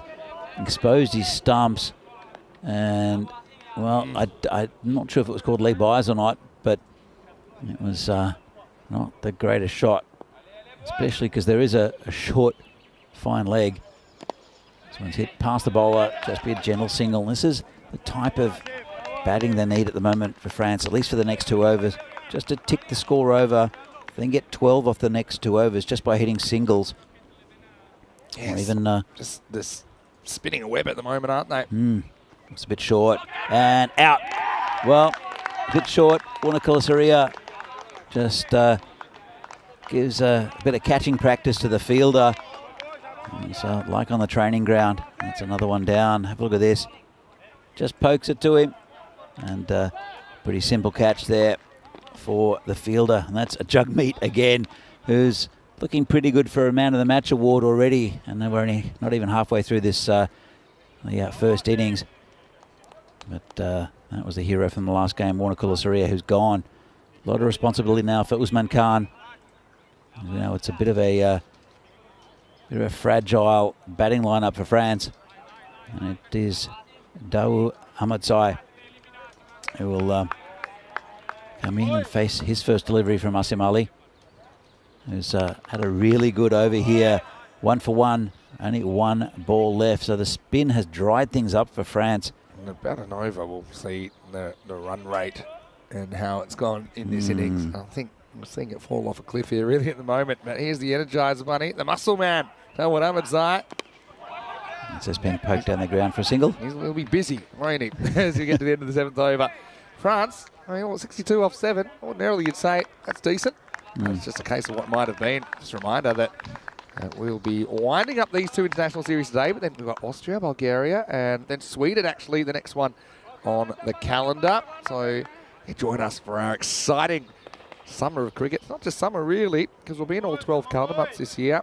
Run probably 46, 47 weeks of the 52. So, yeah, plenty of exciting locations still to come, including the Czech Republic in July, which is probably the next time we'll have you behind the mic on ECN, Danny. Looking forward to that. Me too. So anyway, here we go with Kasala. So it's not over yet. The spin attack. And, going over the wicket to the right-hander here. Spin. Well, stop there. Chance for a run out. Could have been gone, you know. And a really good feeling there from Jagmeet again. Just pokes it out. It's a pretty good shot. And a bit of indecision. And, well, I think it would have been if it was a direct hit. And he's having a pretty good game, Jagmeet. So, as Kasala continues. Bit full and just over the top of the bowler, going towards the boundary, but it'll be stopped there comfortably by Simran. who patrols that area very well. Just a single, just over the bowler, who quite acrobatically tries to reach that. Yeah, Damadamazai. Again, he's a guy that'll give you everything he's got. He's got a nasty, swollen forearm after taking the ball yesterday. Right now, he's just trying to be busy and give the strike back to Usman Khan. What can they scramble to get? The wicket's lost, obviously, coming to the factor as well. 65 for 7. Well, they've still got a couple of overs left after this. If they can get up to the 80-85 mark, which is possible. Projected score is 85, but it's, well, there's only one more over a spin after this one, which might help them. And this has gone through Pereira. It's going towards the boundary, but picked up there by Bulgit, the skipper, and they'll just come back for 2, which is a good result there for the French. But if they can pick up another 20-odd runs, they have a competitive score against a very good Italian side, but the French are a different beast in the field. This is a nice shot, but straight to the fielder, and that's the end of Usman Khan. Oh, well, death by 1,000 cuts. I mean, I was relieved for him when he hits this, because otherwise he's going to be dead LBW. But you wouldn't read about it. He's just hit it straight down the throat of the fielder out there at a deep square leg. So, yeah, straight over Crocodile Rock. Pretty nice catch taken. And I think now there's Sukhvinder down there, patrolling that area. And so an 8th wicket falls down. This inning's falling apart. And it's 67 for 8. Yeah, they don't know what to do with the spin bowling. It was a pretty decent shot, actually.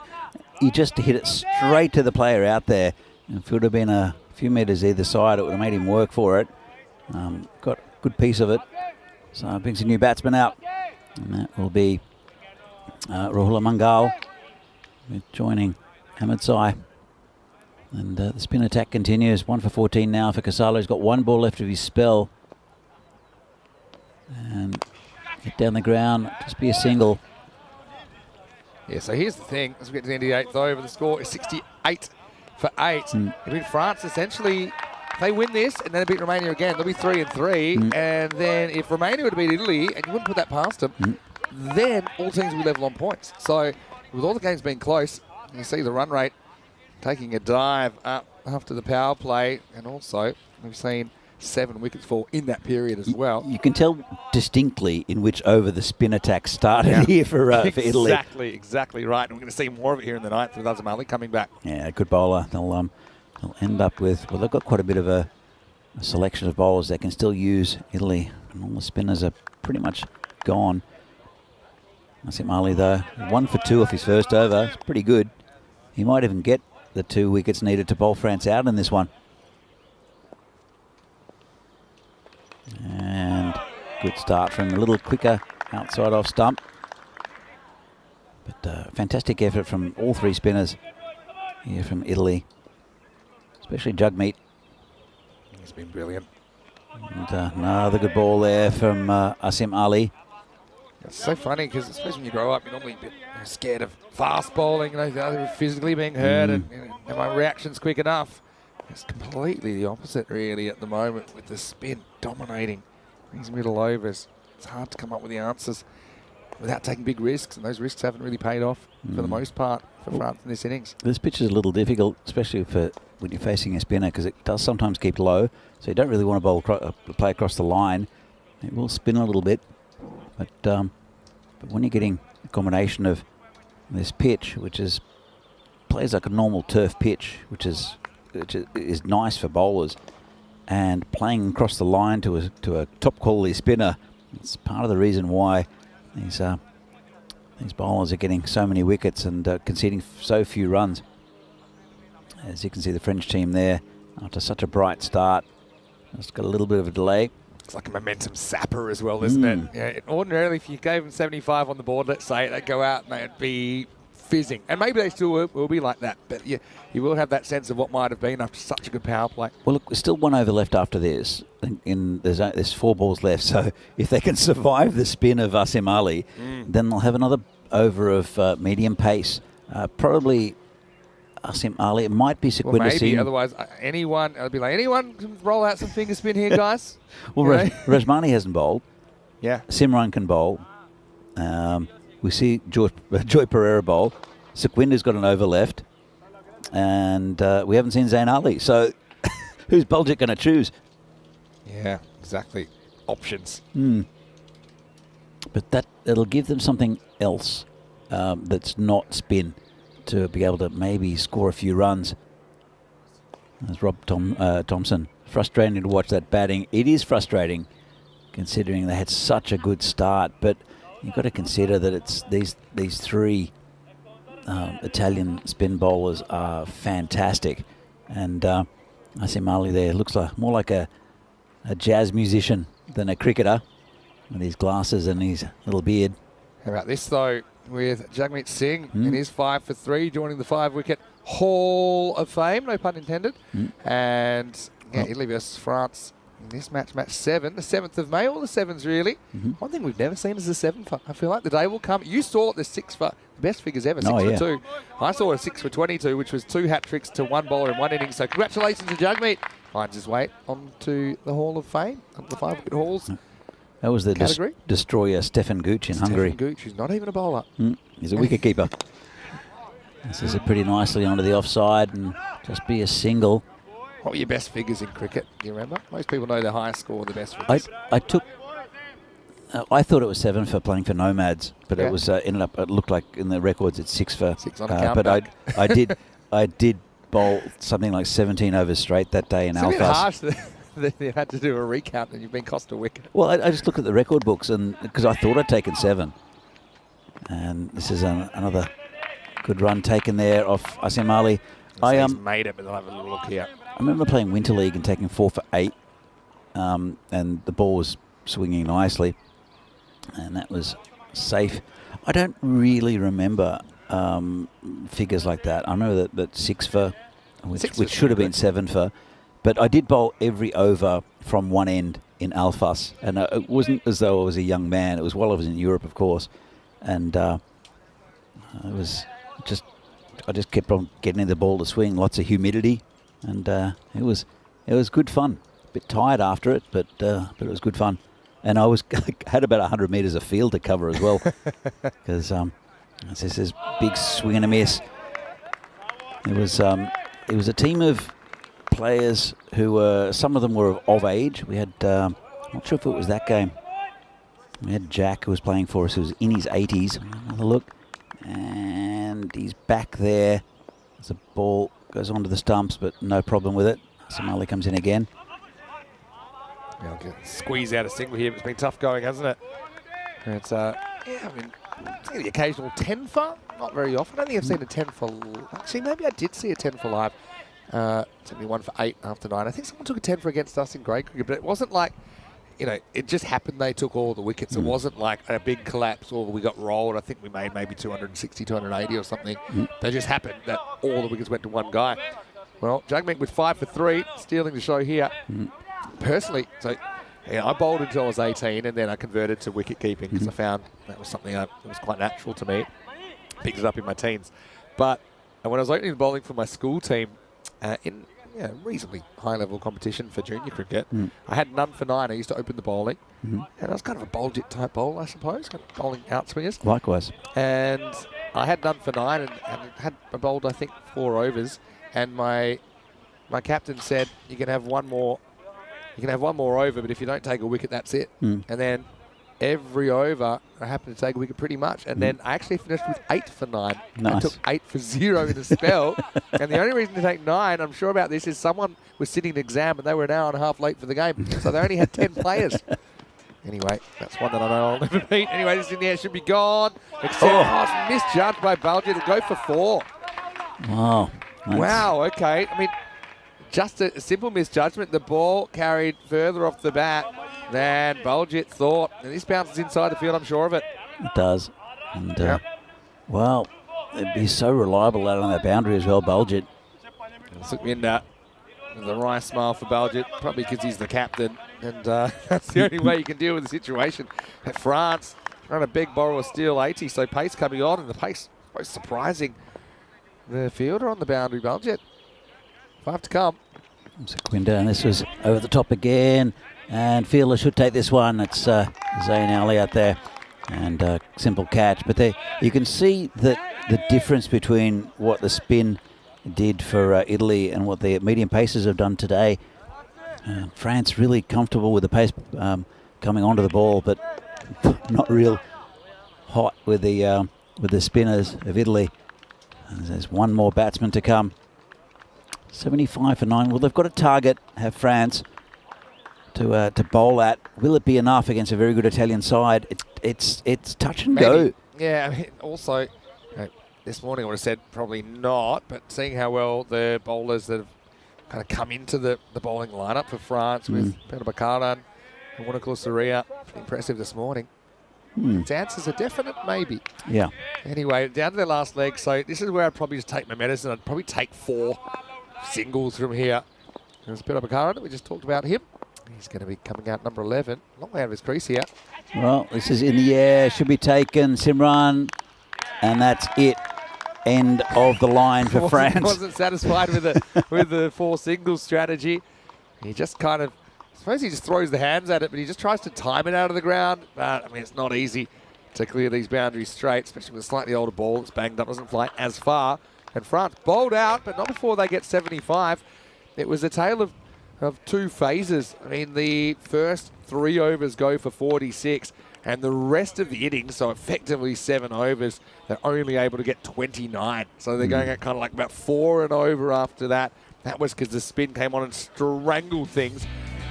Only 2 boundaries in these middle overs. That 1-6 off Kasala, and then the 4 there really should have been caught by Baljet. So anyway, it'll be a wraparound hat-trick opportunity for Sukhvinder as he takes 2 and 2. France all out 75, but they do have runs on the board. In fact, it's a very similar score to the scores we saw this morning with 77-73 this morning in that thrilling fielding there. And this one splits the difference. 75 runs on the board, but in France, they'll be defending for their lives because to have any chance of lifting the trophy, they need to defend this run chase. They do, and they've got a really good bowling lineup, do France, and they're very athletic in the field, and they've got a really good unit there. But as we see, this one just rolling over the line. That was, as you can see, the captain, Amjad. He's disgust with the batsman Gulami going across the line. And it was a fantastic start for France against the pace bowling. They got tied in a web, as Vinny said, by the spin, mainly of Jagmeet Singh, who took 5 for 3, but also good contributions from Kasala and also Asim Ali. You saw that even in the final over when they had Sukhvinder Singh come back after 6 overs of spin, that it was tough going for the bowler, even though he did pick up the 2 last wickets. Sukhvinder ending up with 2 for 20. He took a bit of stick. This one just got over Baljet, but then there were 2 catches in a row. It's Zayn Ali and then Simran taking the last one. They could hit freely, France. They just couldn't quite get over the boundary. So let's have a look at the batting card. Looks good up the top. So Naman Amjad, the skipper, 24 of 14, and Mukhtar Gulami, they're 26 of 9, got them off to a really good start. Jackson missed out, but then no one really forcing the issue against the spin. It was very difficult. Disciplined bowling there from Italy as well, only 2 wides. 75 all out of France. And we'll have to defend this total well to beat a very good Italian side. As we can see the bowling, that's pretty evident here. Baljet took 1, Sukhvinder took 2, but look at those, the economy rates, 15 and 13. And Jagmeet, 3 for 5, 1 for 15 off Kasala, and 1 for 2 there for Asim. So 1 for 5, sorry, off Asim. So as we get into the second innings of this game, Italy will lead 76 runs to win against a French team who had a good win this morning against Romania. They'll have to bowl well. Early wickets will be key, I think, for France, but they are very, very good in the field, and got a very good bowling lineup, even though they are missing their top bowler due to injury. So we'll be back very shortly for this Fan Code European Cricket International match between France and Italy in a few minutes' time. See you then.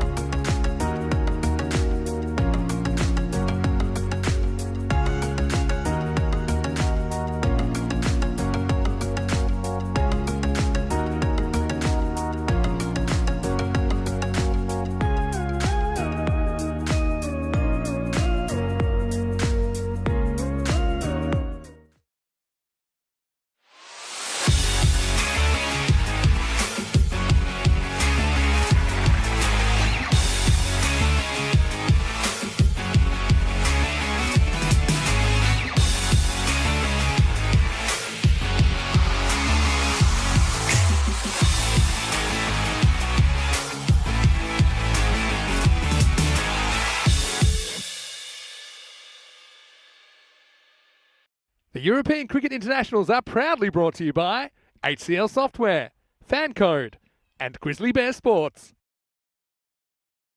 And welcome back to Milan for this Fan Code European Cricket International between France and Italy. France, after a lightning start and a fantastic power play, struggled along against the spin of Italy, and only got 75. It's a total, and Italy will need 76 to win. Doesn't seem like a lot, but it could just be enough for France. And they have to bowl well. They've got a very good bowling attack, and their fielding side is, if they get a bit of momentum on, they're busy, and they'll keep the pressure on this Italian outfit. For Italy, though, they can bat France out of this game just by keeping wickets and frustrating them. It's going to be a very good tussle between these two very good sides. Actually, it's Mundell comes in. The first ball hit over the top of the gully area, and that's 4 runs. Just a little bit short there from Mungal. Zain Naqvi, a very good batsman. He's out there as usual as the opener for Italy. Rajmani Sandhu is the man he's opening with. He's a left-hander. So have to change the line a bit for the French. They really need to get their buzz on, the French. Mungal comes in again. Bit short, that's rubbish, but it almost brings a wicket. Well, it was short outside leg stump. Zain Naqvi turned on it and hit it to the fielder. Just fell short of him. Good stop out there, saved 3 runs. But almost a wicket there. It was a bit of a trap for the batsman. A dangerous trap there. It could have well been 6. Didn't get all of it, did Naqvi. Hit it pretty hard. And good fielding out there on that boundary at deep square leg. We'll bring the left-handed Sandhu back on or on strike for the first time. Mungal will come around the wicket to him.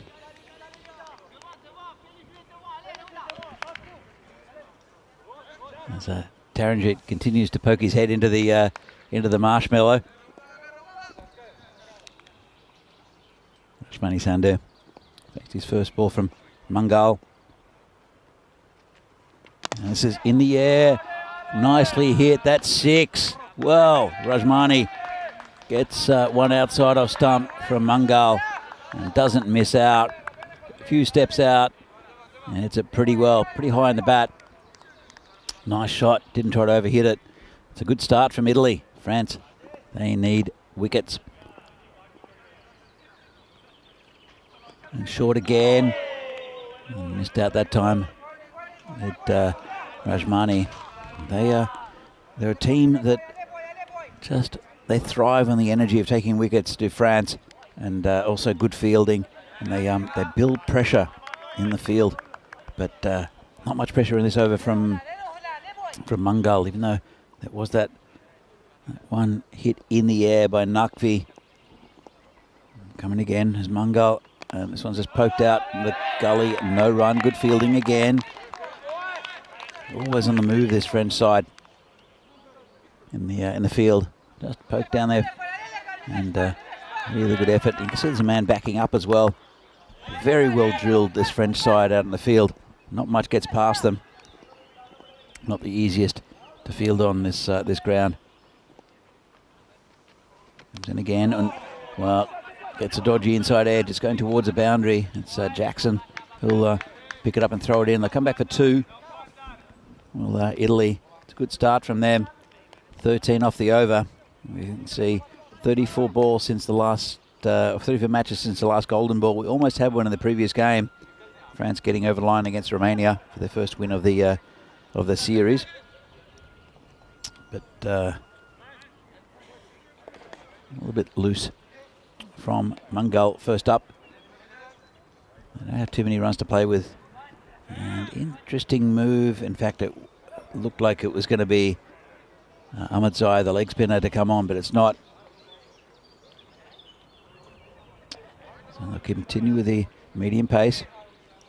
Their top bowler, the other Mungal, who is out with a groin injury.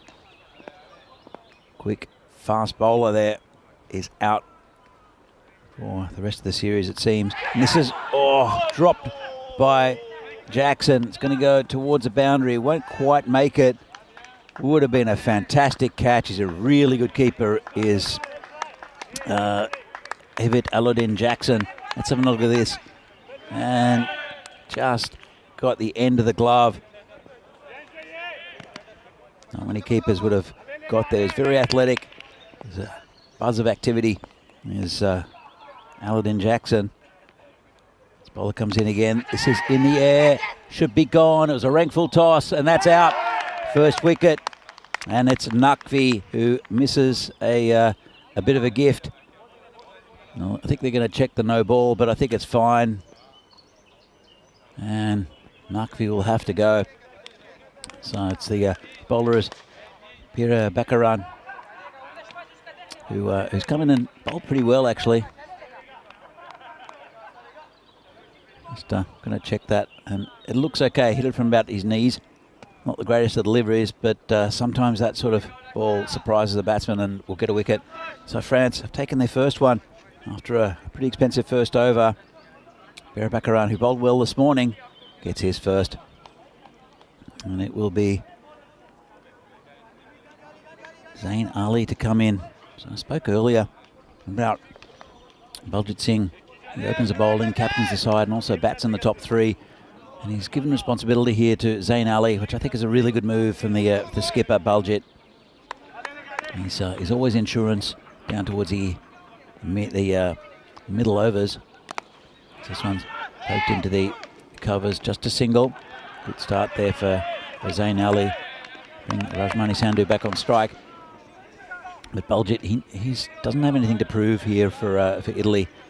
And it would be good to give some of the other batsmen a hit. And there are some very good batting options in this lineup.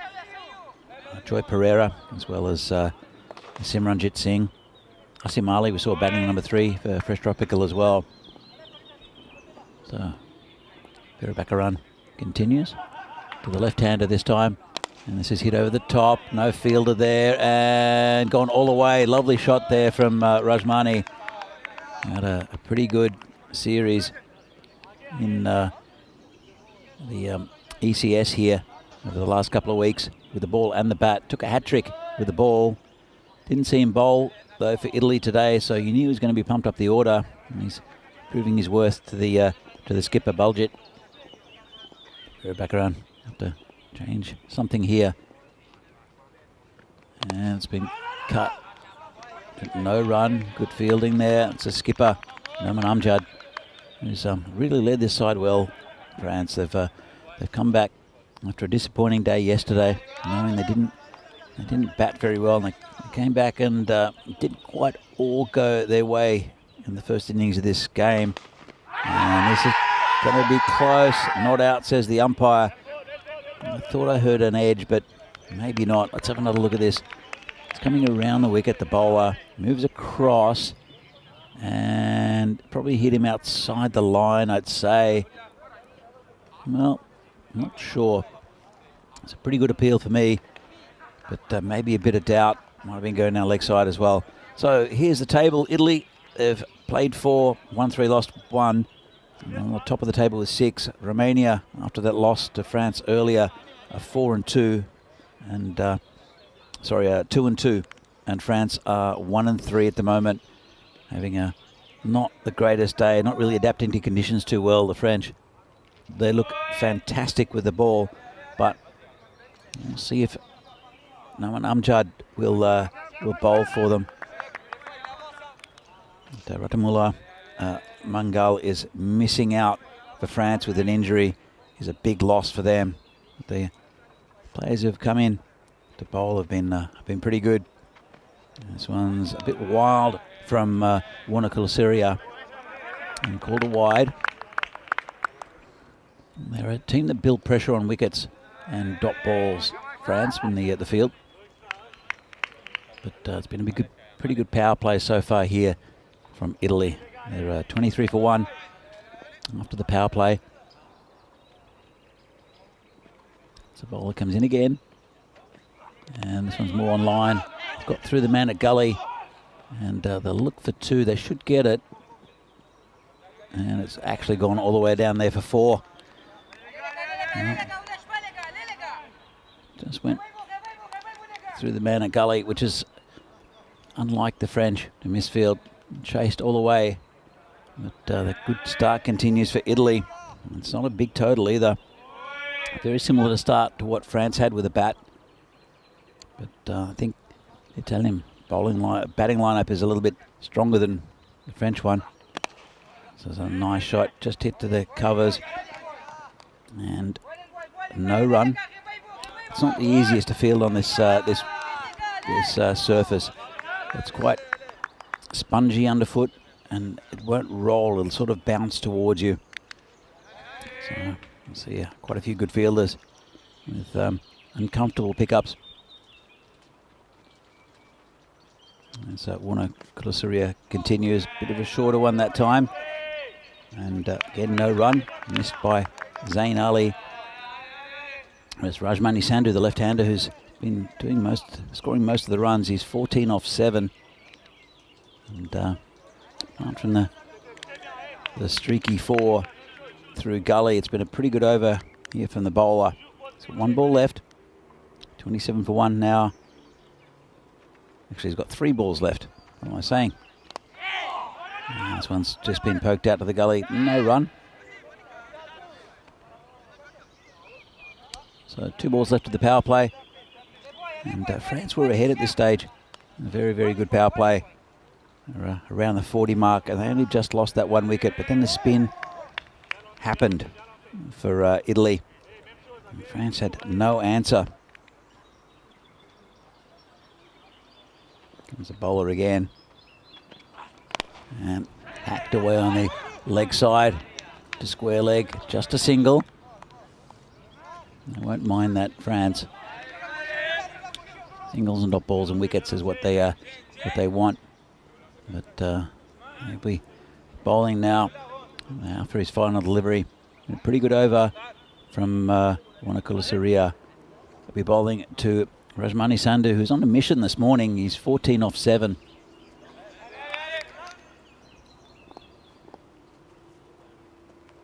So we have another beautiful day here in Milan. Comes in, bowling right arm around the wicket. And just poked down. Chance for a run out. It's okay though, well backed up. And that's the end of the power play. And pretty decent one for Italy. They are 28 for 1, chasing 76. Vinny, what do you make of the start from Italy? Yeah, I mean, well, it's not as good as the power play France had. But, you know, Italy, slightly different approach. I mean, they do back themselves to hit more boundaries kind of across the board, and so there maybe isn't the same urgency with the running between the wickets that we've seen from France and Romania, because Italy just feel that they're more able to hit the boundary, so they're not going to risk it as much between the wickets. But that has also created a few dot balls. I mean, dot ball count in the first 3 overs, there were 2 dot balls in the first, 3 in the second, and 4 in the third. So 9 dot balls out of 18. Yep. It's a pretty high percentage. But having said that, they're ahead of where they need to be, don't they? So it's hard to see France being able to defend this without constantly turning the batters over and taking wickets. And here's a guy that's having a pretty good weekend, Dawid Ahmedzai, with his spin. So the spin really slowed things down in the first innings. Let's see if Ahmedzai can do something similar here for France. I'll just going to reply to a comment in the chat in just a moment. And it's Nick saying, poor old France having a bit of a nightmare weekend. They're not really, Nick. I don't know if you saw the game earlier where they beat Romania. Yeah, well, that's the thing. Yeah, they actually are still in with the chance of winning the whole trophy. And to do that, they'd have to win this game. They'd have to win their return clash with Romania. And they'd have to hope that Italy lose to Romania in the third match today. Yeah, so, I mean, certainly had a horrid day yesterday. This one's picked up, and this is going to be a boundary. Just gets a little bit leg stumpish there with Dawid Ahmedzai, and we've identified that when he bowls, he don't really have any protection in that top right quarter. And that's a pretty nice shot, picked up and away from the fielder by Zain Ali.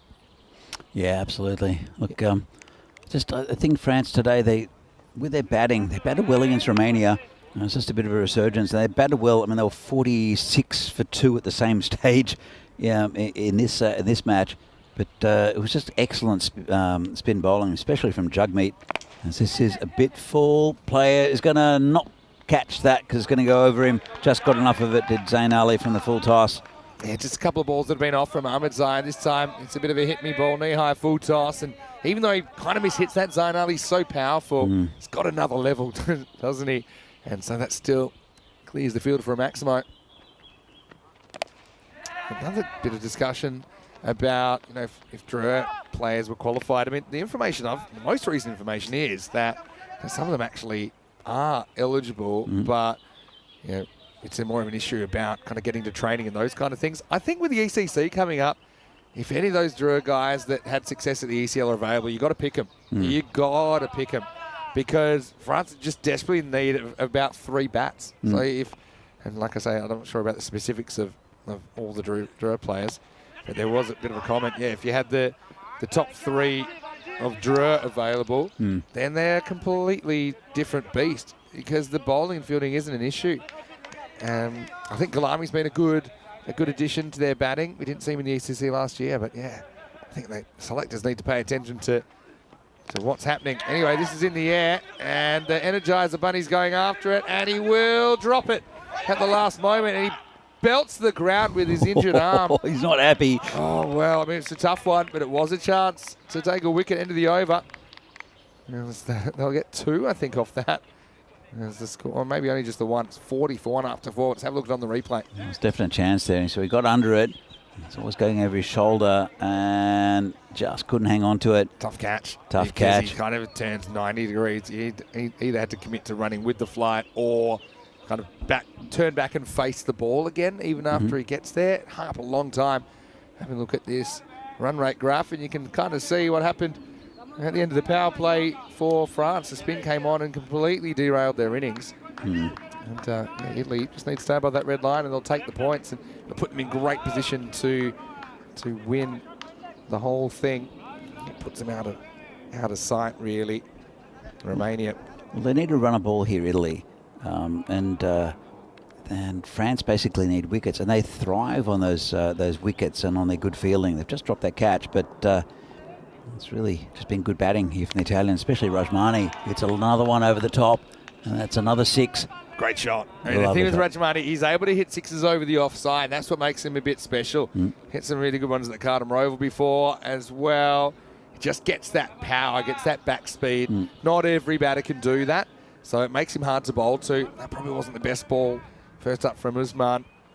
This will be the slower ball, I think.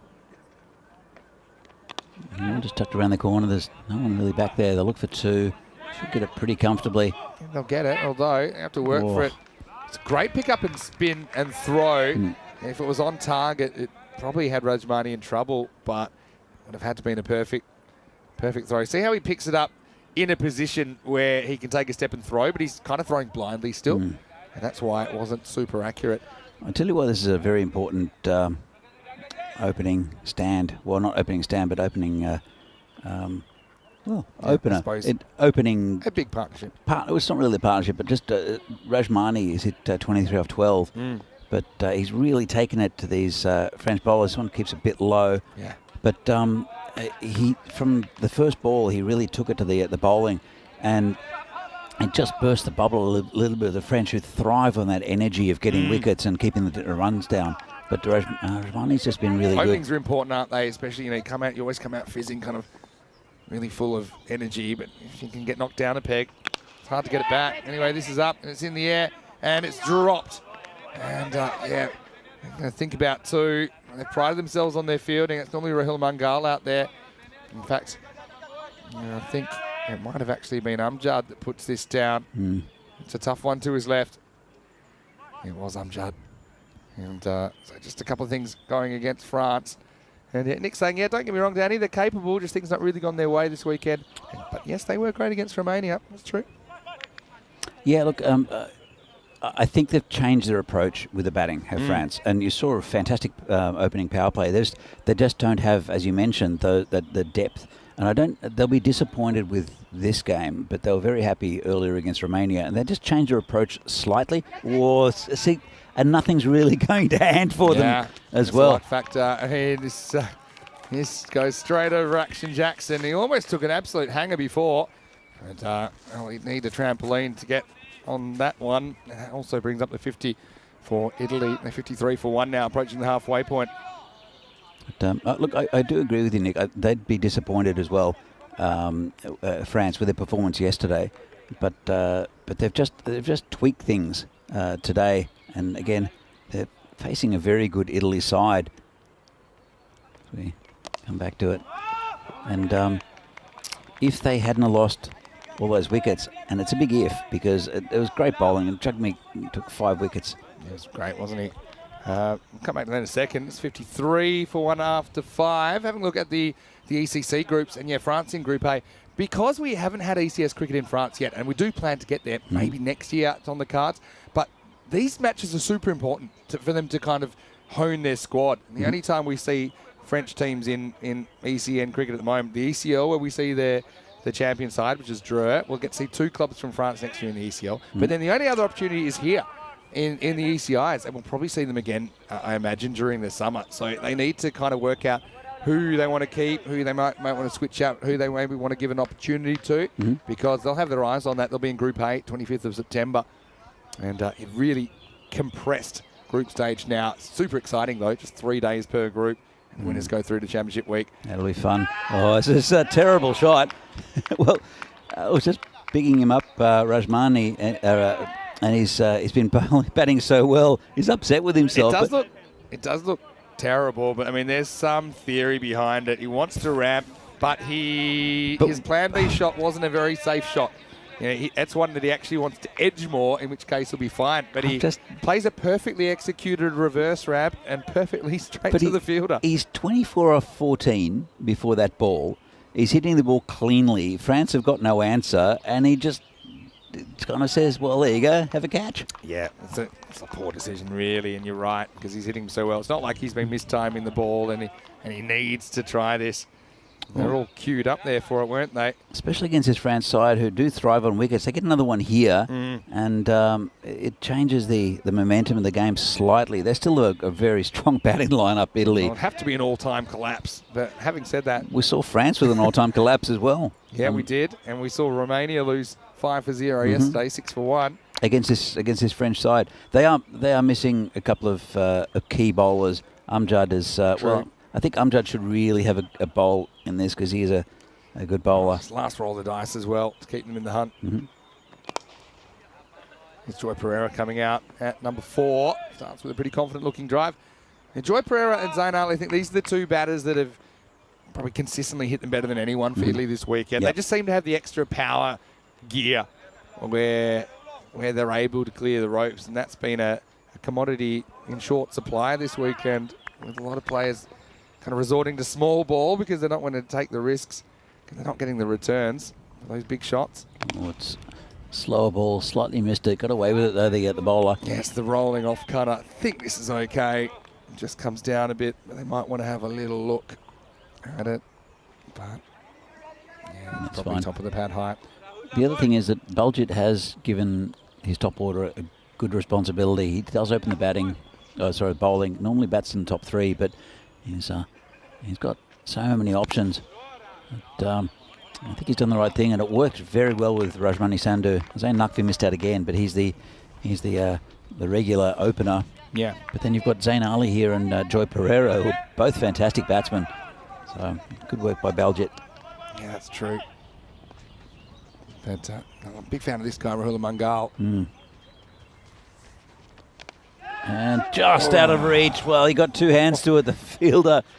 And, well, if it would have been anyone taller, it would have been a bit of a sitter. Yeah, it was a muscle man, Dawood Ahmedzai. Well, he was flying, though, wasn't he? There's been a few that have been so close.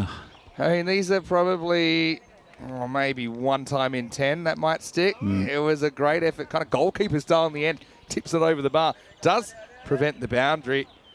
That would have been one of the all-time great catches, and I think I've said it about 3 times in this inning. It's a fine margins, and it's just just a little bit out of reach for France. It could turn again, but it's Italy having a little bit of luck in this innings. In saying that, they've batted pretty well as well. Yeah, they have. So, that's almost taken out Zayn Ali. He just had to assume the fetal position. And just watch this. Throw comes in, and you just feel like there's nothing particularly nasty that's going to happen. As a keeper, you've got a bit of a moral obligation to say watch out to the batter, unless you really don't like them. But anyway, 58 for 2 after 6, as Italy seem to be cruising at the moment. 18 required off the last 4 overs. Yeah, it's if they don't get wickets here, France, and very soon, it's going to be a very comfortable win for Italy. But it does change pretty quickly for France, as we saw with the Romanian game first up. It's a big good contest. This one's going to bowl a few slow balls, I reckon, and Joy Pereira promised to hit him out of the ground. He starts with a quick one. He hasn't bowled the slow ball as much. I think partly it's because he's lost a bit of command of it.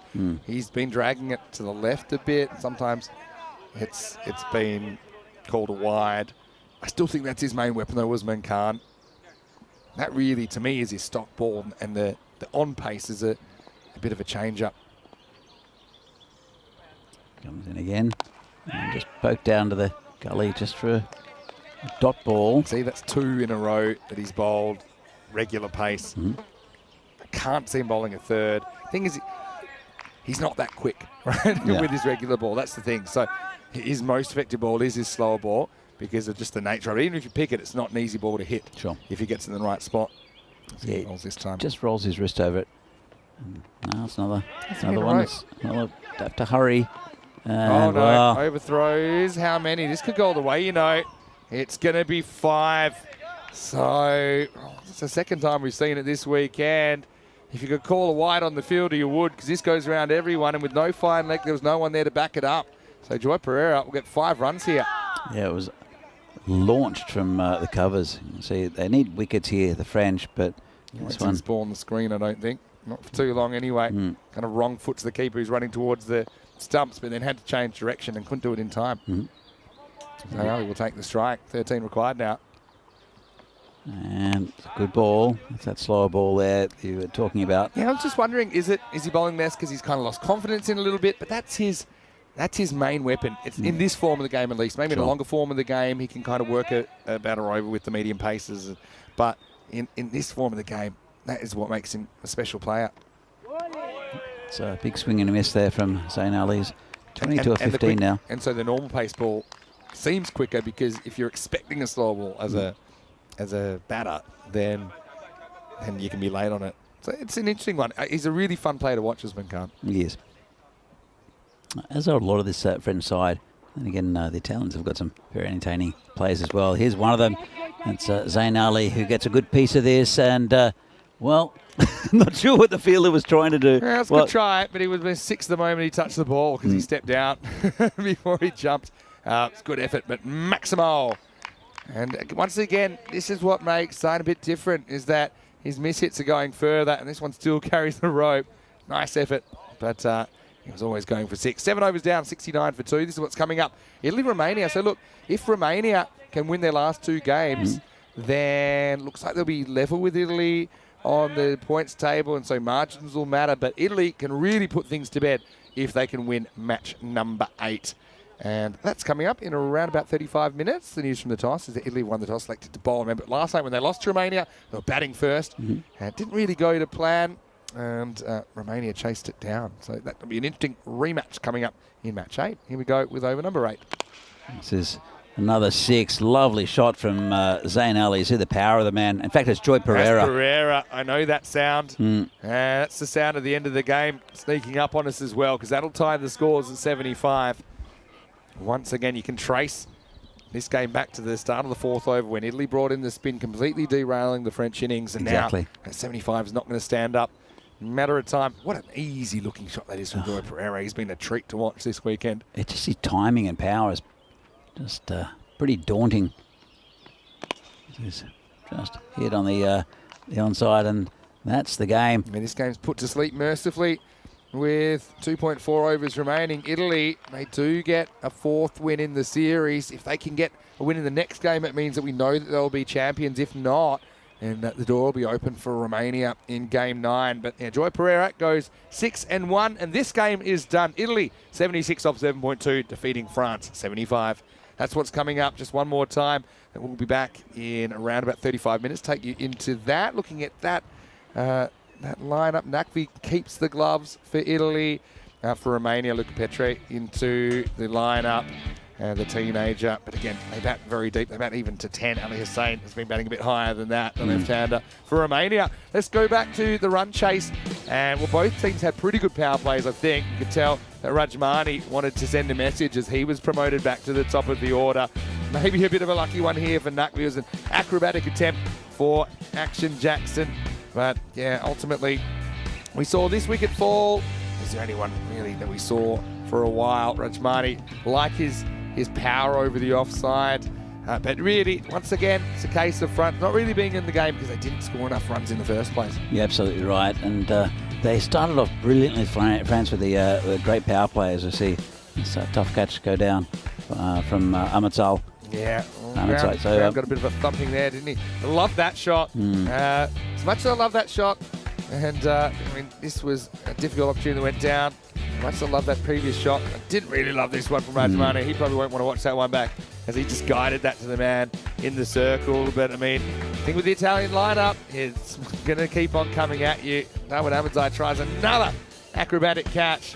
Usman Khan came on, but yeah, the two form batters, I would say, for Italy this weekend in Zain Ali and Joy Pereira put the game to bed, and that was a class shot. And finished it with a 1, and they end up doing it with 16 balls to spare. As we look back at the scorecard, 24 for Rajmani, his return to the top of the order. Zain Ali with 28 off 16, and Pereira 16 off 9. They do this with plenty of time up their sleeve, just the one wide, so reasonably disciplined from France, but they need to go and find some more runs from somewhere. I mean, that's something that going into the ECC, that's going to be crucial for their plans going ahead, Danny. Look, absolutely, and they did have a very good power play, and then it was the spin that took it away from us. See the bowling here for France. It was pretty expensive for the most part. Mungal at the top, and Pereira back around taking the wickets. But Nicholas Arias had a good day, I suppose. He's over, he went for 6, but yeah, you're right. I mean, they just weren't able to keep any kind of scoreboard pressure on, because with the good power play Italy had, they knew they didn't have to do too much in those middle overs. They are missing a couple of key bowlers in, well, Naman Amjad didn't bowl himself today again. Yeah. Saw them in the first game. His quality and his pace as well. And also Mungal, who's out with an injury. That's right. Yeah, missing a couple there. I mean, we'll see France play again in match 9, and they'll be against Romania, so they'll have the game off to kind of gather their thoughts and one final push. We'll be back in half an hour to take you into match 8. We're halfway through the day here in Milan. Hopefully you can join us after this break for more Fan Code ECI.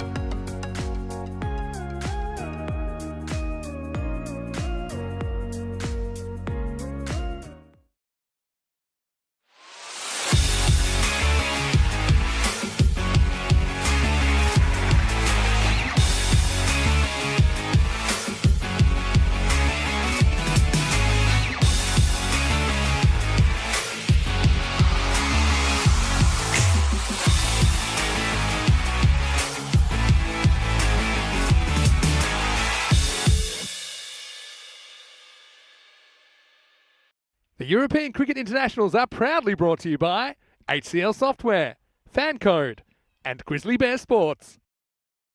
Hello and welcome back to Milan. Great to have your company here on a Super Sunday of international action. It will continue now. Just 2 matches left here. Don't forget 2 T20s as well in Gibraltar today as that series wraps up as well. But right here, it's going to be Italy-Romania taking on each other for a 3rd time. They split their matches with each other yesterday, and yeah, really exciting kind of newfangled rivalry that we've got between these 2 teams. And now we're going to see what happens at the coin toss. Rob Kemming has the 2 captains for the coin toss right here for match number 8. Your call. Shades. Tails is called. It is heads. Yeah, ball first.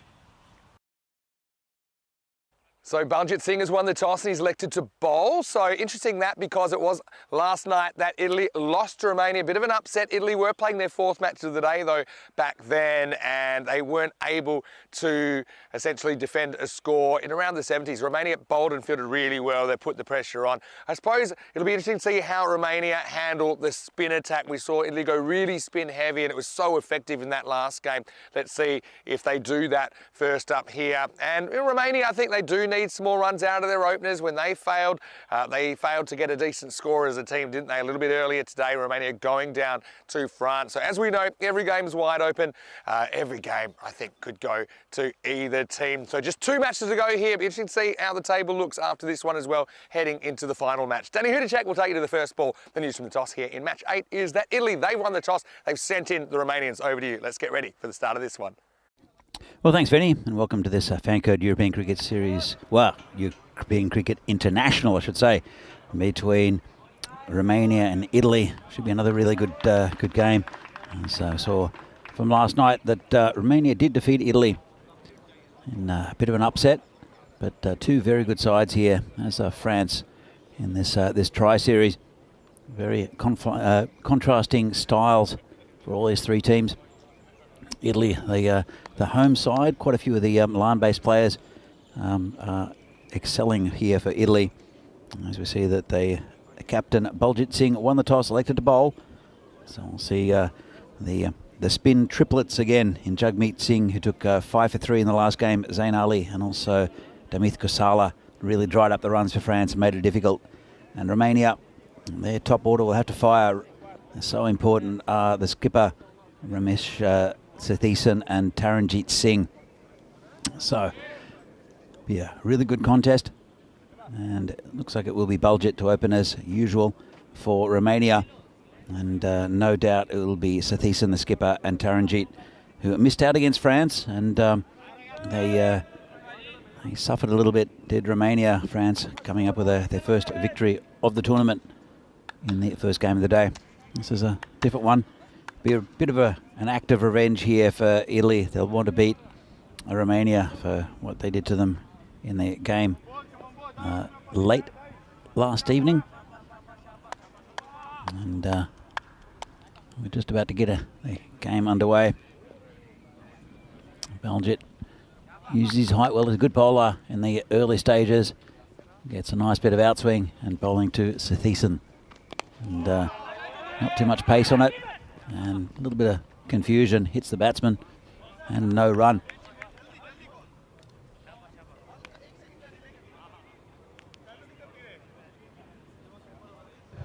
So, tense atmosphere here. Again, really great weather for cricket.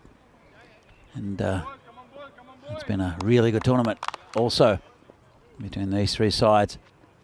As Baljit comes in again. And as you can see, gets well, it's called a wide this time. Gets quite a bit of outswing. Let's have another look at it.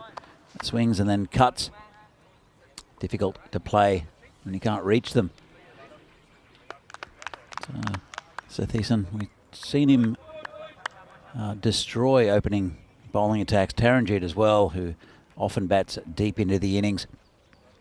This is hit over the top, and that's what the skipper does. Lovely shot, just a bit of width there. Went with a swing. And Sathiesan gets off the mark with a massive 6. Good start here for Romania. So Romania, very experienced side. It's they've got a lot of very good batsmen. They bat very, very deep, down to about number 10 to Romania. Good bowling lineup as well. And Italy have rewarded some of the players we've seen in the ECS over the last couple of weeks in Milan with starts for Italy. And this is dropped. Came hard to the player. It's Asim Ali. And it's hit him pretty hard. Having a look, timed well. And just burst through his hands. Couldn't hang on to it. Could the off-spinner, Asim Ali. And he's holding his hand still, a little bit disappointed. It's one of those players who came in to this Italian side. They did win the trophy, Fresh Tropical. He was vital to that win. This one's hit into the covers. Just be a very easy single to the man at deep cover. Only 2 players are outside the circle for Italy, and they're both on the offside. So you can see that Taranjeet wants to keep it outside that off stump. There's a long off, and a deep cover. Only 2 fielders. In fact, they've changed that around. They've brought in a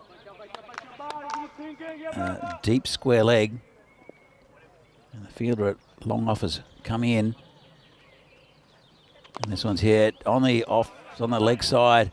It's that man who's dropped back. He'll pick it up, just be a single. Made good ground to it. It's nice from Kasala. We'll see with the ball a little bit later. He's been very, very good this weekend for Italy as the left arm spinner, Demith Kasala. As Baljit comes in again. They've swapped the field round. Obviously had a little plan. And just poked into the covers. Joy Pereira patrols that area very well. He's a former Italian skipper, Joy Pereira, who's been batting beautifully in this tournament. Such a talented lineup for Italy, both with the bat and the ball. As we see the expected scores, seeing that Italy are favourites for this game. But Romania, as I mentioned, did beat Italy in the final game of yesterday. Of course, Italy played 4 games yesterday, so maybe a bit of tiredness. But all these sides, as I said, have quite contrasting styles, and anyone can beat really anyone in this tournament. France may be a little bit undermanned with the batting. That's the only real difference, because they're good with the ball. As the new bowler will be Sikwinder Singh, the left armour, bowls with good pace. Doesn't move the ball too much. We'll try to angle it across the right-hander. And, well, it's a good start there from Sikwinder. Bowling to Sathisen. Taranjeet's only faced 2 balls. Romania are 10 for no loss. It's a pretty good first over for them.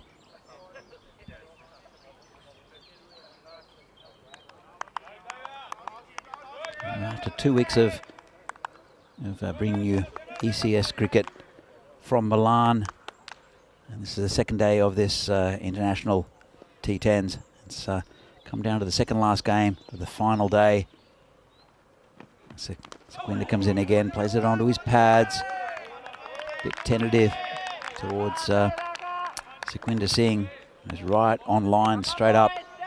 But it's been a very good 2 weeks in Italy. Hope you've enjoyed it wherever you watched it, whether it's on YouTube or Fancode in India. We've loved bringing this to you. It's a lovely part of the world. As Sikwinder will continue to Sathisen. And hits it well. There's no player back there. Very comfortable shot. Just picked it up and launched it towards that long on boundary. Bounces inside, 1 bounce, and that's 4 runs to Sathisen. And Romania are 14 for no loss. Still got half the power play to go. Just lifted it over to the top. Very safe shot. The infield still within that 30-metre boundary. They've got a man at 3rd man that they've just brought in. So there's scoring opportunities through that area, and they brought the long on into play. Comes Sikwinder again. And it's hit beautifully into the grandstand. Lovely shot there. Very typical Ramesh Sathiesan shot. Just picked it up. Let's have a look at this from side on. Just opens the face, gets under it, times it well, and that's 6 runs. Well, going pretty well at the moment, Romania. They did lose both these batsmen pretty early against France earlier on and then struggled to keep everything together. But it tends to go with Romania that if these two get a good platform to build on, they'll end up with a pretty decent score. They've got a really good batting lineup, Romania. But if they only need these two, I'll be happy with that. Comes around the wicket now. Left-hander called a wide. Just forcing the bowler to change his line is Sathiesan. Taranjeet, I think he likes what he sees here from the bowler's end. Good start here from Romania. Sequinda has gone for 11 already. A couple of balls left and he's over. Around the wicket, charges it, gets to Pereira, who stops it. No run. But, we've been super lucky with the weather, apart from a random thunderstorm earlier a couple of weeks ago. It's been a couple of weeks, hasn't it? It's been lovely. And a little bit of overnight rain occasionally, but generally it's been lovely here in Milan. Sathiesan faces Sequinda Singh for the final ball of his over and pulls that, could be gone, and is taken. Well, they laid the trap for him. Put a man back. It's Rajmani Sandhu, and a nice catch taken out there, and Sathiesan will have to go. He didn't need really to play that shot. Wasn't much in it. A little bit higher, a little bit to either side. Probably would have got 6 out of it, but Rajmani takes a really nice catch out there, and Romania lose their first wicket. They are 21 for 1. So, as I said, so important, these two at the top of the order. In some ways, you could say that Sathiesan has done his job. Still, Taranjeet is there, and a good batting lineup for Romania. As the new batsman is the keeper, Satwik Nadigota Kotla. Will join Taranjeet Singh. He'll be facing the first ball because it was the last ball of the over. Let's have a look if they turn to spin. And, well, they will. It seems. And it looks like it will be Jagmeet Singh, who destroyed the French lineup, took 5 for 3. And he's a tricky bowler. The spin options have worked very, very well for Italy throughout this tournament. Yeah, spin triplets in a way with Jagmeet and Asim Ali, and also Demith Kusala. And Jagmeet will be bowling to Taranjeet. This will be a good contest. And they're still in the power play. He's hit to one of the players who are back on the boundary. It's Simranjit. He's got a very good pair of hands out there. And Zain Ali is the other player back. He's on the deep cover boundary. There's Nadi Gotla face his first ball. And again, same shot, same result, just a single to Simran.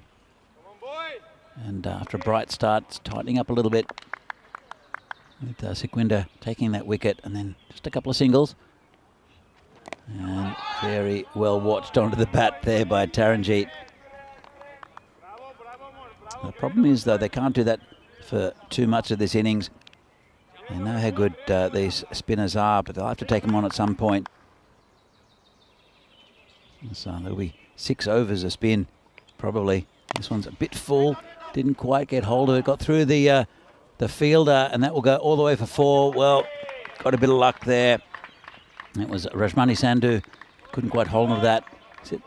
With a bit of an inside edge. And he got down pretty well. Just couldn't stop that ball. And triples over the boundary. as Vinny Sandhu makes his presence known.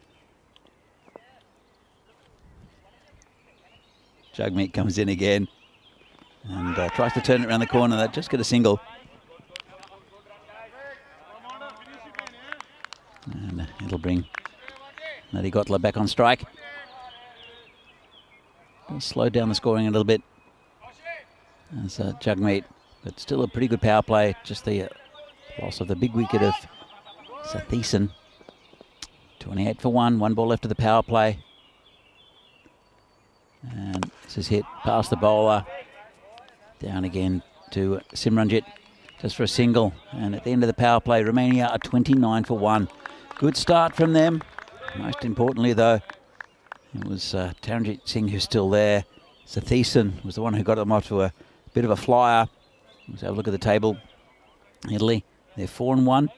After that, winning against France in the last game. Romania, 2-2. Still got a couple of games here. Romania, this one and the last one against France. France, I'm happy for them to pick up that victory earlier on today against Romania. They played very well. And they had a bit of a change of tactics from France, which saw them just improving a few areas of their game. They're a very young side, actually, France, and very energetic. We'll see a lot of them here on the ECN and on the T20I circuit, and causing problems to, I think, some of the biggest teams in Europe. It's Kusala to bowl. This one, and the umpire had to think about it. And a dot ball.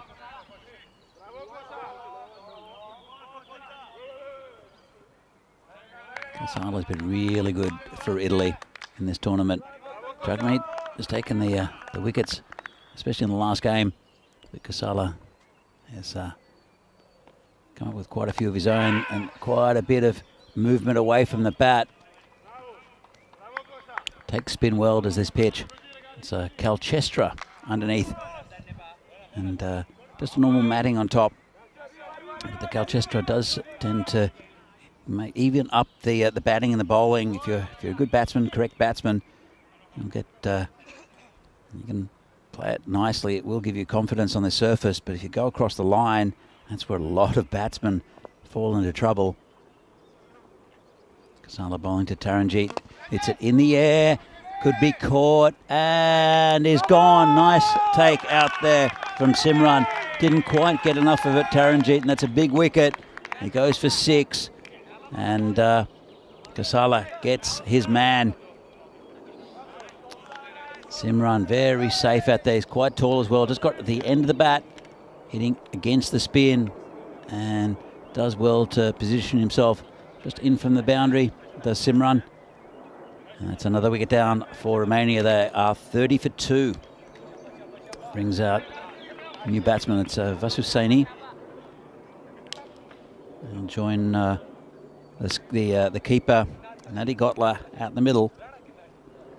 Just plucks it out of the air. Good catch. Doesn't drop too many out there, does Simran. And when he does, he's very unhappy with himself. So Kusala, halfway through his first over, 1 for 1. So he's dried up the runs as well. Run rate about 8.5 an over. I want to keep it going at least at that rate. Will Romania. They have a deep batting lineup though.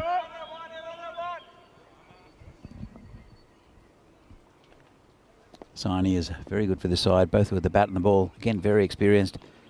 And this one's dabbed down past the keeper. They'll probably get at least 2. And well, they won't.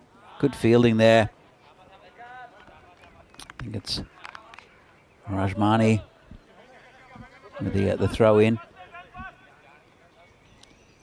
I saw Rajmani in the last game bat very well up the top of the innings, the left-hander. He's got a lot of options, does Baljit Singh. He's letting a few of his batsmen shine as well. This goes past the outside edge and no run. Been a really good over here from Kusala.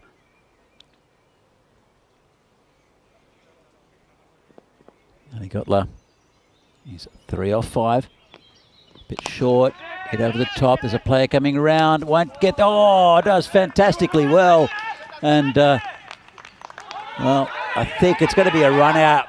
Definitely a run out. And it's a bit of a mix-up. I don't know if he thought it was 4. Let's have a look. It'll probably be... Well, we'll see who's run out here.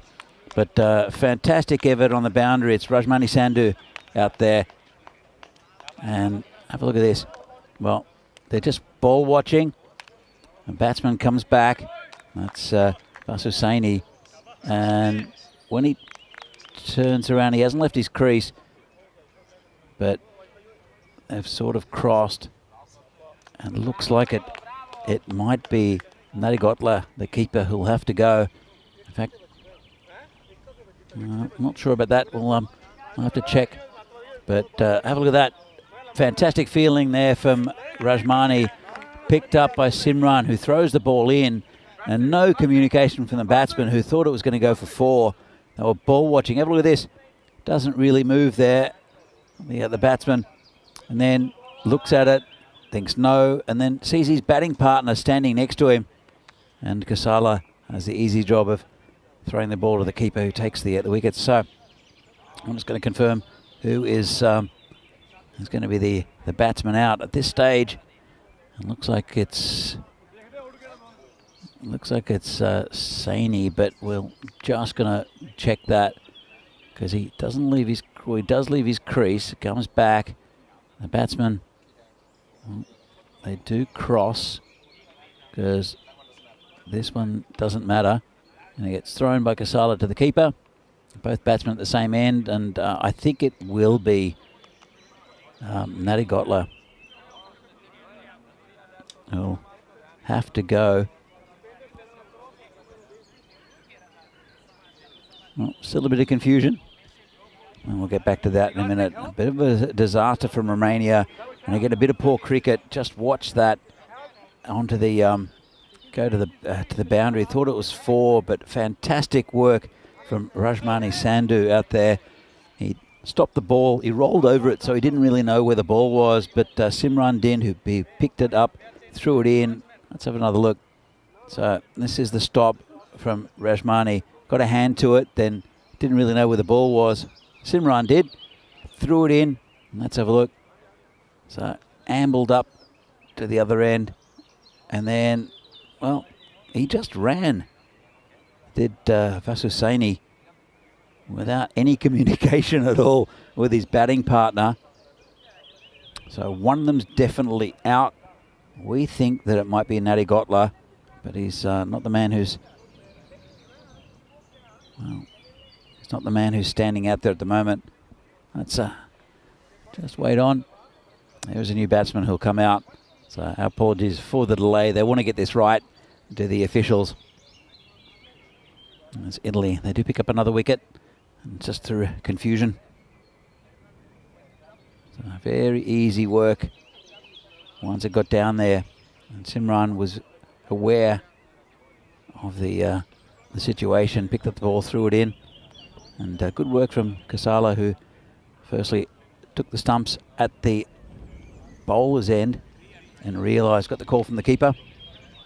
As we get coffee delivered. Late afternoon coffee is fantastic for me.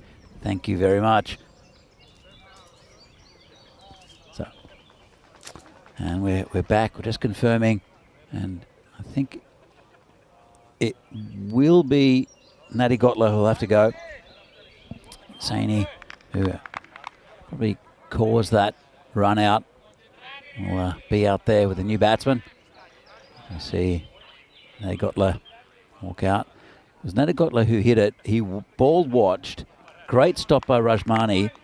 Simran picks it up, throws it in, gets to Kasala, who takes the stumps, and he was still in there, and then threw it to the keeper, who had a simple task. That's a Romanian wicket lost. They are 32 for 3 at the moment. Current run rate's 8. That's not too bad, but they've lost a few big wickets. Saini and Nishant Devre are the two batsmen. And Jagmeet will continue. 7 off his first over. And beats him outside, off stump. Good piece of bowling.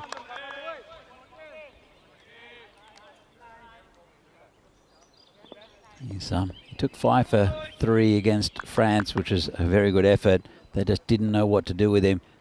And this one's hit straight down to long on, just for a single. Bring Devray to face his first delivery. But a spin attack here from Italy has been really, really consistent during this tournament. Does change their, just change the momentum, any momentum that sides that both either France or Romania have had against them. And they'll be usually 6 overs off spin. They do have a lot of options, Italy. Zayn Nakwi normally is one of those, but he's keeping. Jeremy Belster Devray who goes across the line, left-hander, and that's going to go towards the boundary, but stopped nicely there by Zayn Ali, just for a single. Just changes the angle with the left-hander there, and it'll counter the spin slightly of Jugmeat.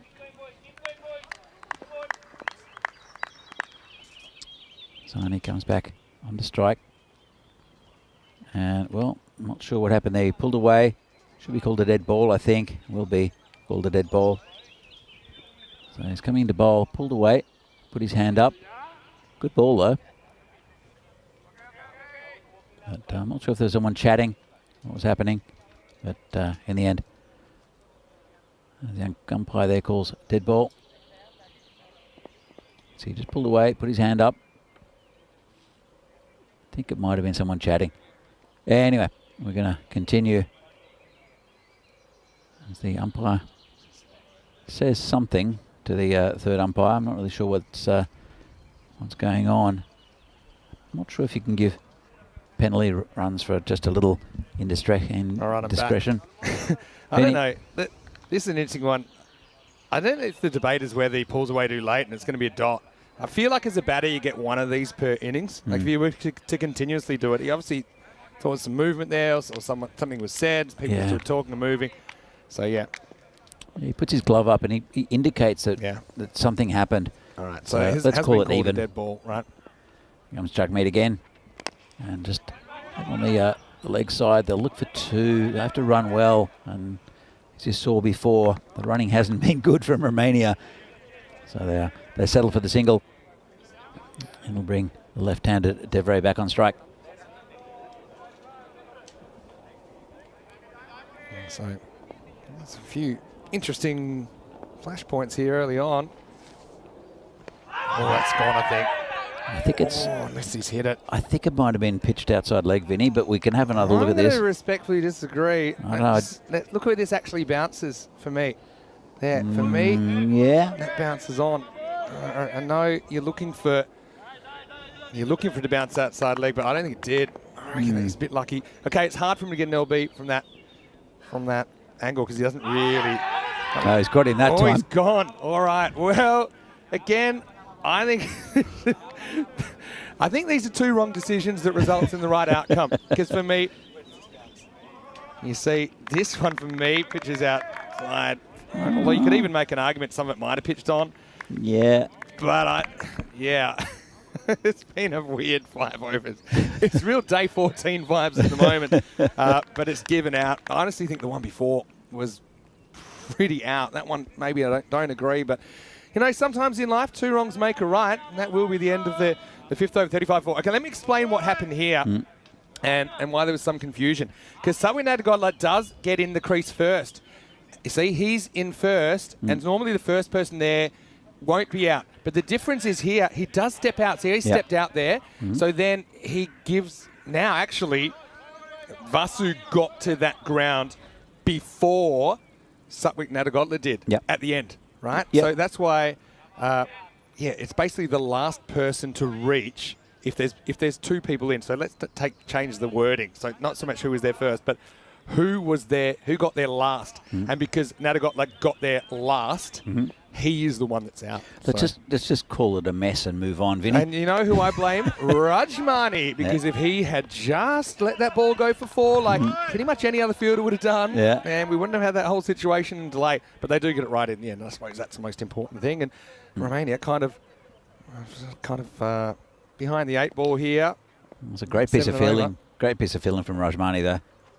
It was really good, wasn't it? That's just making something out of nothing. And I think for sure, as a batter, you feel that's going for 4. And I think that's what can cause the confusion in the first place.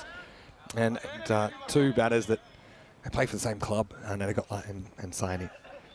And so you'd expect them to run well together. That was a bit of a miscommunication. This is a little leg glance where I'm going to take on the 2. Superior is going to stretch. He's going to get there. Good running. Certainly, Siva, even though he's come back from an injury, he's worked really hard to run hard. And he knows that maybe a perfect throw might gun him down here. But he just pulled the keeper. So a little bit to the right. And Siva was able to get home. Yeah, indeed. I just have a little bit of an apology to make it a little bit later, Vinny, and we'll chat about that. Ooh, okay. Nothing. Oh, is this with Taran? Yeah, yeah. I don't know this. I don't think you have that much to apologise for. Oh, Anyway, no apologies from Siva, who rocks back on the back foot and whacks the 4 through the point region. Generates a lot of pace there. And the spin has been so effective in Italy today. That's a nice moment for the Romanians. And with 2 to come in the over, Romania head up into the 40s. Just before we go into that, Nick says, oh my God, I need a coffee now, Danny. Well, this one's pretty good. So coffee in Italy hasn't been a disappointment. So I hope I'm not making you too envious there, Nick. But as we see, I see Mali bowl. Yeah, look, Taran came up to me and he asked me why when Taran was given out, was out against France, that I said gone. All right, because for a 6-year-old, I think. Yeah, so he's still probably maybe around 5, but yeah. Prabjit? Yep. It's a little confusing, and I'm not sure if I didn't just accidentally, because it's so automatic, because gone and out mean the same thing in cricket. Yeah, exactly. But not in real life. 43 for 4 after 6. Yeah, but obviously, I mean, that's a pretty common expression it to is. say he's gone or It he's is. got him. So I'll look at it 2 ways. One is I'll apologise Yeah. in saying gone when he was out, but also it's as an English teacher, it's just a little bit more to your vocabulary there, and gone in cricket means out as well. So yeah. And so, hello to Prabjit as well. I know he'll be watching, and I told you, he's my youngest ever commentary partner as he learned how to turn the buttons on when he was with me in Romania. Yeah, obviously, your dad is doing a great job for Romania, as always. Must be really proud. And hello to Sarabjit as well, Taranjit's wife. But, yeah, I've said that probably a few times, more than a few in my commentary career. And, like when you say got him, you haven't really got someone by the scruff of the neck, do you? No, You just got him. there could be I've heard other words as well. Great stop there. That's, Like if you get a duck, you don't no one actually presents you with like a live duck. that would be funny though. But, I mean, could we get maybe ducks? we could bring that in. It would be great to get actual ducks. What do you think about maybe chocolate? Like you get chocolate bunnies, ducks. get chocolate ducks, and make you feel a little bit better, and you get some ones that are wrapped in gold. If you get involved, then suddenly we'll have an epidemic of people wanting out for ducks. Right. Ooh, good bowling. I think you might get a few chocolate ducks thrown at you though, Vinny, because no one likes a duck. Well, maybe you should reward the bowler and the fielder that get people out for ducks by giving them chocolate ducks. Now we're talking. Well, no, I think I'm looking at it a different way. Yeah. You get a tiny little duck trophy for every duck that. I mean, run-outs, you get a one for the team. Right. Actually, could it be given for the team rather than the... but little For the most, for little the team that gets the sculptured most ducks. Like a booby prize. That would be good. That'd be really good. Duck trophy. We'll That's actually something that'd be really funny to bring in. He would be. That way, I mean, obviously you don't want to reward people for getting ducks. But it means that a team can go home and they can see all the ducks that they created during the tournament. And there'll be normal derricks. There'll be the derrick count. There'll be normal ones, gold ones, there'll be diamond ones as well, which might get expensive. Wow. But I think it's a good would be innovation. good. It'd be just little ducks, and some of them would be gold, and some of them You would be just diamond. nail them onto a board. I think that's a good idea. Just a little added trophy. I've known batters that, for every 100 they score, whatever, they'll etch something onto their thigh pad. I think the Wars used to do that. Yeah. I can't remember which one. Maybe Mark Waugh. He used to make a little mark on his, like notches on a bedpost, but just cricketing version. Yeah. I wouldn't dare go near a batsman's thigh pad just to put a little duck emblem on it, though. True. They smell pretty bad sometimes. 2 to come in the 7th here. And so, I mean, remember Romania last night, they were able to score 77 with a bit of a late flurry. Well, it's into the 7th over after a bright start, 46 for 4, and it's Rashmani Sandhu has had a pretty good day already. This one's hit high in the air. Player coming under, gets it. That's a really nice catch there. Asim Ali, he's not the most mobile of the Italian fielders, but still got safe hands. Well, the thing is, you got Simran at long off, you got Azim Ali at long on. Yeah. So Azim Ali takes 2 steps for every 1 step Simran would have taken. 7, 8, 9, 10, 11, 12. At 12. So Simran would have got there in 6 steps and made it look a lot easier. But Azim, credit to him, he gets there. And sometimes it's hard when you spend all that energy sprinting to the ball to hold your composure. But he does. And Saini goes for 6. Actually, it isn't Saini that goes. It's 47 for 5, though, up 7 overs. Just quickly, while that's on the screen, I tell you that we're not too far away from a start in Gibraltar. In 45 minutes, we'll get going there. Gibraltar with a double-header today. Super Sunday of action. They're taking on Portugal in match 8. They're taking on Malta in match 9. Malta having a bit of a horror series so far. See if they can pull out a result in the final match. That'll be later on tonight. Yeah, but first, it'll be Gibraltar versus Portugal. Anyway, it was Periawa that was out of course. Out for 9. Azmali with the catch. And Rajmani, decent effort from him. Now we're going to go back to the spin of Kasala in over number 8. Right off the bottom of the bat and doesn't go anywhere. Doesn't really bounce. You can see Asusani just motioning. Well, Nick's proactive. Firstly, he got his coffee. And then secondly, he says, Google search shows promising results for duck trophies. Which is good. But I'm thinking, it doesn't have to be anything that special, as this is cut down towards the boundary and should be 4, and it goes over the boundary. And that's welcome relief there for Romania. They're up over the 50 mark. They've lost 5 wickets. But no, just little, you can get just a truck full of tiny little ducks, about just, I don't know, an inch high, right? And then paint some of them gold, and then I'm not sure what to do with the diamond ones, like something. Yeah. Specs. Bejazzle them. Yeah. I was scared you said something else there. Anyway. You said that with a Spanish accent, so it's very different. Anyway, 50's up for Romania. And, it's been one of those innings, been hard to get going. The importance of getting the top order players.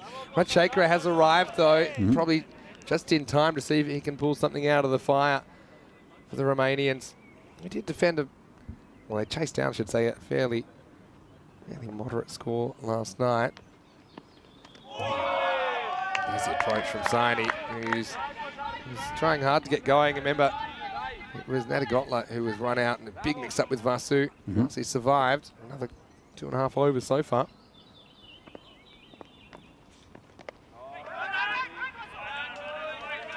It's just brought it out to the gully area and no run. And it's just the spin attack of the Italians. And this is the difference between these 3 sides, I think, is that they've got 3 top-line spin bowlers. Whereas the other sides, this has been well held out in the point region. The other sides have good bowlers, and Ali Hussein and also Taranjeet with spin. France have only 1, and but I think they've made the difference because there are 6 overs in the middle of the innings every time they bowl that are very difficult to get hold of, and apart from Kasala, who's come in and has been excellent, both Asim Ali and also Jagmeet bowled for 2 weeks here on this pitch, got it down pat, and finding it very difficult to get them away. As you can see, the graph, the run rate's going down, wickets are been falling. Italy have been great just holding in the middle overs today, haven't they? Well, yeah, really tough. That's it. That's what they do really well. Anyway, new bowler coming in for Italy will be Rajmani Sandhu. Yeah, Rajmani 1 for 4 in his first over. Got a wicket with the last ball of it. Here he is, bowling over number 9. That's what I was done. Good to see Monulal getting another shot for Italy. We saw Rajmani. He opened the batting and did very well for Italy in the last game against France, the left-hander. And it would be good to see Monulal pumped up the order for Italy. Not sure if it's going to happen, but Rajmani, because he's bowling, may not be batting up the top again.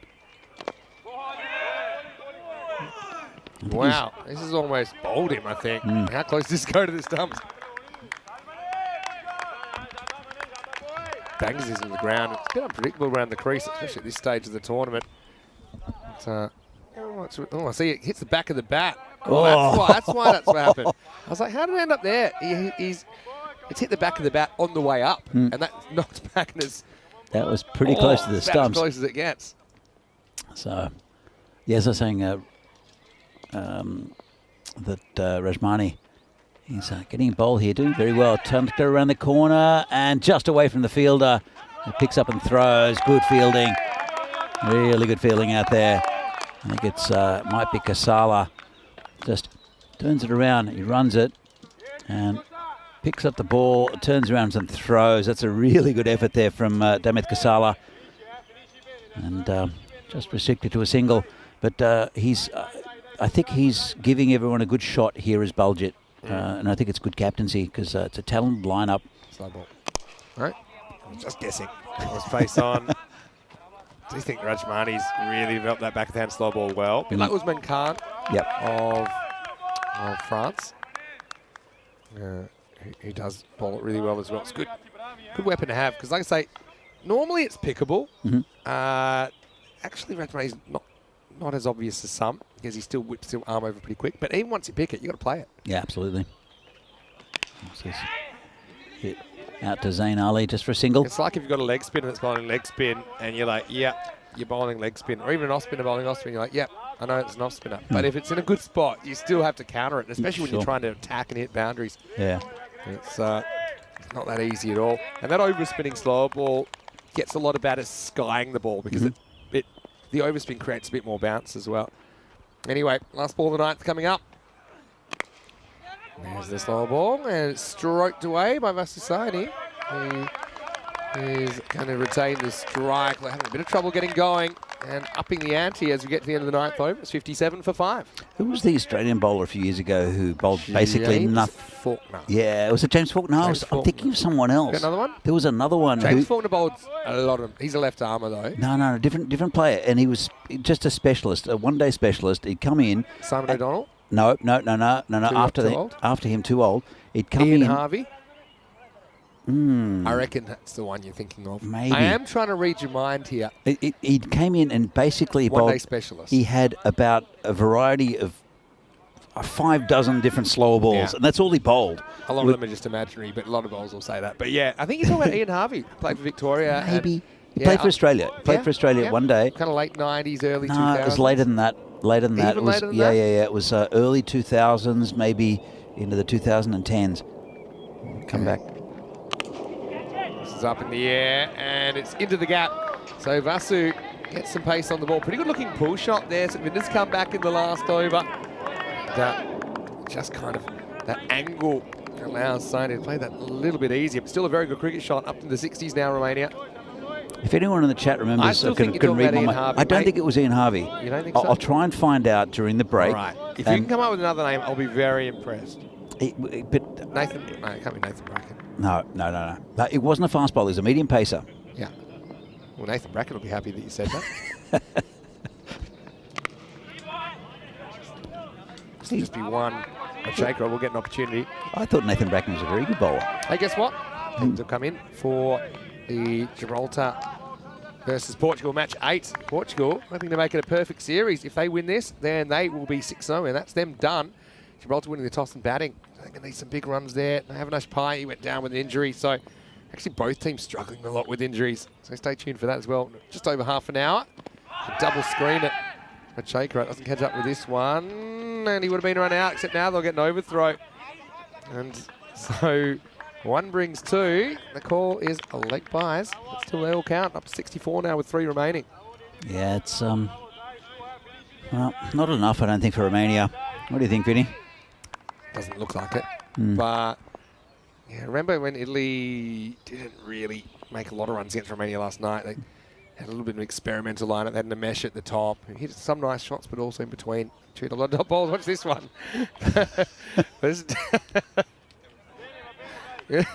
All right, this is a variation I haven't seen before. Look, this is the back of the hand slower ball, but it comes out the back of the hand. It comes over, and I tell you what, just to be a pest, I would have smashed that. But and then they would have been called that ball, but I would have enjoyed it. Actually, because it's gone forward of the wicket. 15 years of hockey to not be hitting those. You would have had to go find that one. It went forward of the wicket, so it is. Was it called a no ball or a dead ball? No, it's a dead ball because he hasn't swung his arm over. Yeah. So you couldn't have hit it.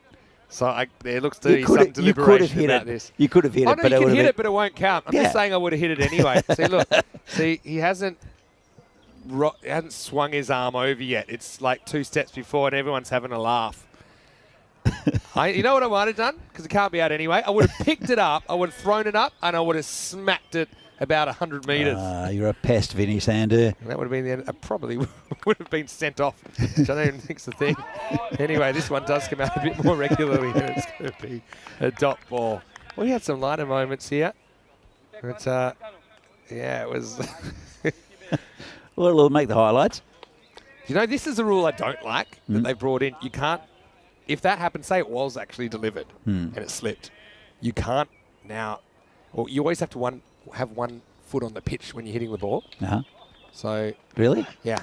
It's a new rule, new law.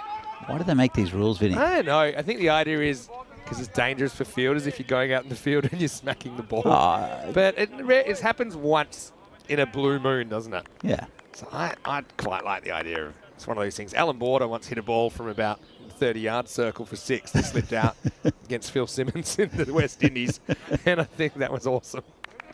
Yeah, I don't know why they make these rules. So here's the worst thing is it'll be a no ball, dead ball if the ball, say, comes to rest or was so far off the pitch that the batter can't reach it. And you know what the batter cops? A dot to their fingers because a no ball does count as a ball faced.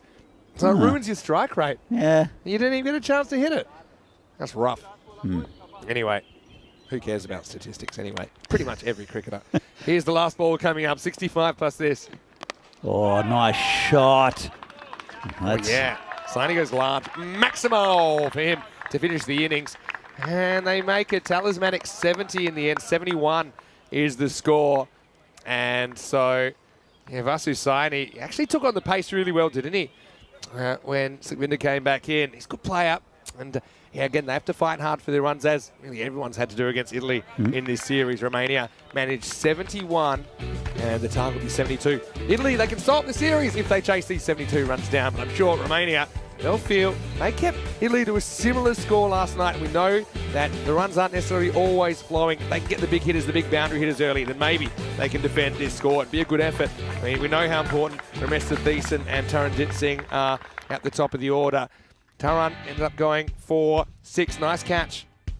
That got him, but then Rajmani got Thiessen there for 18. Vasu Saini, like I said, he laboured for a lot of his innings, but he did get a bit of a kick along in the end. I'm going to say, Matt Kasala, again, so good. That was Taranjit going for just the 6, the 1 boundary for him. Now, this is the one that I think Satwik is sure it's going for 4. Ended up walking a 1. Vasu was going for 2, and there really should have been 2 there, but Satwik was so slow. He just wasn't interested, and then he left his crease, and because he was last back, he was the one that was out in the end. Then we saw this LBW. I forgot that happened, and again, that was after a very, very, very tight LB the ball before. Anyway, I think that Rajmani did a really good job coming on in the end. It's a good catch by Azim Ali, and even though the last over was a little bit expensive, Romania pushing up against it. Still, they do have 71 runs to play with here in match number 8. Yeah, they do, and I think you had to tip Italy at this stage.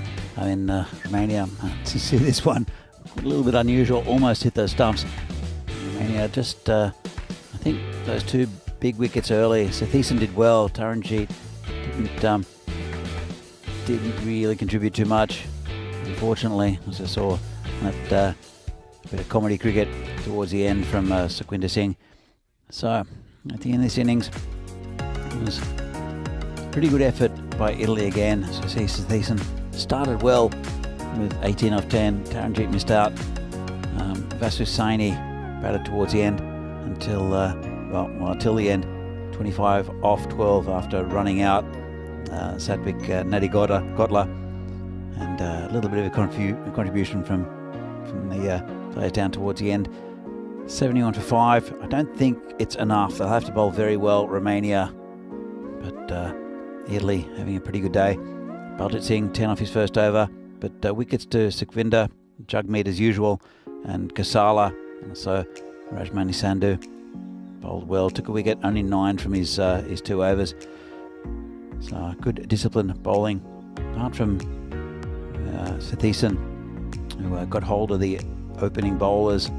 Really not too much for Romania. 71 for 5 they end up on, and well, they'll have to bowl and field very well, Romania, to limit Italy. They need 72 to win in 60 balls as usual in this match 8, the second last one of this tournament and second last one of Milan for 2023 here in the European Cricket International match between Italy and Romania. We'll be back in a few minutes' time to see whether Italy can get that 72 runs they need or whether Romania can defend it.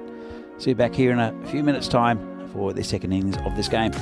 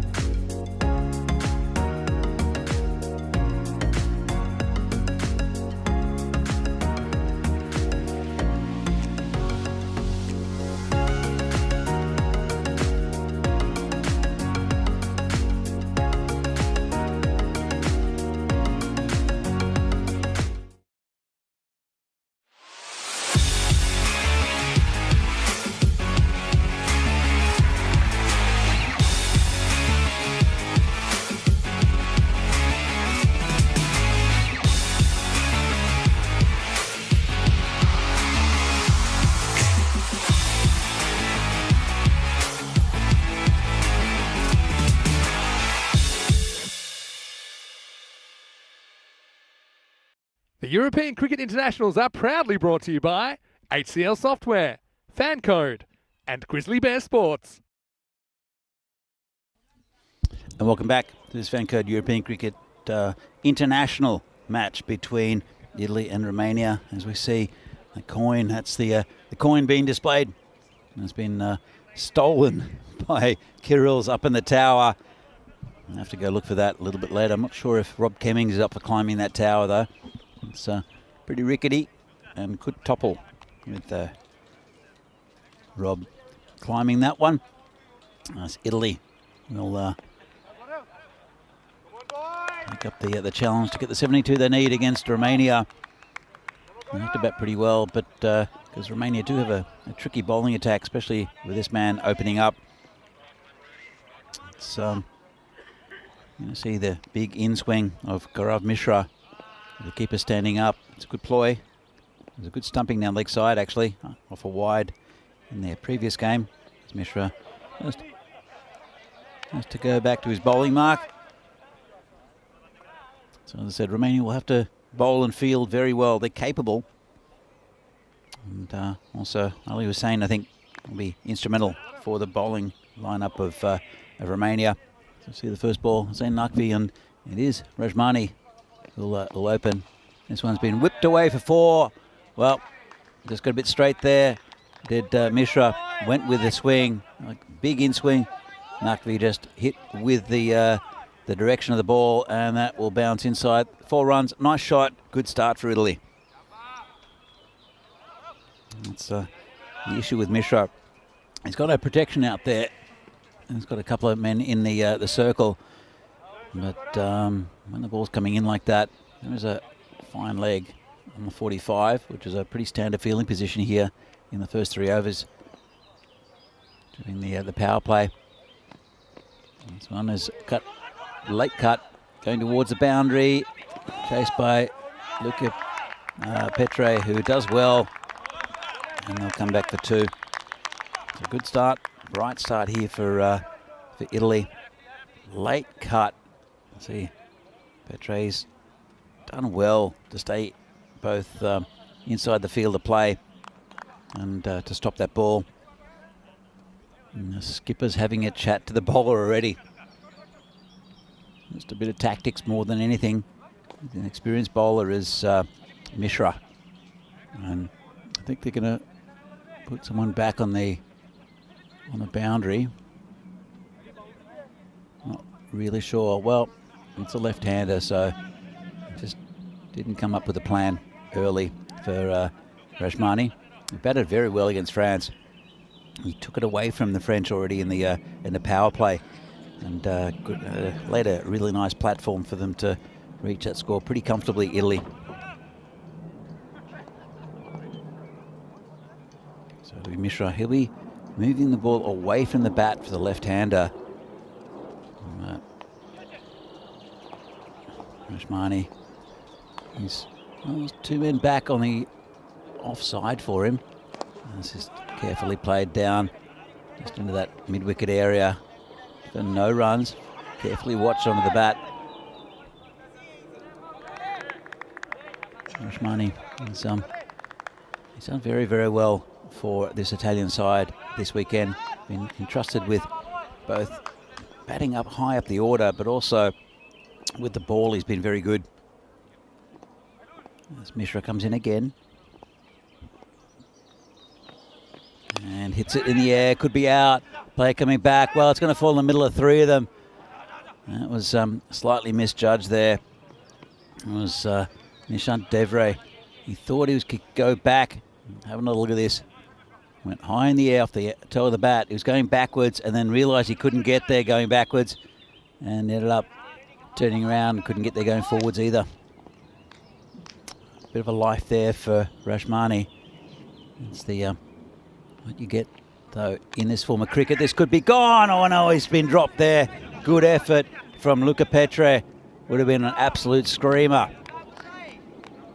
So Luca Petre's just turned 16, and big thick outside edge, and got both hands to it. Saved a couple of runs.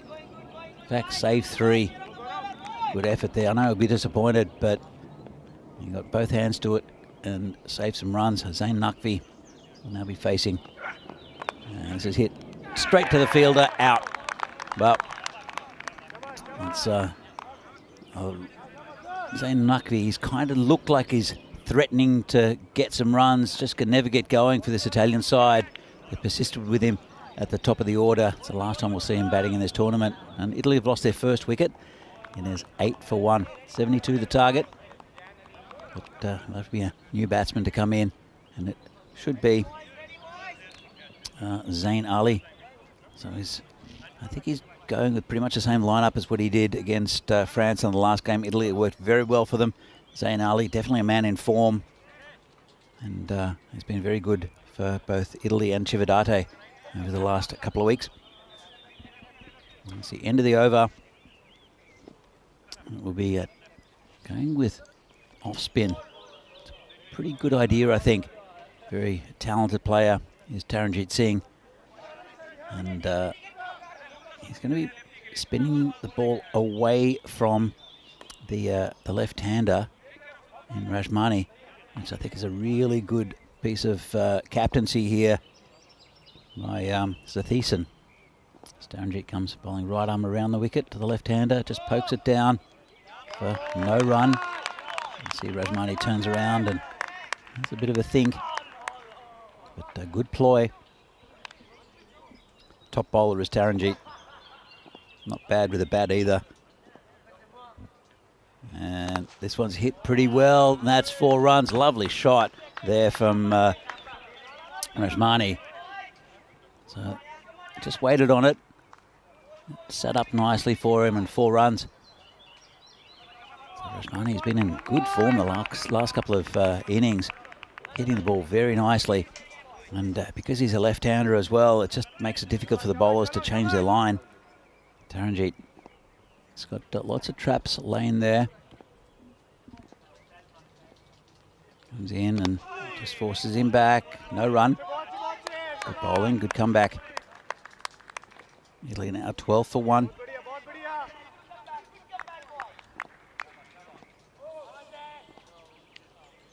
Taran comes in again.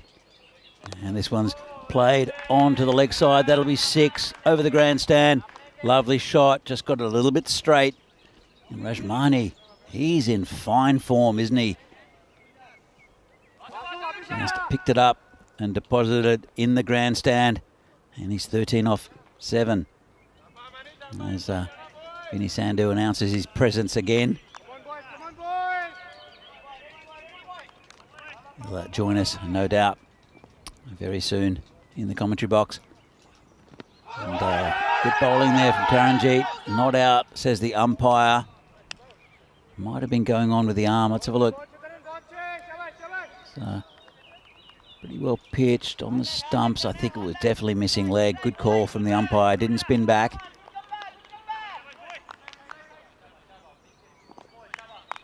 It's a good contest between these two. Taranjit pulls again to Rajmani, who hits this a long way into the grandstand again. Well, that's another win for Rajmani. And the idea from the skipper of bowling Taranjit, getting the ball spinning away from this very talented all-rounder, has not paid dividends. Let's have a look at the table. Italy on top at the moment. Will cement their place at the top with a win here against Romania if they get there. France have won one game. They've got another game this afternoon against Romania, who they beat early on in the day. And Rajmani's raced to 19 off 9. It's a bright power play. 24 for the loss of 1 wicket. And Vinny, interesting start. Yeah, interesting start. Need to shut things down here, don't they? Mishra coming back on for a second over. He was the man that came up with the wicket in the first over. Sisani taking the catch to get Naqvi, who can't really get a wriggle on this series, can he? I mean, the thing with Naqvi, though, is he's not going to waste a lot of balls as he's at the top. So if he gets out, that's the way it goes. He hit 1 boundary in the 3 balls he faced. He'd have to be disappointed, though, because he's threatened to go on with a start. He's hit the ball pretty cleanly and then just got out. And it's it's been a pretty, like throughout this tournament, it's been very similar every innings. Never really got going.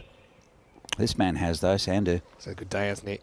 That's what good players do. A little bit disappointed with his performance yesterday. Just a bit. I mean, it wasn't a shocker, but he's better than he showed yesterday. And he's been throwing himself around the field. I mean, to create a run out of nothing with a fantastic diving boundary stop. And then, obviously, he's bowled pretty well. So that slower ball going now. And having a left-hand, right-hand combination at the top, I really like it. And especially because Rajamani's a guy that can hit boundaries on the offside as well. Yeah, they don't have too many left-handers. I think Kasala's a left-handed batsman as well. Yeah. But there's a bit of difference between Rajmani and Kasala. And it's one counter to, left arm spin, which we see a lot of. A lot of success with left arm spinners. When you have left-handed batters you can throw in there, it's just a better matchup. Yeah. So yeah, I think you see good teams really making an effort. I mean, sometimes your lot's your lot. You can't really teach people to bat the other way around, can you? But I think that it's good to have those options, left-hand, right-hand options. And you can be a bit situational about when you send people in. So, for example, I think France would have loved, and I know they have Zayn Ahmed, but they would have loved even more left-handers to be able to throw in there when they were struggling to deal with the Italian left-arm spin attack. We have seen a lot more left-handed batsmen coming in. And there's a reason for that, and I'll come back to that in a moment. Something in the water, maybe? Not quite. Look, it depends which your dominant hand is, and as a kid, you're instructed that your dominant hand should be your bottom hand because you can get the power out of it. Yeah. But Adam Gilchrist is one who's right-handed but actually bats left-handed. Sean Marsh. Sean Marsh, but Sachin Tendulkar is a left-hander who bats right-handed. He's pretty good. I think it's one of those things. I mean, both hands are quite important in batting. Probably 20 years ago, they'd say, your top hand is the most important as far as it helps you get power but keep the ball on the ground. But I guess the game's changed now, and bottom-handed strongness is thought of as a positive. As we get to the end of the third over, the score is 28 for 1. I don't subscribe to the fact that people are necessarily naturally one way or the other. It's just what, and it's not necessarily related to what your dominant hand is. This is my point. I mean, if you taught people to bat both ways, and it was kind of a rule that you had to say bat left-handed one over and right-handed the next over, and everyone learned that way, you'd be about the same at both. I think it's a bit like tennis, how you play a forehand and a backhand. But it is strange because kids tend to naturally go one way or the other, but it normally comes down to maybe who they're imitating, for example. It's not that they were biologically programmed to be that. Just an opinion. It's a hard one to you pick up down. You pick up a bat if you're right-handed, left-handed, and it used to be that's how you were taught. But now, looking at kids in the Czech Republic, it's a little bit of a different story because a lot of them have played games like. Actually, we'll come back to that in a moment. Here's Coley into the fourth over. You go ahead. Yeah, so a lot of them play a game called floorball, which is like ice hockey, but in a gym. It's super skillful. I know floorball. Floorball is basically ice hockey without the ice. Exactly. It's super skillful as well. Until you think, it's just like normal hockey, which is a lot of running and good stick work and things. But it's a smaller area, but the stick work is incredible. Yeah. So anyway, it's big in Scandinavia as well. Yeah, it is. I think it started in Sweden. They shoot a lot of floorball. Yeah, they shot the World Championships. It's a really good sport. But anyway, as the Latvians say that floorball's their thing as well. I think it started in Sweden. But when they play, and same as hockey, you'll see that the dominant hand is the top hand. Yeah. And so kids in the Czech Republic who have played floorball naturally pick up the bat with their dominant hand being the top hand. Makes sense. Hurling's another one in Ireland where they have that kind of cross grip, if you like. That's right-handed. This is an edge which is flying away, and the teenager does really well. He's a good fielder, isn't he? That's Luca Petri, just turned 16, native Romanian young talent. Does really well to skip around the boundary and stop this from going for 4. Hurling's a violent sport, isn't it? It's airborne hockey with an axe. I love hurling. It's like hockey and rugby all combined in one. But with a weapon. And golf. It's a really good point you make as far as the crossover from the sports and just what's natural. Give you an example. It's an interesting one. I think he's hit the ground. So I have twin younger brothers, and you think about, what's natural and what's not. Now, when I was to roll a football at them when they were young, one of them would always kick it back right-footed, and one would always kick it back left-footed. And I didn't teach them anything. I rolled it straight at them, and one would always be kick right-footed, one would kick left-footed. And the left-footed one turned out to be left-handed, as far as the hand that he writes with. Yeah. This is up and in the air. Taranjit Singh will keep it to 1. But as far as cricket, because I'm right-handed, I taught them cricket right-handed. They both bat right-handed. Yeah. They both throw right-handed because I think, for me, I guess I taught them to bat. I said, this is how you stand. They were 8 years younger than me, my twin younger brothers. Yeah. And so, that's why I find it interesting. But when I didn't really give them the direction, one was naturally inclined to be left side dominant, so kicking left-footed. He still kicks left-footed as preferred foot. And he writes left-footed. This is a nice glance from Zain Ali. He's just got a lot of power. Even though he hasn't gotten going yet, he can make this total look pretty small pretty quickly. And that's the end of the 4th over, 35 for 1. If I did have a criticism about Manmeet Kohli's bowling in this series, is he's been a little bit too leg stumpish. And that time he pays the penalty. Agreed. Going back to that used to be in schools probably earlier than when I was growing up as well. Around Rob Kemming's time, if you were left-handed, if you pick up a pen left-handed, the teacher would come along with a rule and smack you on the hand. Yeah, that's true. Can't do that nowadays because you get arrested. Well, Ian Chappell, he says that left-handers should be shot at birth, which I think is quite extreme. But interesting. And some sports, so field hockey, traditionally, and the rules have loosened up in the last couple of decades, but you have to play it right-handed because you can't use the backside of the stick. Polo as well? Yeah. Not that. Oh, this is over the top, and it's going to go down to the boundary for 4. Yeah, polo as well. You have to play right-handed because otherwise you play smash 'em up derbies. Are there any left-footed horses? Could be. I don't know. It's a super interesting thing because I genuinely think. So back when I was working as a croupier, so dealing with chips and stuff like that, you have to learn both hands, and you learn at the same time both hands. Okay, you might be slightly better with your dominant hand, so I was slightly better with my right hand. But batting with this is hit a long way. That's a Rajmani special, and that's into the potato field. Maximo. That's his sign. He's had a few issues last couple of times that he has been bowling, and Rajmani steps. And he's well bounced. Absolutely catapults that ball into the potato field. So what do you mean by, dealing both hands? Dealing, yeah. So why? So dealing with your chips. And it's to do with what the camera can see. So if you're passing out something on your left, you show it with one hand, you pass it out with the other. If someone's on your right, you cut it out with one hand, you measure it, and you pass it out the other hand. Cool. Well, he could be gone here. He should have been gone. There was a deflection. It was off the pad, I think.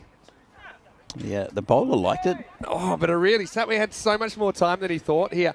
I think the batter was nervous about being given out, even though my suspicion was it was off the pad, unless it was straight off the pad. Yeah. And you see, it's one of those, it's a run to distract the umpire, but it was a suicidal mission. In the end, they'll get a leg by. And Satwick has just had a few confusing situations go against him. That's one of them. Well, Rajmani's had a bit of a history of running people out. He ran out Zain Naqvi yesterday. Wow. Rajmani, it would have been egg on the face moment, but he survives. Isn't that weird? In the same game, but the two different halves, you've got Rajmani and Satwick involved in a bizarre moment. And Satwick could have just run in and taken the bails because Rajmani had wandered way too far out of his crease. Yeah, indeed. The irony with those is the theory between why batters run there is to show the umpire they're not too concerned about the appeal. Sure. But it actually, to me, it's a dead giveaway that they are concerned about the appeal, that they're taking off for a run when the ball literally got caught by the wicketkeeper. Yeah, somehow they get away with it. That's ECN for you. End of 5, and the score is 49 for 1. Only just a couple of minutes. Oh, actually, just to have one more ball. Scorers have been very quick today. They haven't logged that single yet, but let's go to the last ball of the 5th. Italy haven't lost one wicket. Going a pretty good run rate. And this will be in the air. It should be caught. Oh, I don't know. Yeah, it is caught. It's nicely taken because that hung up a long time. I thought, no, that is the short boundary. It's Ali Hussain that takes the catch. I thought it might just keep carrying. We know that balls tend to go a bit further off the bat of Zain Ali, But this is a very, very good catch. I mean, this doesn't really do it justice because that was miles in the air. He's also looking straight into the sun there. Ali Hussain, it's the end of the 5th over, and the score is 48 for 2. And Design Ali for 7. Didn't really have the greatest finish to his series with the bat, but he has had a pretty good series. Let's have a look at the ECC groups because we have 31 countries taking part, the biggest ever. The first time we did the ECC in 2021, there were 15 teams. Last year, there were 21. This year, 31 countries will be competing in the tournament that we like to call the Euros of cricket. And the Netherlands 11 will be defending champions, and they'll go straight through to Championship Week. We saw the Netherlands 11 playing against Portugal and Gibraltar in the previous ECI. That was about 4 weeks ago. That was a really good series as well. And Netherlands, again, a bit like some of the teams here having to play in foreign conditions by definition, but also as far as the state of the pitch and the outfield, things like that. Netherlands 11, it was a bit like playing on the moon for them when they went to the Santarém cricket ground, where it was a super fast outfield. It's kind of upside down fishbowl. Everything's downhill to the boundary, and it's so quick. It's ridiculously quick. But they adapted really well. Again, I like the attitude of them. They didn't sit and complain about the conditions. They got on with it, and they were willing to kind of put their body on the line, and it's good competition for places there as well. Ali Hussain's going to come on now over number 6.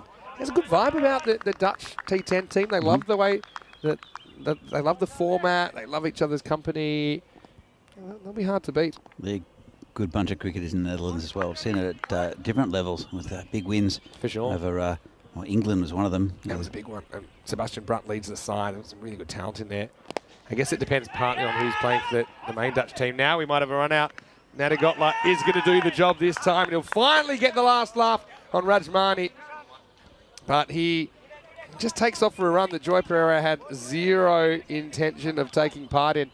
I've got to say, it might be a bit naughty from Joy because it's really Rajmani's call.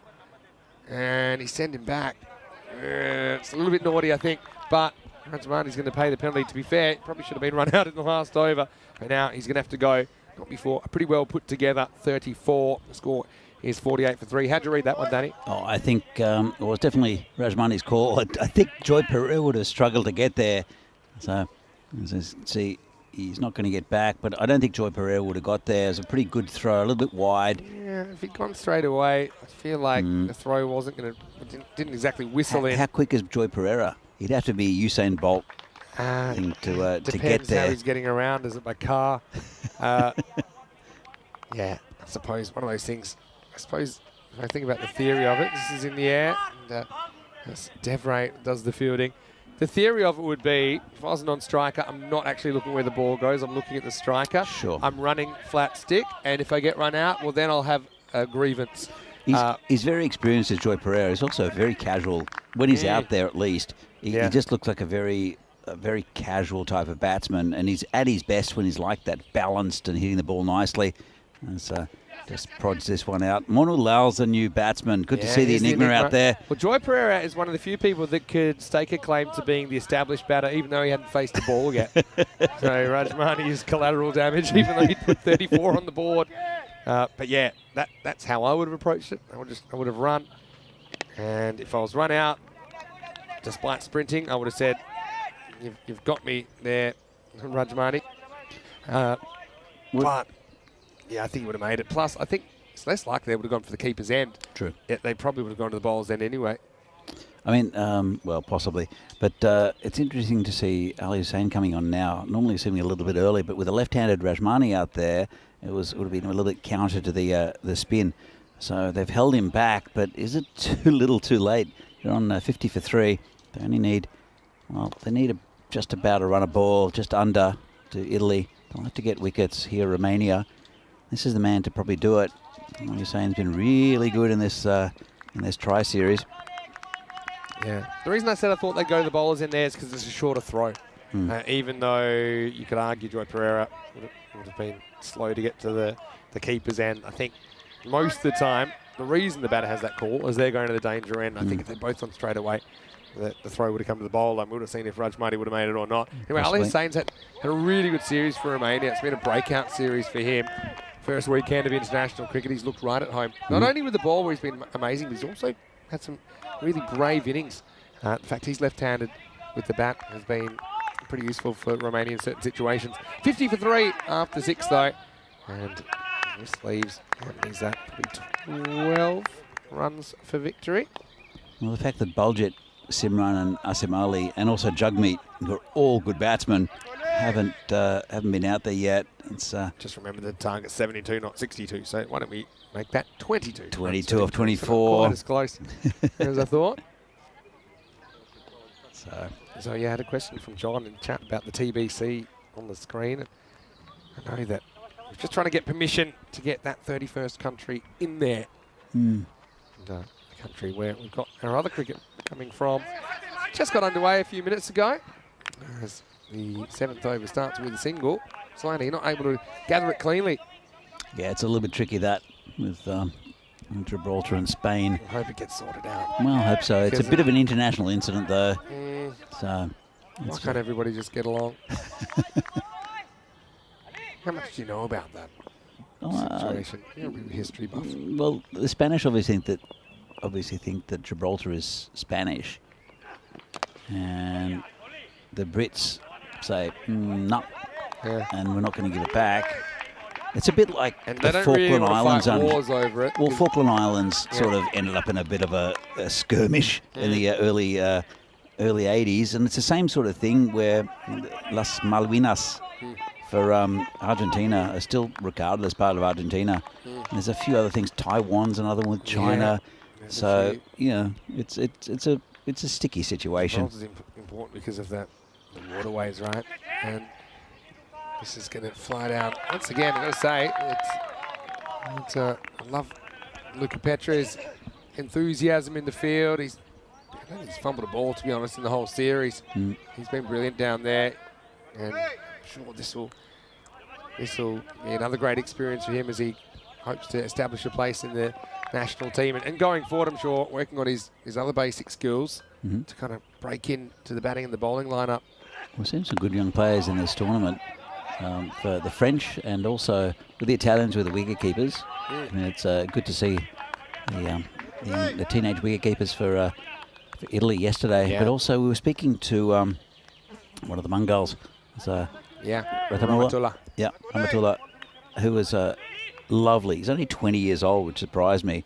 But they're a young side of France, and they're full of energy, and you can just see it. It's infectious. We'll see him again in the final game here. He's unfortunately got a groin injury, so he won't be playing that game.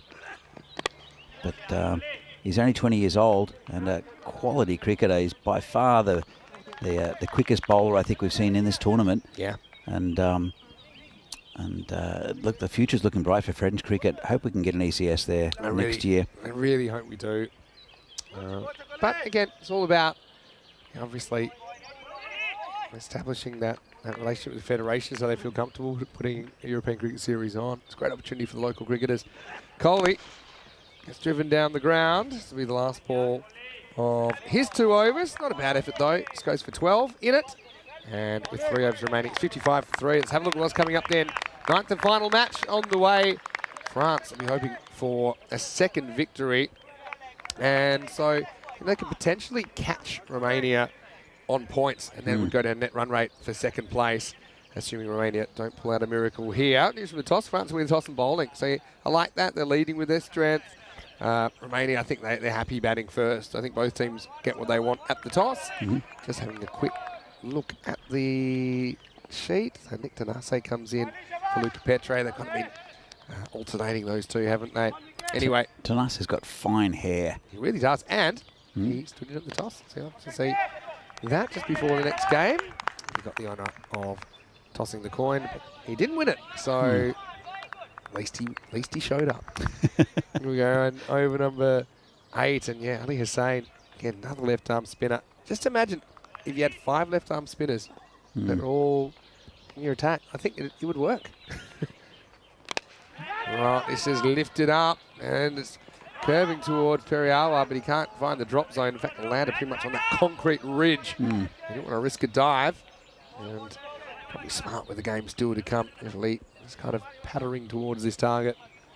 Yeah, I mean, they just need to run a ball at the moment. Got a lot of good batting to come. It's Mono Lal, the enigma we're facing. Yeah, he'd love to. Hussain. To be there at the end, wouldn't he? Misses out on this one. No, he's been a really good bowler, I think, Al-Hussein for Romania. He's only got, well, 3's taken from his 1.5 overs so far, so you can see how tight he bowls. He's bowling to the Enigma. This one's down leg side, whipped around the corner, players out there, drops it, and gets a life, does the Enigma. They'll come back for 2. They'll get there. So yeah, creeping up. Enigma. I'm calling the Enigma for a reason. He's unpredictable. And yeah, Society. 9 times out of 10, I think he snaffles that. Yeah, indeed. But Romania, they've got another game after this against France. And I think they'll go down to Italy here. Still enough time, a couple of overs after this. Things could change. Not calling it yet, Vinny. I've done that once in the tournament. I'll call earlier. it. Italy cannot mess this up. Let me just calculate. 6 for 1. We lose that. It'll be we saw 60 for 9. We saw it. It's not the French that are out there, though. Yeah, that's true. It is true. I'm trying to think. I have seen a game lost from this position. It was in Sweden. The team lost 8 for 4. Cruising, actually 2 out with about the same. The equation was 12 off 18. The captain got out, and from there it got pretty bad. The 10th over, they still needed 7. And it went wicket, wicket, wicket, wicket. So bowler takes 4 and 4. The 5th ball of the over, it was 1 plus run out. And yeah, so essentially 5 wickets in 5 balls. And now they're just going just enough. Okay, having said that, look, you still need to get them. With 2 overs to go, Romania have pushed it. 11 off 12 still required. You need an amazing 9th over. And what better time for Vasu Saini to maybe come back and redeem himself after his last over. Went a little bit off script against France this morning. So, yeah, you need someone to somehow come up with some dot balls here. If they can get 3 or 4 in this over, maybe Romania back in the contest. It's a big if, I think, Vinny. But you never know. And it's just a measured run chase, isn't it, from Italy after the left-hander, Rajmani, was dismissed. It's been a bit slow going, but still getting towards a total. All right. Let's see what the Enigma can do. I'm trying to launch one. Bit of a straight pull. If you score a fair ball, you can't lose. That's what I said. Only dot balls can get Italy into trouble. I did Wayne. I see you in the chat as well. And yeah, a bit of left-hand, right-hand chat. Wayne, how do you feel about the Tasmanian AFL team? I don't think we've talked about that with you yet. And love this comment. This is it straight. We were talking about disputed territories or you know, conflicting claims on territories. He's saying Tasmania's one, but it's the opposite because Australia's trying to get rid of it. They've pushed it away from the mainland over 12,000 years. So that's good, isn't it? Yep. They were successful with New Zealand Have you to been to separate Tasmania? them. Not yet. I would love once. to. Yeah, it's actually beautiful. Yeah. New Zealandish weather is how I'd put it. I was only there Is for that a short good thing? time. Yeah, it's a good thing. I mean, it's a bit milder. But yeah, some beautiful places to go around there. We have Simon, one of the ECS crews, he's from New Zealand, and trying to give me all this banter between New Zealand and Australia, jokes and things, and we just don't care, do we, Vinny? Not really. 9 of 9. I brought it back to run a ball. Oh, that's one way to get your backing up done. Make it hit the batter. So 8 off 8 now. Yeah, that's the thing. And the other thing, not being from really a rugby state, you know, Australia, they're kind of one way or the other. New Zealand are always trying to give me grief if they've beaten us in the rugby union. They've got a pretty poor AFL team, though. Yeah, you know, and I'm like, yeah, couldn't really tell you too much about that. Wrong side of the country, buddy. Anyway, 8 off 8. Vasu gets hit. It's hit into the gap, and this is half the runs they need. And Pereira, I mean, you've got to be pretty close to MVP. If you went on the batting side of things, maybe it'll go to a left-arm spinner. I guess the decision will have to be made. But there's with these ECI events, it's hard picking the MVP because there's a lot of players that are rotating through the key positions. So Look, it was almost impossible in the last ECI. To me, at the moment, Jugmeat is taken 5 for 3 against France, and he's been good every game. Yeah, I think he's nose in front I think, for me.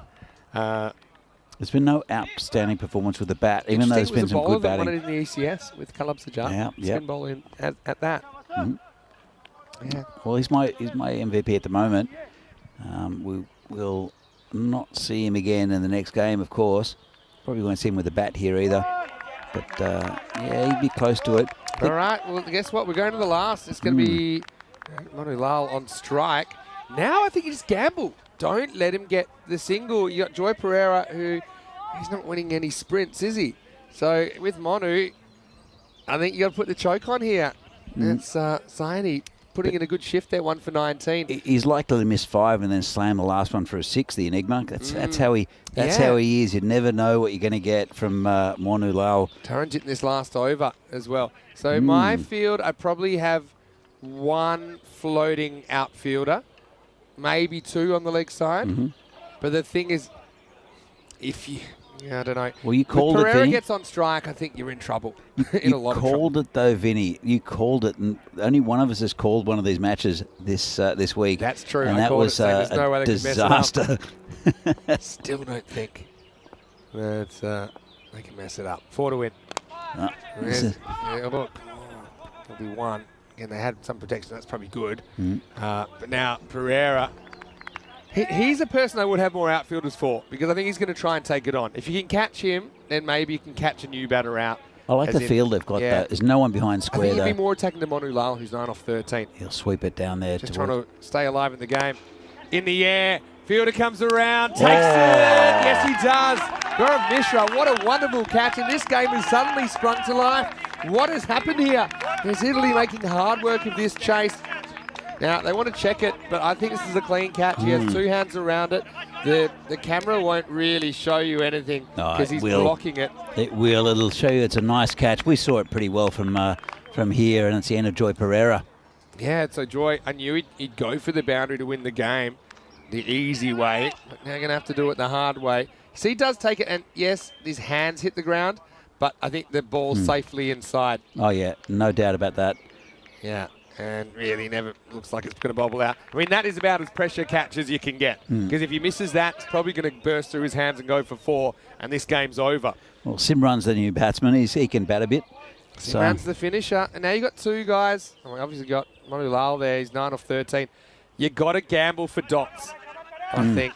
You know, you don't have to over-gamble, though, anymore, because what is that, 3 or 4? Can't win a game. Let's get 1 or 2 dot balls here. They've got the short mid-wicket in. Simran will look at the field. And outfield. He can hit straight. He can hit behind. Anything down leg side is going to be a problem. This is slam through the covers. Well, cue the finisher, and that'll do it. As Simran comes out, and it's a powerful and really correct cricket shot that finishes this match. So, look, credit to Romania. They push Italy all the way to the last again. And Italy get their revenge for last night. Final score, Italy 73 off 9.3, defeating Romania 71. Yeah, it's been pretty workmanlike from Italy in these 2 games against France and Romania. And it's kind of like job done, I think, for them after that shock loss yesterday. We'll see here. This is what's coming up. Yeah, so, I mean, potentially France could catch Romania in 2nd place, and France would feel a little bit better about themselves. Romania will feel terrible if that happens, because I think they'll feel that they've been the 2nd best team here this weekend. Those 2 teams have split their 2 matches so far, so it's kind of nice to get to play each other in match 9, starting in about 25 minutes to see which team will be the best of the rest here at this ECN. That was a nice catch taken early on, but yeah, Italy, they seem to be cruising, but they hit a bit of a roadblock, didn't they? It's really, Rajmani, his innings while he was there looked like they were going to do it with time to spare. Yeah, indeed. Rajmani has been really good. He's definitely my man of the match for this game. He bowled well as well, but really took it to the Romanian bowlers. And when he lost his wicket, it was caught on the boundary. Nice catch there. And but Rajmani, the left-hander, this was the one where just left him stranded. It did Joy Pereira. Probably not a run in it. It was his call. Yeah, and yeah, Joy probably wasn't his best innings, but I mean, did pretty much enough to keep him on target. He went to that brilliant catch by Gaurav Mishra. That's a real pressure catch.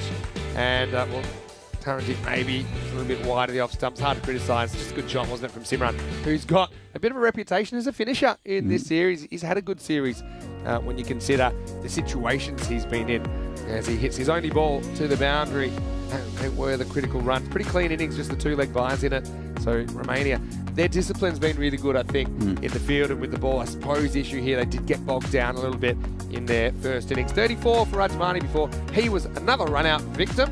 Joe Pereira with a dozen. Manu Lal, 9 not out, but he couldn't really get going. Simran, like I said, he finished things off. 1 for 11. Mishra's had a pretty good day, hasn't he? Also took a brilliant catch. Wickets for Saini and Taranjit Singh as well. Credit to Kohli and Hussain for keeping things tight and keeping that game going. Went all the way to the last, but Romania can't get any points so far on day 2. They've got one more chance when they take on France in match number 9. That match is coming up in 25 minutes' time.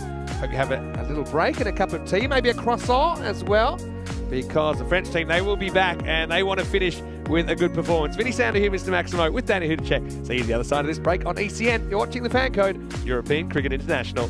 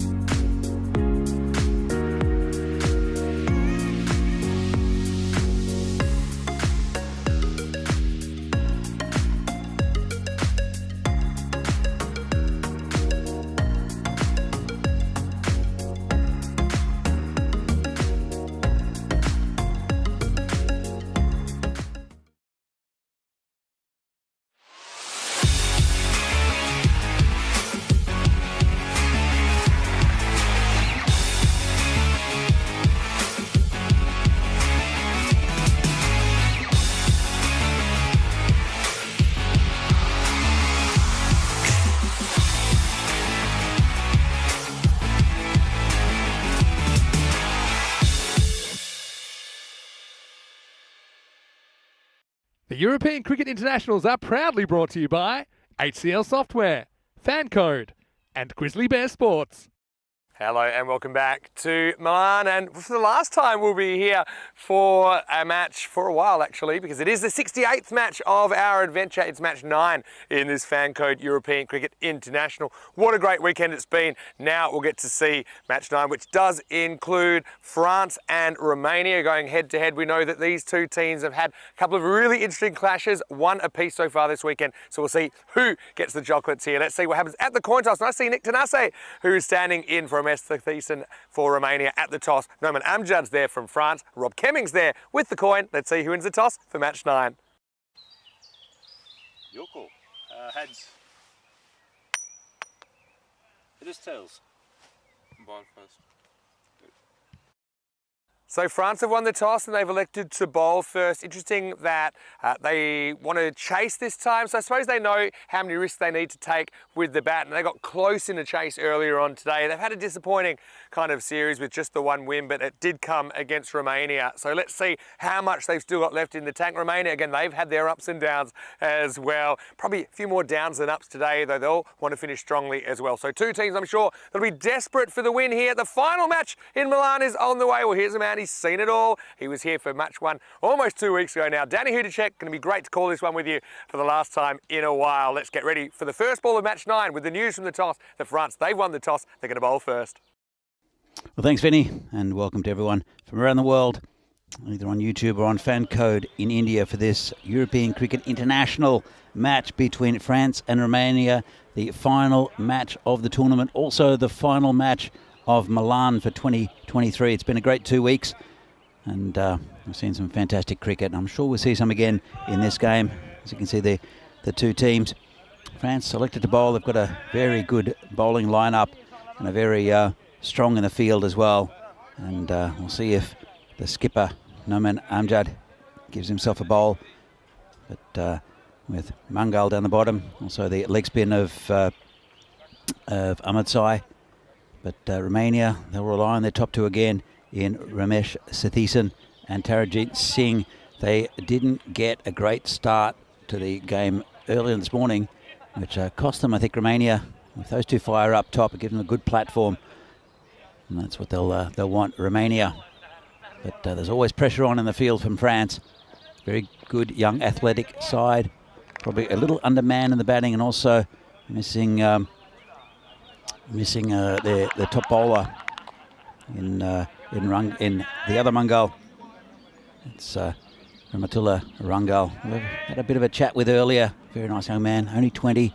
There's a bright future for this French side.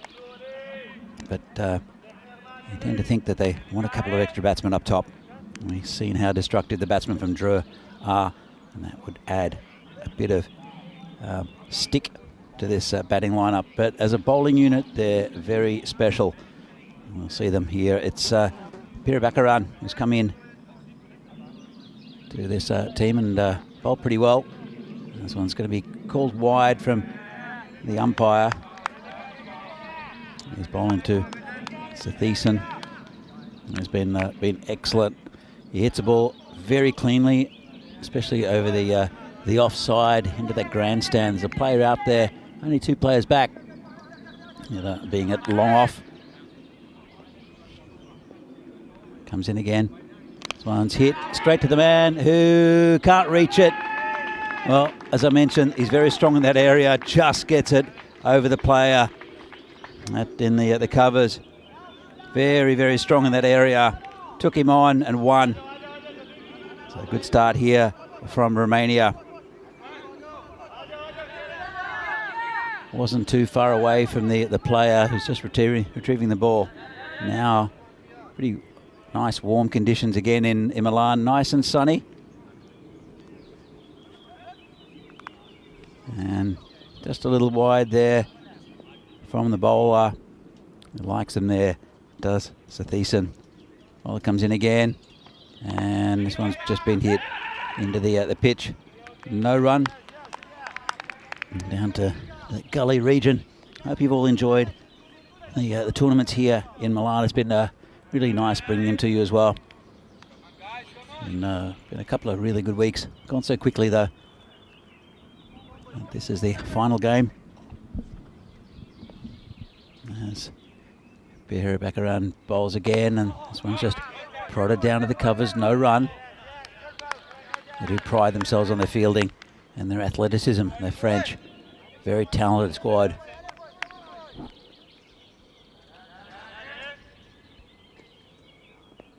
Bowler comes in again. Bowling to the skipper for Romania.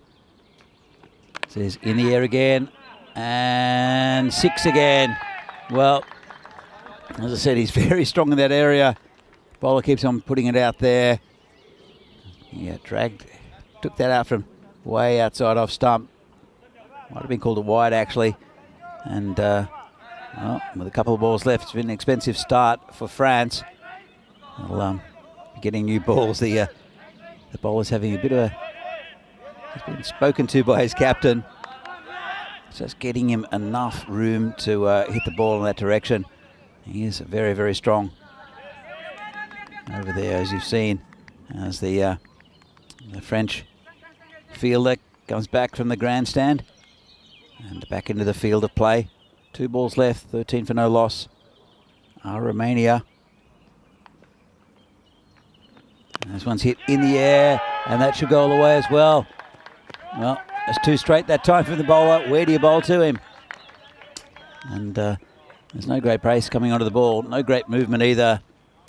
Just hit the ball nicely through the line. That's another 6 runs. Great start for the Romanians. So I told you they're a really good fielding side, the French, but they can't field them when they're not hitting the surface. And this is in the air. Could be caught. Keeper calls for it. Action Jackson takes the catch. Well, he gets his man finally. It's cost him 19 runs. But Sathisen is gone. And that's one of the big pair up top. Out for Italy. Now 19 for 1. Well, how much is a wicket worth? We'll find out a little bit later. Vinny, is it worth 19 runs? I'm going to say no. And one of the reasons is that Romania bat pretty deep. If you told me, if you flipped the script and the teams were swapped around, I would say it probably would be worth 19 to get rid of the French openers.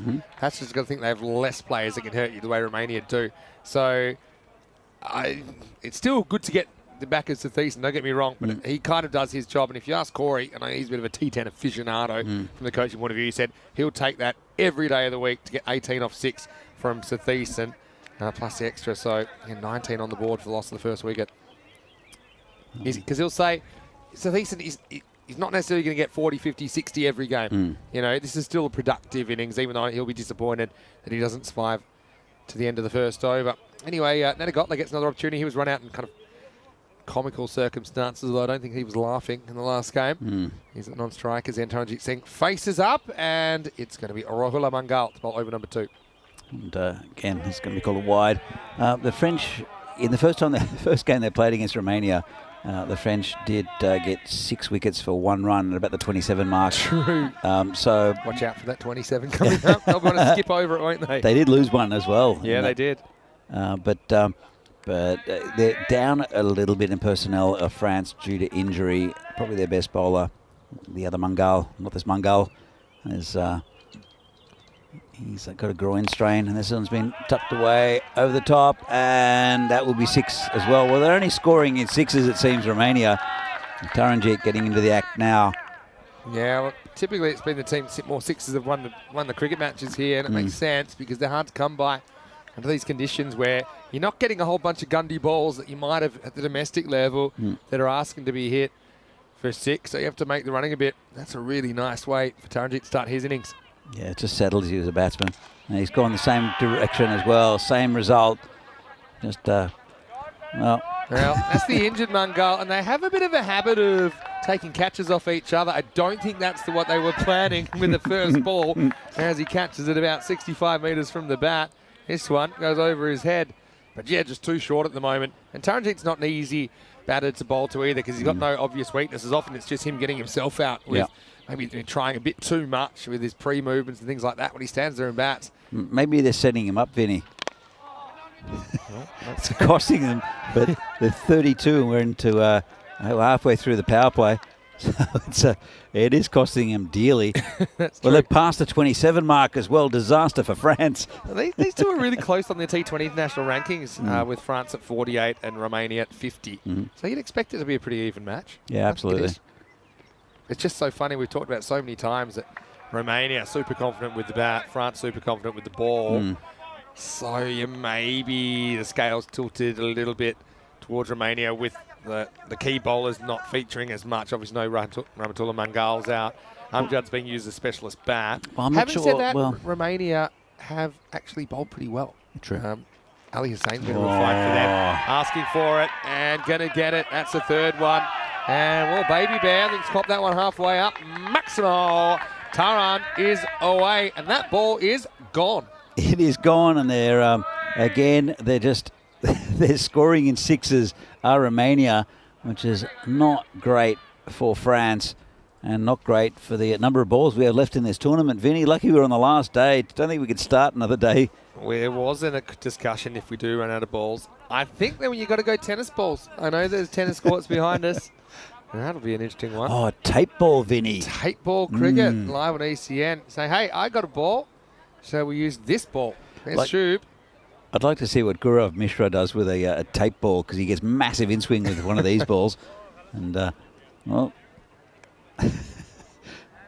Well, what's the situation here? Do we have a ball shortage? We've got one. The potato. Let's be careful with it. We should get the potato farmer just to pluck his field. Well, Because they finished their games. I know that just waiting to receive the trophies, the brick, etc. The blue brick. The blue brick. I'd say get him out there looking for the balls. This one seems a bit wide, and watches that go by, but another run to the total. Well, it's only wides and sixes. It sounds like a British sitcom, but it's not. And horses reference. I like it. So Mangal, it's been expensive.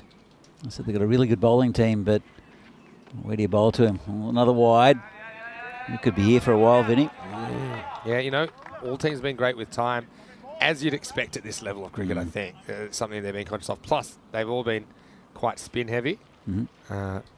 So we haven't had those issues. But yeah, if you bowl a lot of wides, then you can get into trouble. Only one spinner for France, though. He's a pretty good one, though, in Dawood Amatzai. As Mangal comes in again, and this one is gone. Talking about Amatzai, there he is. And that's the end of Taranjeet. Well, again, 18 off 4. Is that worth? Well, you'd rather make Taranjeet get 18 off 4 than 18 off 18. You know what I mean? It just leaves so many more deliveries for their long batting lineup. And, well, the muscle man is away. It's Mr. Universe comes up with the catch. I think that one might stick. Mr. Universe, because he has been pumping the iron. And now Taran will be disappointed that he's dismissed in that fashion. But, like I said, it's a productive innings. I know he's disappointed he can't bat longer, but he leaves his team in pretty good shape. They've got the jump here, 41 for 2 in the second. Yeah, look, it's a great start for Romania. They have lost their big 2, though.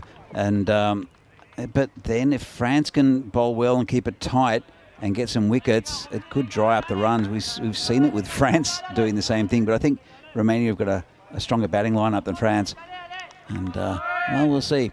We'll see. And it's going to be another good batsman, then Vasu Saini coming out. Interesting. I mean, one thing we haven't seen is Raj Shaker as high as I think I would have liked to have seen him. But Raj Shaker is a genuine 6-hitter, and I'd just like to see him come in maybe with the power play still in effect. Well, I think he top scored for them in the first game, didn't he, against France? Yeah, we pulled him out of the mess they were in. That was the 6-for-1 collapse game. Last ball, the second over here. And a wide, continuing the trend. Saying please don't, but that definitely got a bit of the line. Has there been anything but a 6 or a wide in this innings? There might have been a single. The first couple of overs, because I don't remember any singles, and both batters are out for 18, which were 3 sixes, right? So maybe I'll wait for this ball, which could spoil the trend. But, there's been wickets as well. Yeah, I know. But I don't think we've seen any singles. Dot ball. Yeah, 42 for 2 after 2. So, yeah, these innings has gone wide 6.66 wicket. Wide 6 dot wide 6 wide wicket wide dot. No ones, no twos. This ain't small ball we're playing anymore. Looking at this, you can see Italy running away with the trophy. But France can pull levels Romania, and then depending on the margin, they could potentially take second place. I just think this feels, even if France win and they don't overtake Romania, they'll feel they have won the battle of the 3 matches between these two teams, if you like. It's 1 match apiece. So, yeah, obviously no prize for second in this 3-team tournament. But hey, the team that wins this game will walk away feeling a lot better than the team that doesn't. True. We get ready for Watercooler Surya to come on in over number 3. Yeah, he's been good for them since he's come in. So is this going to be a dot wide or a 6? And it will be a dot. So that's my prediction. Rest of the innings, dot wide or 6. Yeah, I mean, this is probably the longest I've seen without a single of any description. It's crazy. Hello to Tarek as well, who's watching us. It is the last game of the day here. So, Tarek, I know you love random questions. If you want to throw a random question in or two, you're more than welcome. It's actually our last game in Milan because we'll be moving over to Austria tomorrow. I'll be travelling tomorrow, but I'll be there for the start of day 2. No ball called. So it's a bit of an issue earlier for him, wasn't it? Just overstriding, and that's going to create a free hit. And, yeah, had nothing behind the line when he lands with that front foot. Yeah, and it was a single as well. So there we go. Nadagotla bucking the trend and bring Saini on strike. But, that's a fantastic start for Romania, even though those big 2 were out. Still within the power play, and they're 44 for 2, going at 20 and over. Yeah, it's a crazy run rate. I haven't seen anything like it. Well, it's tucked around the corner. Should get to the boundary, I think, and will. Just a nicely played shot. Didn't try to overhit it. Yeah, so you asked the question. It was a really good question. Is it worth trading kind of 19, 20 runs for a wicket and over? And I think the answer is it's not worth being that expensive because they do still bat all the way down. And in this game, you've got Ali Hussain listed at 10, you've got Kohli listed at 9. Yeah. You've really only got Tanasi there, who's not really a recognised bat. So it's about trusting your teammates. It's not about throwing wickets away, but if you're getting good returns for those risks, then it is worth it. And this is a better ball from Watercooler 3 up in the block hole. Talking about Tanase, I know he's won caps now for Romania in this format. Yeah. Do you think he'll ever be able to wear one? He's got a fine head of hair that no cap will ever fit. It's a very good question. I mean, I would say that if you can get a cap on Toby Britton, if you know him, the left-arm spinner for the Jersey side, Farmers in the ECL. Oh, if you yeah. get a cap around that, you can pretty much get a cap around anything. But, yeah, he has a lustrous head of hair, Nick. Loves his cricket as well. Plays typically in the UK. But, yeah, Romanian through and through. Slow ball. Hit into the covers, just a single.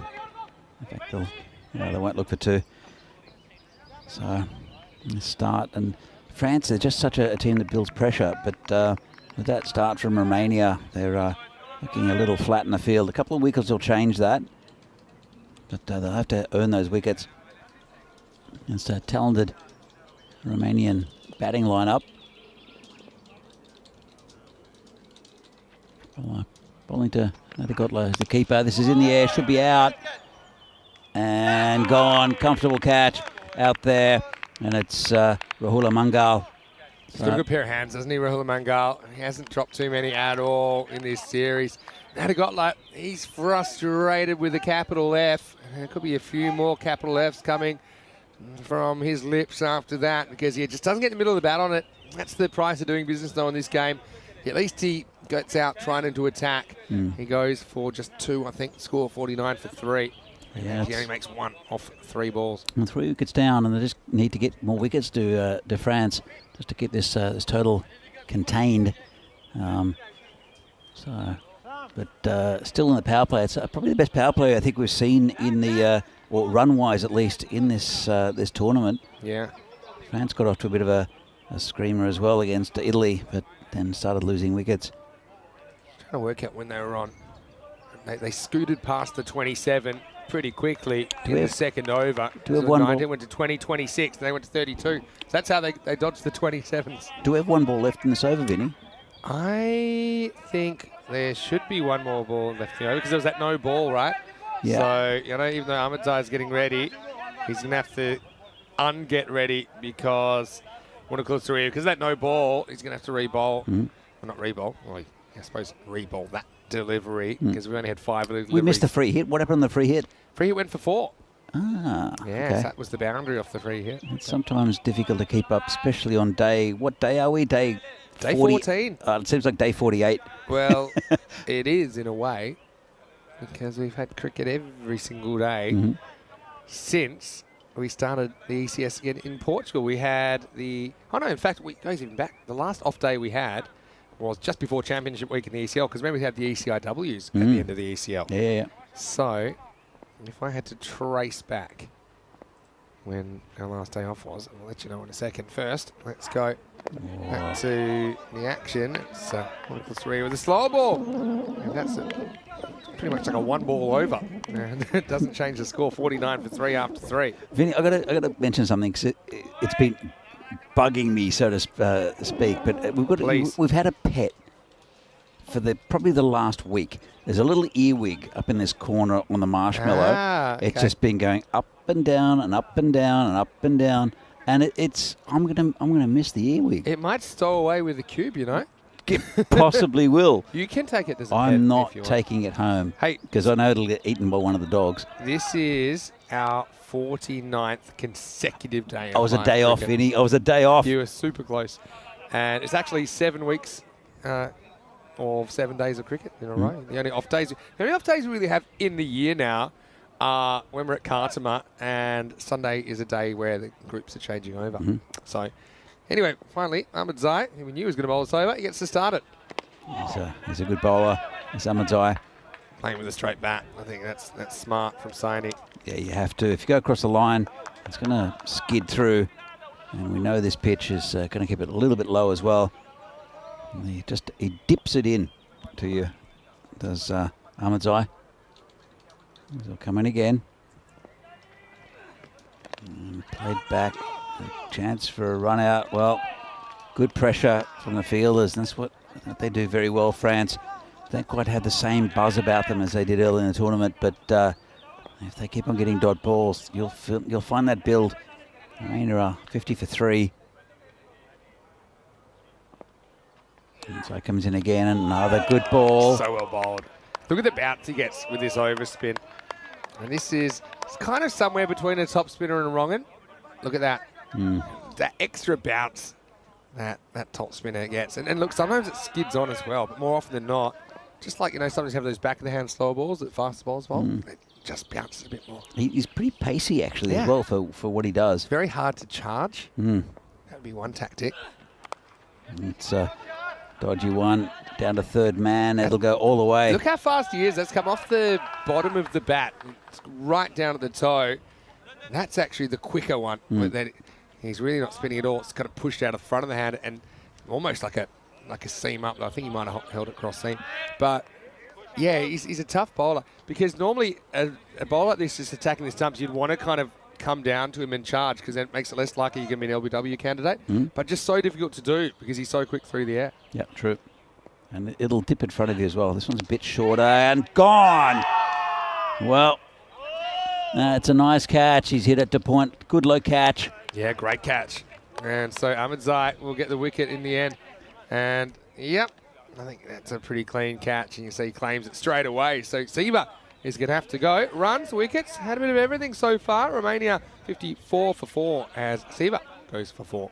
Yeah, they're just eking their way back into this game. France, really good bowling. And tried to get a bit of a bat onto that. Just went straight to the fielder. And they're just such a difficult team to bat against when they start getting a roll on with his wickets. I'm going to go further with the 27 theory, right? Maybe it's 27 or multiples of 27 because 54 is 2 27s. 27, 54, 81. You know how Nelson, 111, it also applies to 222, 333? Yeah. Who was the umpire who used to stand on one leg? David Shepherd. Yeah, it was David Shepherd. Pretty impressive, actually. Here's Ahmed Zayed, new batter, Red Shaker. This one's just been cut off there at point again. No run. Just squeezing it a little bit. And that's a pretty good over there from Ahmed Zayed. Just 5 from it and a wicket. And Romania now 54 for 4 off 4.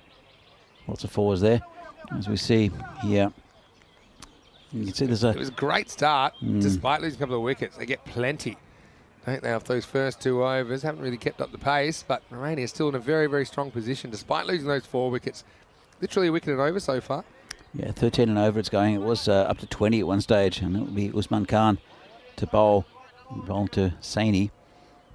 So they don't have many spin options. In fact, they've only got one really, have France, but they've got pretty good variety though. It's a shame. I'm not sure if Amjad's going to bowl. I think he would add to this bowling lineup. As this has been poked down to the gully for no run. It also depends on how the bowlers go that he does bowl. Usman Khan coming in pretty early. I still think he's your 8 and 10 bowler, to be honest, because that change of pace. He's bowled a few more pace on deliveries so far. That's very true. As he comes into bowl again to Saini. And this one was, I don't know what kind of shot that was. Oh, I hope he's all right. It's kind of it's a little deflection, but he swings at it. It's like a kind of standing, ducking hook shot, but where does it get him? Oh, it might have been collarbone. Maybe. Oh, it's a nasty one. He's trying to ramp it into his face, which is probably not good. He sees there's a gap there, so he's basically thinking if there's any length on this, I'm going to try and turn it around that corner, but just surprise him for bounce. And nicely wears it, but credit to him. Cricketers are tough, aren't they? If that was a football game, we'd be rolling around. There'd be all kinds of histrionics, but he just gets on with it. And this one's again, confusion, and they can't seem to get runs now. Romania, it's all tightening up. Vasily likes kind of running on contact, and he likes when he's got his Cluj teammates out there, and they have that understanding. Rajshekhar is one of those, but that time I think he just realised, no, we can't go on this. It's just gone straight at the fielder. Got a nice friendly hop for the fielder as well. This is the pressure I was saying before that the French love. They just, if you look at well, go back to it, I'll tell you in a moment. This has got through the field, and that's 4 runs. Nice shot. Yeah, great shot. Rates on it. And he has cut really well in this series. I think we don't see enough of this shot, to be honest, in ECN cricket, because it's rarely a side of the field which is protected that well, that top left quarter. And bowlers are often bowling out there. So I just think if you can cut, rather than, we see a lot of batters trying to step across, hit straight, or step across and even try and drag it at leg side.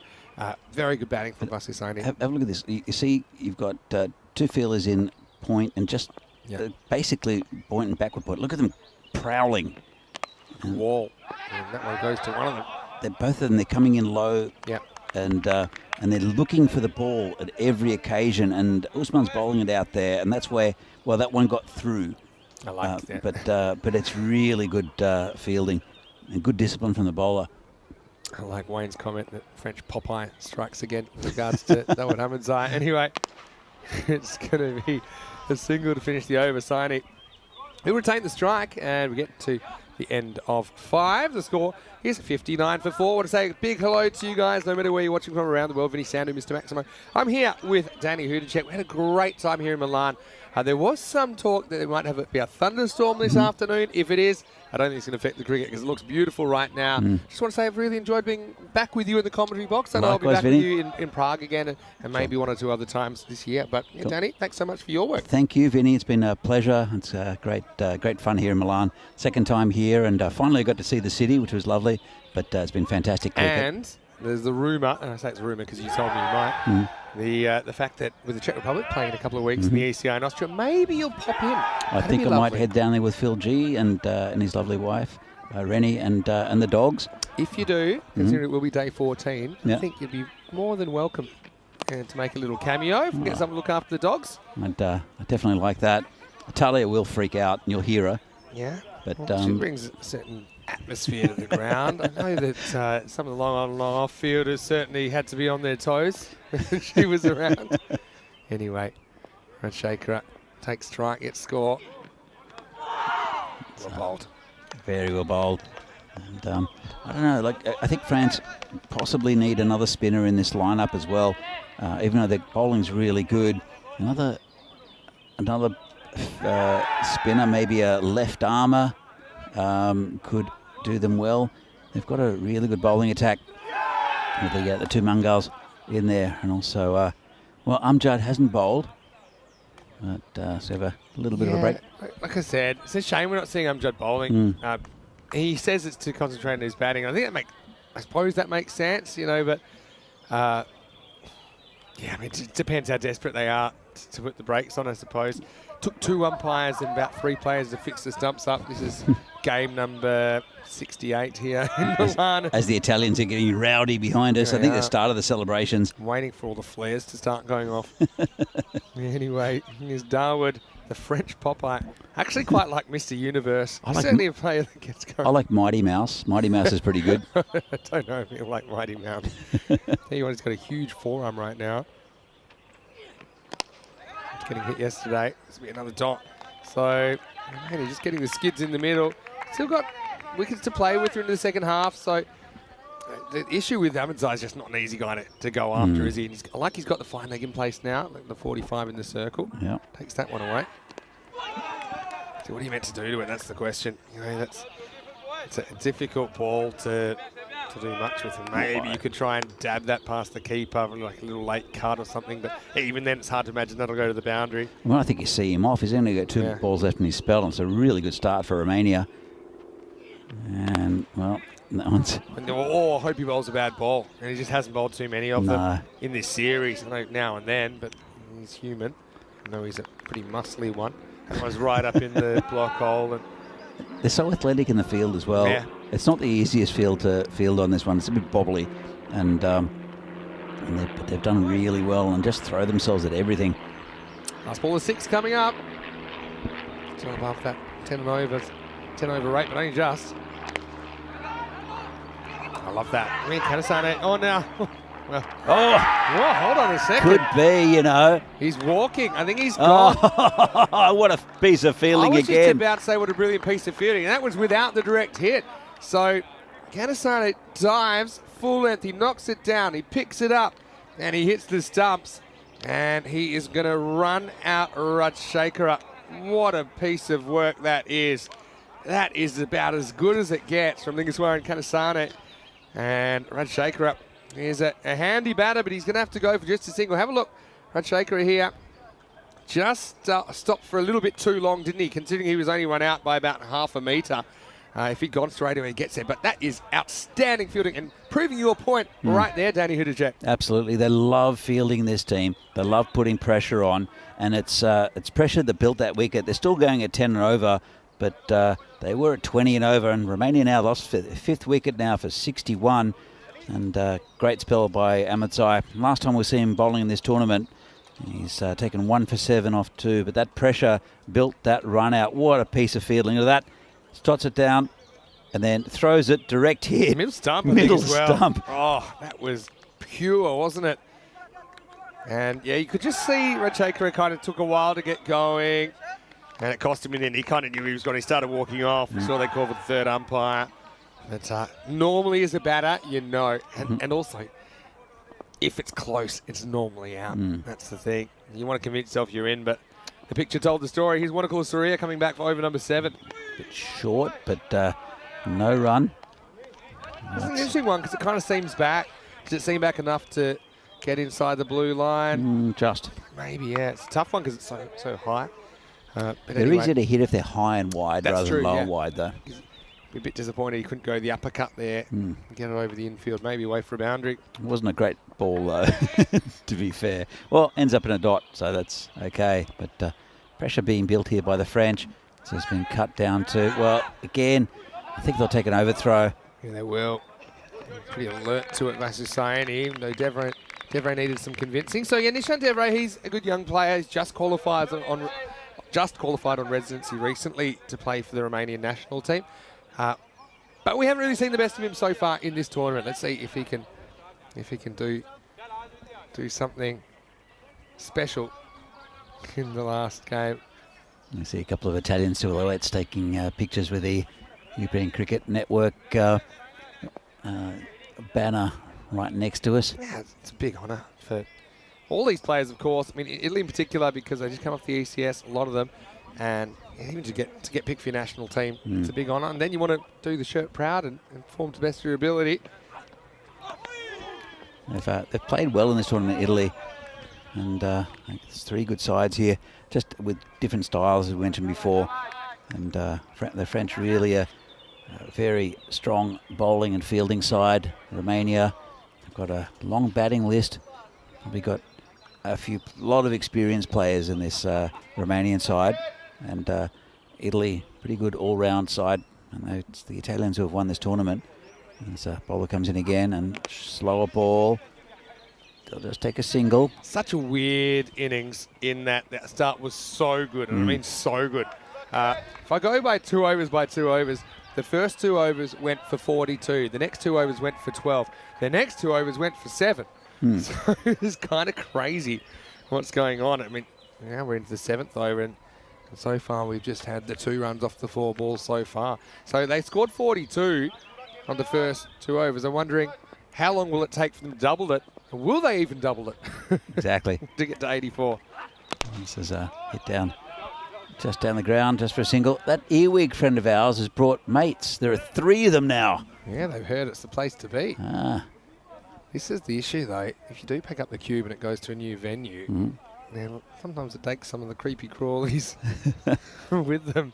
Luckily, what in Australia, because you'd pick up a snake or 2. Yeah, probably. Anyway, come on, Nishant.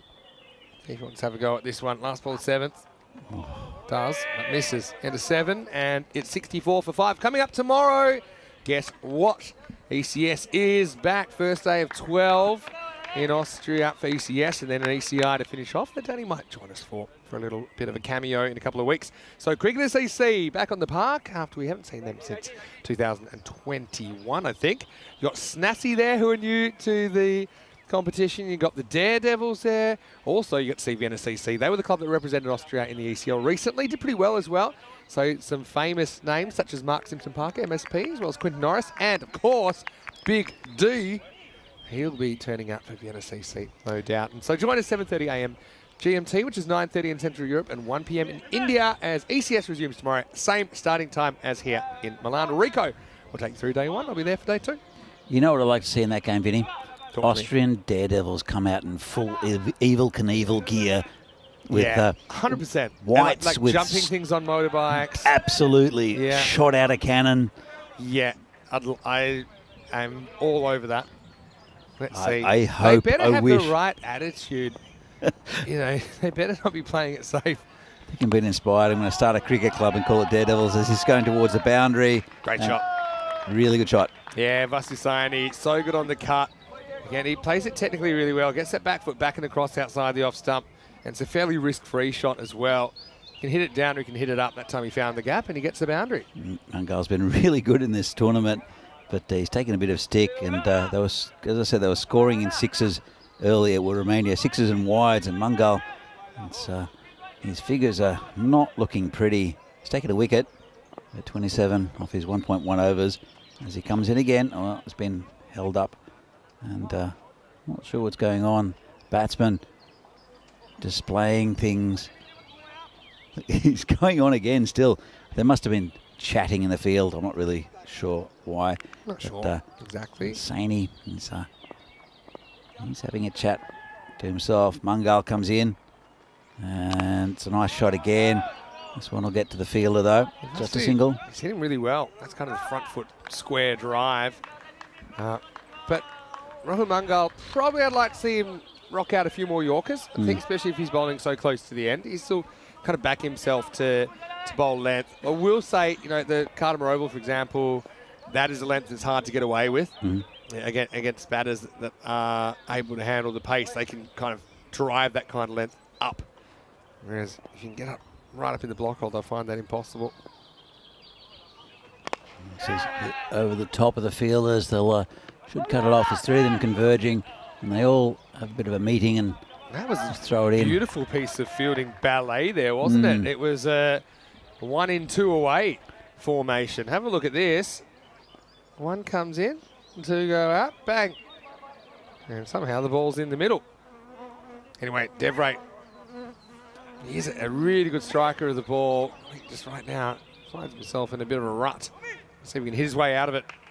Well, it's having the left-hander in is good at this stage. Just mix I think things he has up. to risk his wicket here. I mean, you've got 2.5 overs to go. You've got plenty of batting to come. I know they're 5 down, but okay, needs to start trying to look for the boundary. Yeah, I agree with you, Vinny. As Mungal comes in, it's a bit short and misses it. So he wasn't sure if he was pulling or cutting there. I think he tries to turn into a pull stroke and go to the left of screen last minute. So he's just struggled in that zone, hasn't he? Plus he's going to have a little bit of a chat with him now. They've put an extra man in at point. As, well, they've got that area covered. So I think what he's going to do here, Mungal, is put them outside the left-handers off stump and just a fraction short. Let's have a look what he does. And again, a swing and a miss, but they'll take a bye. Worth taking it on. They might get 2 now. They won't because it's really good backing up. And guess who? Mr. Muscles. Making sure they don't get an extra. But that's also a good running from Saini. You can see Devray struggling. Yeah, this is the thing. She's going to be strategic here with Devray just not looking likely. Probably looking at a tactical switch here, actually, with 2 overs to go. No, that it's not exactly not giving the batter heaps confidence if you pull him. You're hoping you can turn it around, but Well, you did say that earlier in the tournament, in And the it worked. ECS, and well, he didn't give up his wicket, but he smashed it all over the place. Can't remember who it was. Was it Rajmani? let me have a think. Yeah, it might have been, actually. It's a nice shot over the top, and that's 4 runs. Well, Little things matter, hey, because the keeper fumbled that, Action Jackson, and I'm not criticising him, but if he can hold that, then you've got Devray still on strike, who's not hitting too many. Vasu was able to smack that away.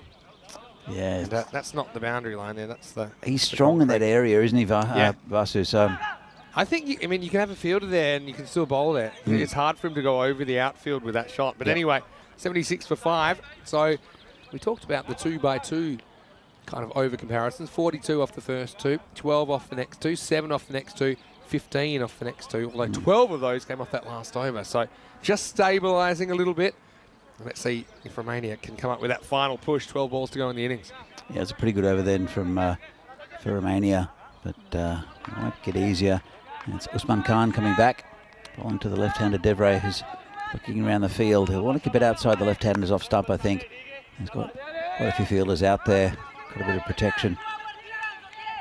But would you want to keep him out there if you were a French bowler?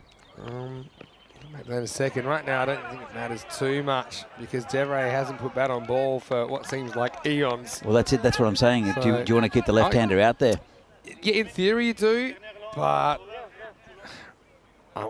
yeah, again, I love Nishant. I've seen him play some really good innings, and so yeah, it's kind of non-tactical reasons you keep him out there because you want him to come good and you want him to feel good about his batting. And if you retire him out, that won't happen.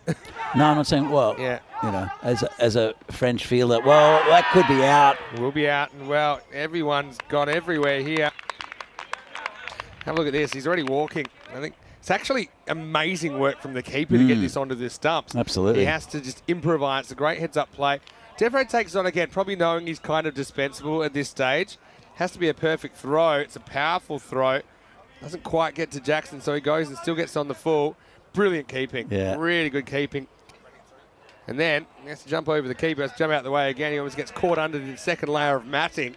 But Devray, he'll be disappointed with how this weekend's gone, but that's the nature of cricket, in particular international cricket. You'll have some days you hit it better than others. I suppose he has to find a way. This is what my coach said to me after I had a really good first day playing for WA. He said, that's fine, Vinny, but my second day wasn't so good. He said, you need to find a way to make runs and be effective, even on the days where you're not really at your best. Yeah, absolutely. And that's the thing there. He didn't really even turn under strike over that innings. So it's a tough series for Nishant, but it's a lot of cricket ahead in Romania, and let's hope that he can get back into some form. Yeah, for sure.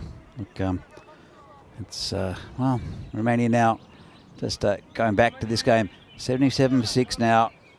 Sachin Tendulkar's a good example of someone that could score hundreds, and I'd be like, I don't even think he's batting that well. Yeah. But Well, that's it. he kept It's about nicking off, and then he scored a 200, and he just didn't play a cover drive because that's the shot he'd been nicking off to. Yeah. And just doing ridiculous things like that. you saw Steve Waugh as well. Steve Waugh took away his hook shot because he was getting out all the time. So, and they're so impulsive, those shots. This is in the air, should be gone. And there's another one. Yeah, so that'll be Coley who's out first ball.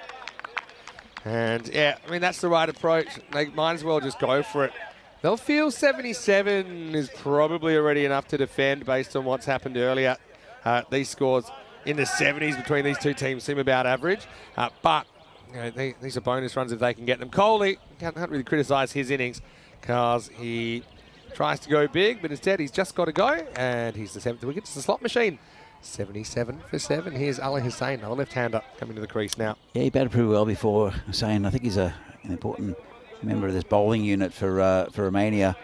It's a neat catch there taken by the skipper. Yeah, Amjad, no problem at all. But It's funny. It's funny with the international sides how the par has come down, and I just think that's because you've still got the same kind of quality bats as you did in the ECS.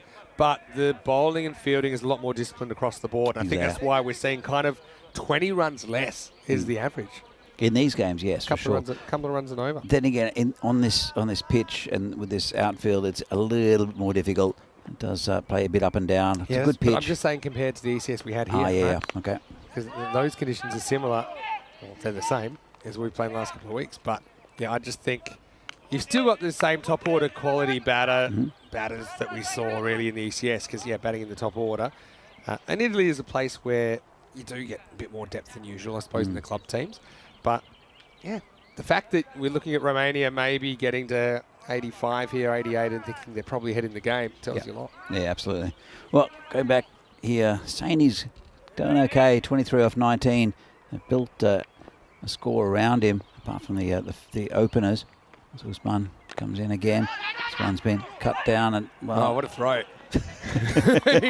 he's going down, and he says, "You know what? I'm going to throw, even though I'm not sure exactly what's going to happen when this ball leaves my hand." He pretty much just shot puts it into the grass 3 metres from where it left his hand. Anyway, left hand, right hand now. That's well bowled by Usman Khan as well. That slow ball came out well there. Now Ali Hussain is going to go for it, no doubt. Oh yeah, he got away with it. I still can't decide if he's coming or going. In the end, he is going. And they'll get, I think, a bye because it went through Ali Hussain's legs. And it's the end of the 9th over. It's 80 for 7. Yeah, it's a decent score for Romania in the context of this this tournament. And they'll like to get into the 90s, but it's been, apart from the openers, it's been pretty tight going.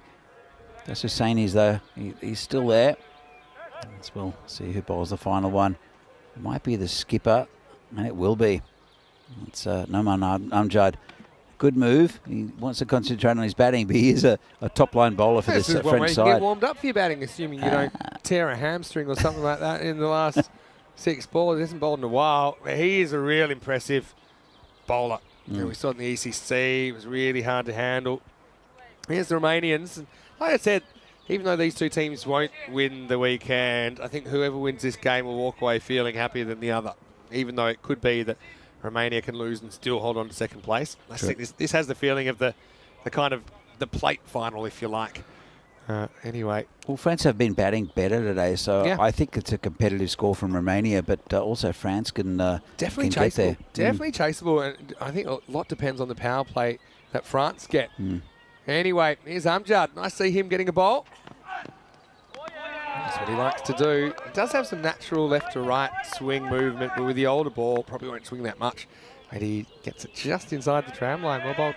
He's just got a bit more pace than all the other French bowlers. And you see, also there was the injured Mangal, who he did his groin early. I think he did it in the very first game. Yeah. And he's a very, very talented bowler. As is Amjad. And another dot ball. Great bowling. Just look at this, leave him off the pitch. Yeah, Amjad angles in, and Ali Hussain does like to go leg side, but look at the little subtle left to right. You see that break? It's a good bowler. He's got protection down at third man as well, so you field can as you well. can see where Yeah. that sort of channel is going to be bowling through. Vasu is saying to Ali Zain, hey, guess what? I'm running. If you hit it, if you don't hit it, I don't care. We're running here. I think that's what that conversation was about. Well, he hit it, and Fila comes around. Just be a single, but it's a good single for Romania. Bring That arm as Saini well. back on strike. They do set high standards in the field. I know a lot of chat about the French wanting to become the fittest team in European cricket, and also they're working super hard on their fielding. I think that shows. You're not going to be perfect, but what they say, if you try for perfection, you probably won't achieve it, but you might just catch excellence along the way. And they've done a lot of good things. Have a look at that kind of Sano run out, for example, earlier in this innings. Oh, Just they're making something out of nothing. They're a good side, but they need those top line batsmen. And this is probably going to be called a no ball. It's going to be caught by the keeper. Been caught, and now he won't get a run out. Vasu actually turns down the single because he wants to face the free hit. I actually think that's a good move. Yeah, me too. So, even though they don't get a run that they might have got, this is a big one actually. It's not chest high. So it means that Vasu, who's kind of liked the pace late in the piece today as well, he'll be facing up. And let's see if he's got two schools of thought in his head right now. Does he do something ridiculously funky he wouldn't do otherwise, like a ramp, or does he just stand still and hit it hard? I think he'll try to hit it hard. Oh, no. Oh, yeah. Both. And what a great bit of fielding that is. And, oh, see, I would have thought they'd go for two. Don't think there's something's been broken here. They're still intact. So it's going to be a one. It's a little bit of I would have action thought there. it's worth trying for two here to get Saini back on strike because it has to be a clean throw and catch. But have a look at this.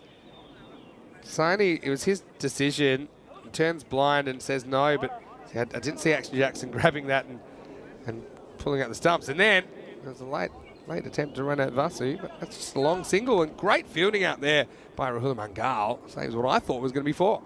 Ali was saying there with the big dive, he got up and just dusted himself off. See, I know this is, again, we're talking crazy talk, but Hussain has established he's probably not a great matchup against Amjad. I'd drag him and get Gaurav Mishra out there. You know what I mean? This is kind of probably next level stuff that the world's not ready for yet. We see another one that he wraps his bat around and he gets one. Yeah, Mishra batting 10. I know that he took a bit of a blow in the warm-up to the ribs, so I don't know whether they're just trying to keep him fresh, but he shouldn't. He's better than a number 10. Yeah. I know that whoever they bet 10 is probably better than number 10, but he's a guy that can really provide some late hitting. We've seen him do that in the ECS cricket. And anyway, all irrelevant because Saini will face the last ball. Now up to 84, plus whatever they can get off this one, everyone. Eye off your emergency exits. Here we go, last ball. Oh, got him. Well, that's Amjad getting a wicket, and you can see how good he is as a bowler. Yeah. And Brilliant last over. Yeah. Just 1 for 4. So, look, 84. They score 42 off the first 2. They score 42 off the last 8. So they do get to 84 in the end. And I feel like it's about a pass score. I mean, if you look at the numbers, it's probably a few more than that. But France have been improving with the batting. I think that Mukhtar Ghalami will be super important as well. He's a man we used to call the Beast back in 2020. I know there's a Beast in the Czech Republic as well. Speaking of Beast, Sathishni was peppering the amphitheatre, wasn't he, early on with a couple of big maximos. It was this over that ended up bringing about his downfall, but not before he'd done a fair bit of damage. 19 came off the first. It was a good catch from the keeper, Action Jackson, that ended Sathishni's inning. But was it a good innings? Yes. I think, yes, you wanted them to bat longer, but the fact they are able to get 42 off the first 2 overs is super important because they might have got out without scoring that, in which case, who knows how many Romania would have been able to gather. well, that's exactly what happened this morning. Is they both got out with very low scores. So we see the Archer pose again. But that's what happened this morning, and they got off to a flyer. Did Romania 42 off the first 2, but then when Sathisen and Tarajit went, it was pretty hard going for Romania. They lost a few wickets along the way, which restricted them. A couple of nice 4s through that area, but really, I don't think they hit another 6 in the innings. Not from memory. This is a really good run out. Yeah, that was the play of the innings for me. It's Kanasano who runs out. Rajshekar again. Rajshekar is a guy that showed he can change an innings. In fact, the first time these two teams met, he played a really important hand. and got them out of a bit of trouble. This was Devray, who didn't have a great time at the crease. Great work by Jackson again. I love the hustle. Those little things. I mean, the wicket-keeping position is so important. It can save or cost you kind of plus minus 20 runs or even more, even in a 10-over game. You saw that Vasu went bowled off the last ball, but 84. Like I said, 42 come off the first 2, 42 come off the next 8. So when you add those 2 together, you've got more or less an average score for this series. Maybe, like I said, a few more. 25 for Saini, ends up top scoring, but he does use 23 balls. It was a pair of quick 18s in the top, 18 off 6 for Satheesh and 18 off 5 for Tanjit Singh that got them motoring, but no one else was really able to keep up the pace. Danny, 10 extras on the way to that score of 84. Yeah, right. But it was good innings by Saini in the middle, but someone else had to contribute, and no one really did. I mean, the top 2, 18 each, 3 sixes each. So you see the bowling figure, it's going to be ugly up the top. Yeah, it was, but then they certainly improved down the bottom because, when you think last 8 overs, 42 runs, only 5.25 and over. It was tale of 2 halves, with one half a lot longer and drawn out than the other. Got to say, 6 different wicket takers, so everyone contributing. Top 2 bowlers, though, pretty expensive, and I don't think it was even worth that amount of runs to take those wickets. Although it does kick France in the game. If one of those 2 went on and scored 50 or more, maybe Romania would have batted France out of this contest. We'll have a super quick break. We're back in just a few minutes with the second innings. The final innings from Milan. It'll be 85 for France to knock off Romania and win their 3-game mini-series 2-1. Or will the Romanians hold on? Vinny Sandhu with Danny Hudjek for ECN. See you the other side of this break for the final chapter of our Milan adventure. You're watching the Fan Code, European Cricket International.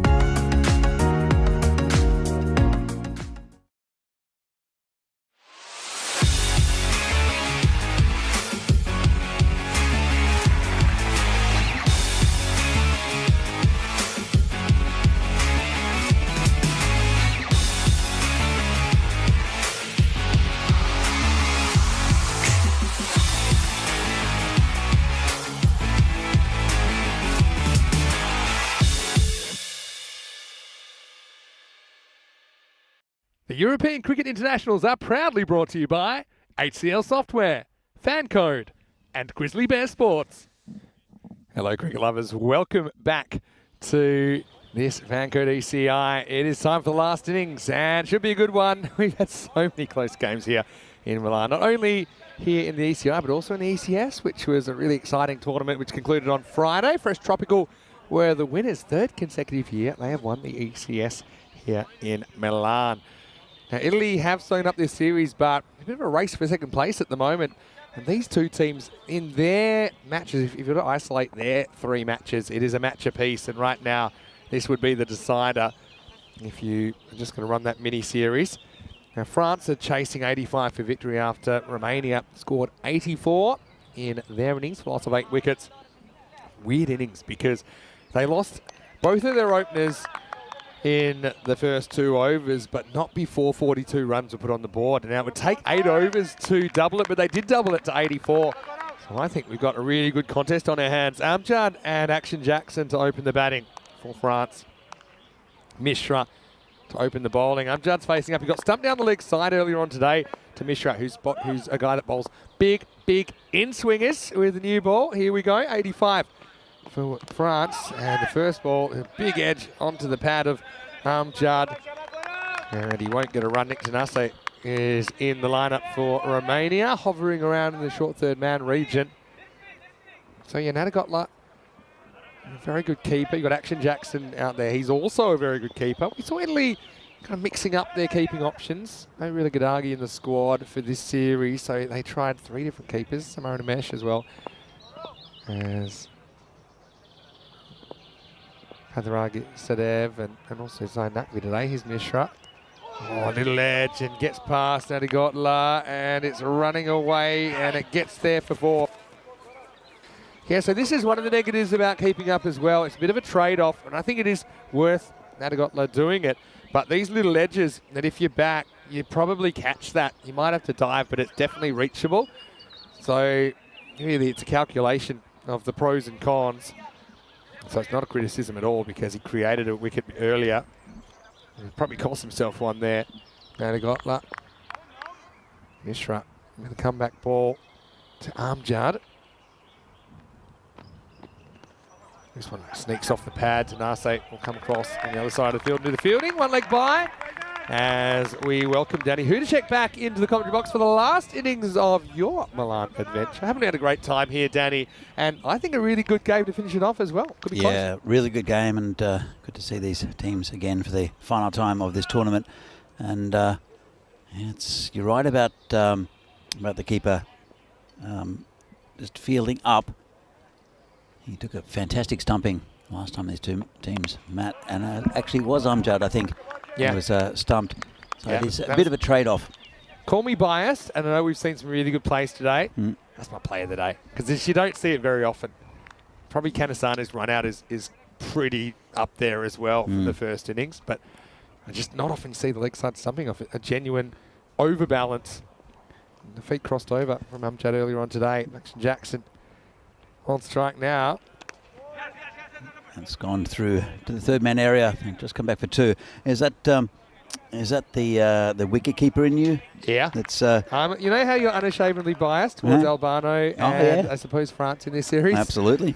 I'm biased towards wicket keepers. Leg side something. That's got to be your play of the day. Oh yeah, that was a fantastic piece of bowling as well because it was a plan. You could see it, and just really well executed by the keeper. Leg side something the first over as well to get a dangerous player in a team that have struggled for batters that can make significant contributions. Anyway, Mishra concedes 7, which included a leg bye in his first over. And the score, 7 without loss. 8.5 an over required in this innings, which is 17 per 2 overs if you want to make some little mini targets. 36 matches since the Golden Ball, just over a week, isn't it? So, yeah, we've had a really, really fun week playing here in Milan, but we haven't had a Golden Ball. We almost had one first match of the day, and it was between these two teams. It was a last ball thriller, wasn't it? 1 to tie, 2 to win. And they're probably the most likely balls, last balls that end up in Golden Balls. But in the end, it was a little nick away for 4, and France got the win. They did, and this is I think it's going to be a really good good run chase here from France. they'll need to not lose wickets early. It's a good bowler they're facing, though.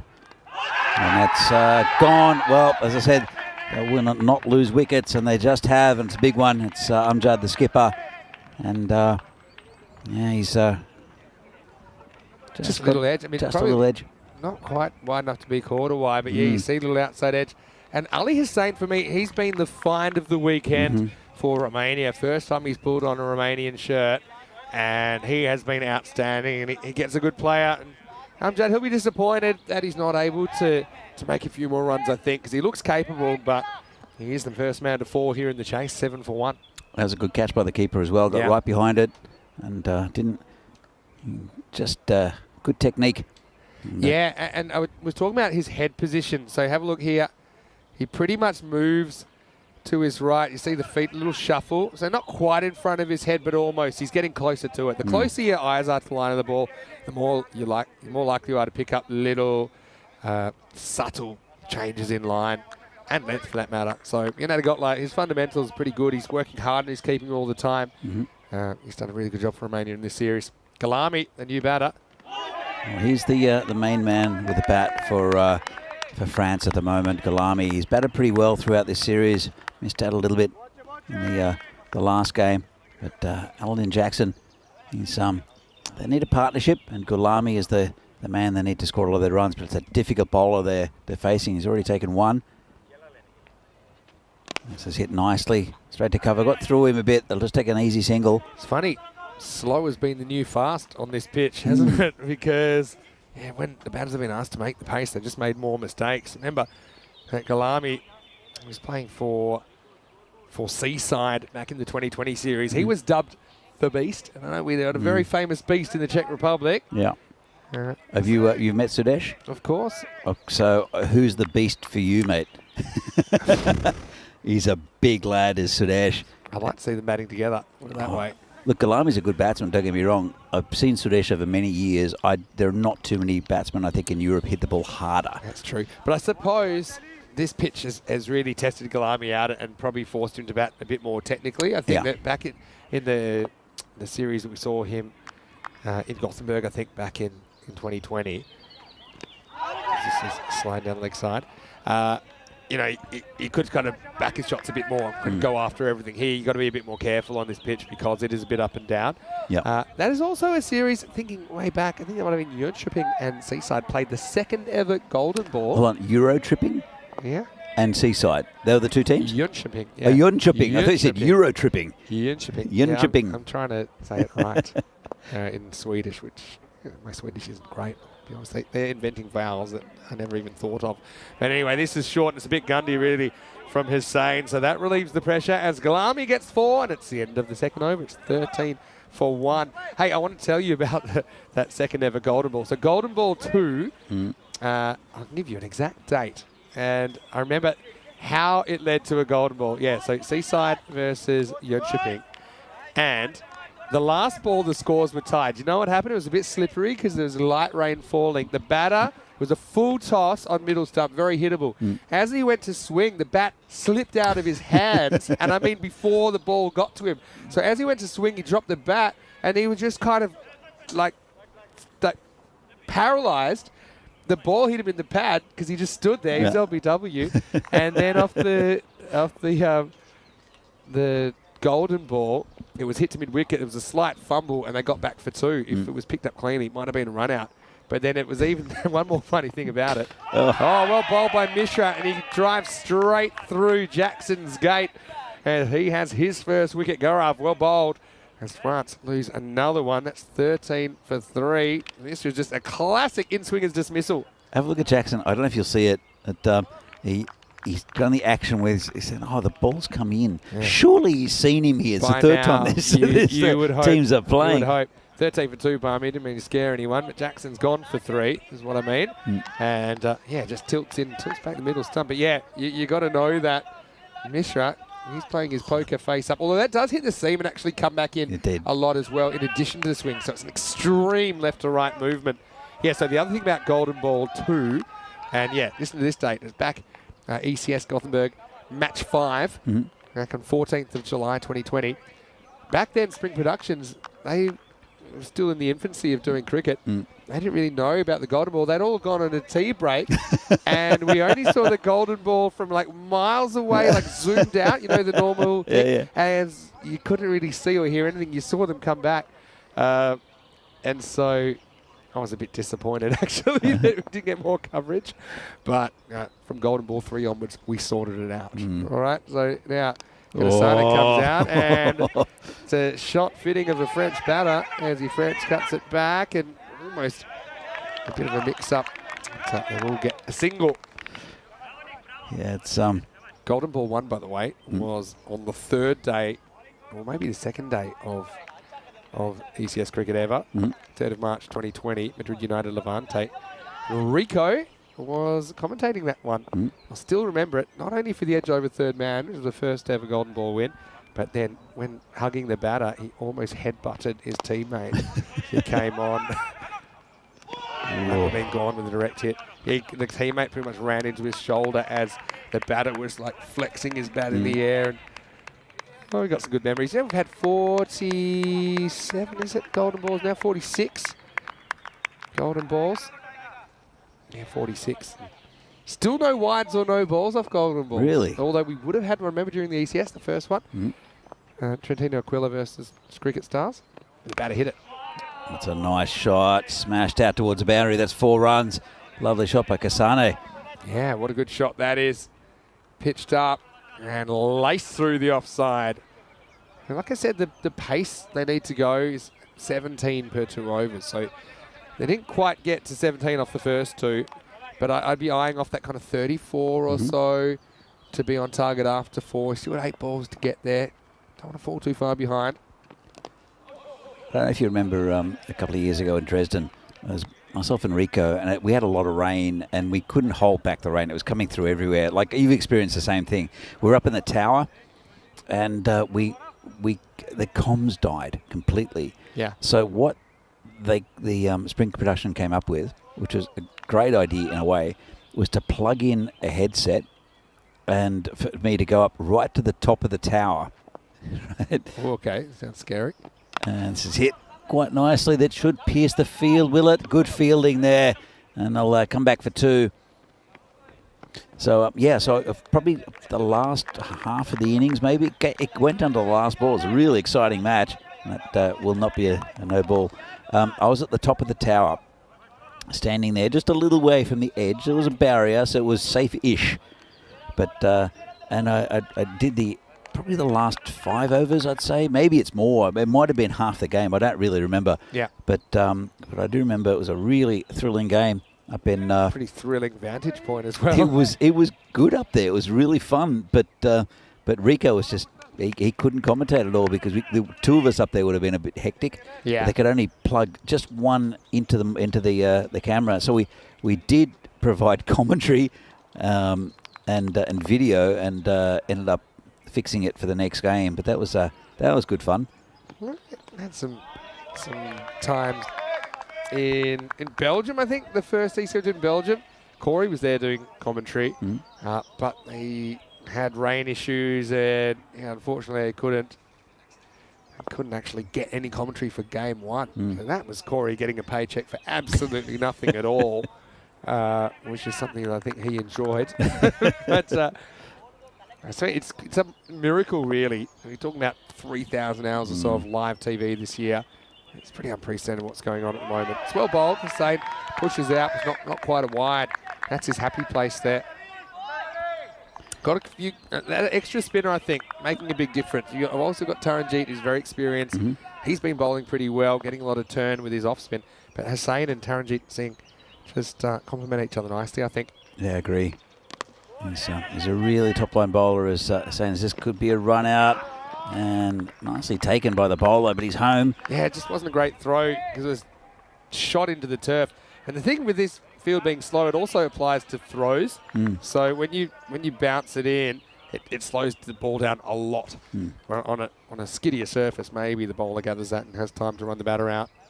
Portugal 20 for 2, chasing 125, trying to be perfect in that Gibraltar T20 International Series. That's against the hosts. Louis Bruce with another half century, second on the trot. Really good young player, Louis Bruce. Talking about good young players also, Chris Edge has come up with Romania, going to be brave and finally give Nick Tanase a bowl, hopefully. Yeah. Well, I don't know the answer, obviously. But hello, Chris. Hopefully you're well. I know that Nick does play cricket at Windsor. Talk about that. That's a nice shot. That's hits for 6, right over cow corner. And Kasane, he's, as you see there, with, Luca Petri, he's fielded everything in this series. I know he's off the field, but he still takes this pretty cleanly with the one hand. Having a good time of it. What a shot, though. Relieves the pressure, doesn't it? absolutely. And Kasane, 34 mini target up to 4. well, Gulami is probably the main man. You're making me hungry. Galumi. Did you say halloumi? Oh, halloumi. Halloumi. Kasane, or cassoulet, if you like, if you want to be hungry. Halloumi and casserole, yeah. He's the main man, really, for France, but Kasane is relieving a bit of the pressure, hitting the boundary in the last over, and that big 6. It'll be Gulami. He'll be facing Hussein, and it's, well, just a single, and it's going to be close.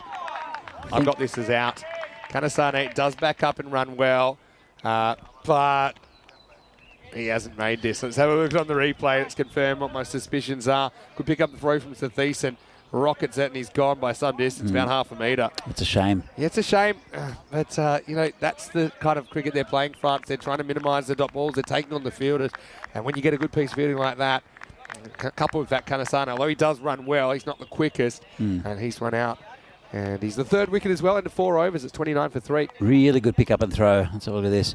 So he's running hard, but he knew the umpire put his finger up on field. It's also tougher running off the pitch compared to on the pitch, I think, because you can maybe get a better bat slide, and if you are going to dive, I think it's easier on that completely flat surface of the artificial, rather than diving into the unknown. We know that in the Carlton Royal, of course, you see so many times team or batters try to slide their bat on the grass next to the artificial grass, and it plugs. There's been so many victims of that. I mean, pole vaulting. Yeah, and sometimes you become like one of those magician's assistants that has a sword going straight through you in the middle. Bat edition. Anyway, it is 29 for 3 after 4. Just a little bit behind at the moment. But have a look at that Romanian innings. They were off to such a great start. Like I said, they were 42 of the first 2 overs, and they only scored 42 in the next 8. It was outrageous, that opening onslaught from Thiessen and Never Taranjeet. see 2 games the same. No. That's what I love about this. Anyway, here's Taranjeet Singh. Just poke down to Tanase. Does well. Yeah, so Chris, hopefully you're well, and yeah, I think I'd like to see Nick at some point getting a go, but obviously everyone can try and contribute with whatever they're asked to do. I'm sure there's players on all teams that probably would like a few more opportunities. I mean, Italy's a good example because they had a lot of batters and bowlers. You just can't use them all in every match. But yeah, you'd like to get a bat or a bowl, I think, in the weekend. Romania, I really like their approach over the winter, the way they've come together as a team, set certain fitness targets, which they're all responsible for collectively. I like that. Yeah, it's good. It's so important now in cricket, or in any sport really, but seeing European cricket really taking just a more professional step. It's not a professional sport in Europe, but it really is improving, and that's another aspect that has gotten a lot better. Well bowled with that turn from Taranjeet Singh. Yeah, the only targets we were hitting last night were all-you-can-eat sushi targets, and we were a little bit more sensible with it this time. A little bit. After the Friday night massacre last the first time. We ordered way too much. Everyone just grabbed the iPad and just went, I'll have 18 of these, and the problem is we had to beg for them to stop bringing food because we had no idea what we'd ordered. But last night, I think I even had dessert last night.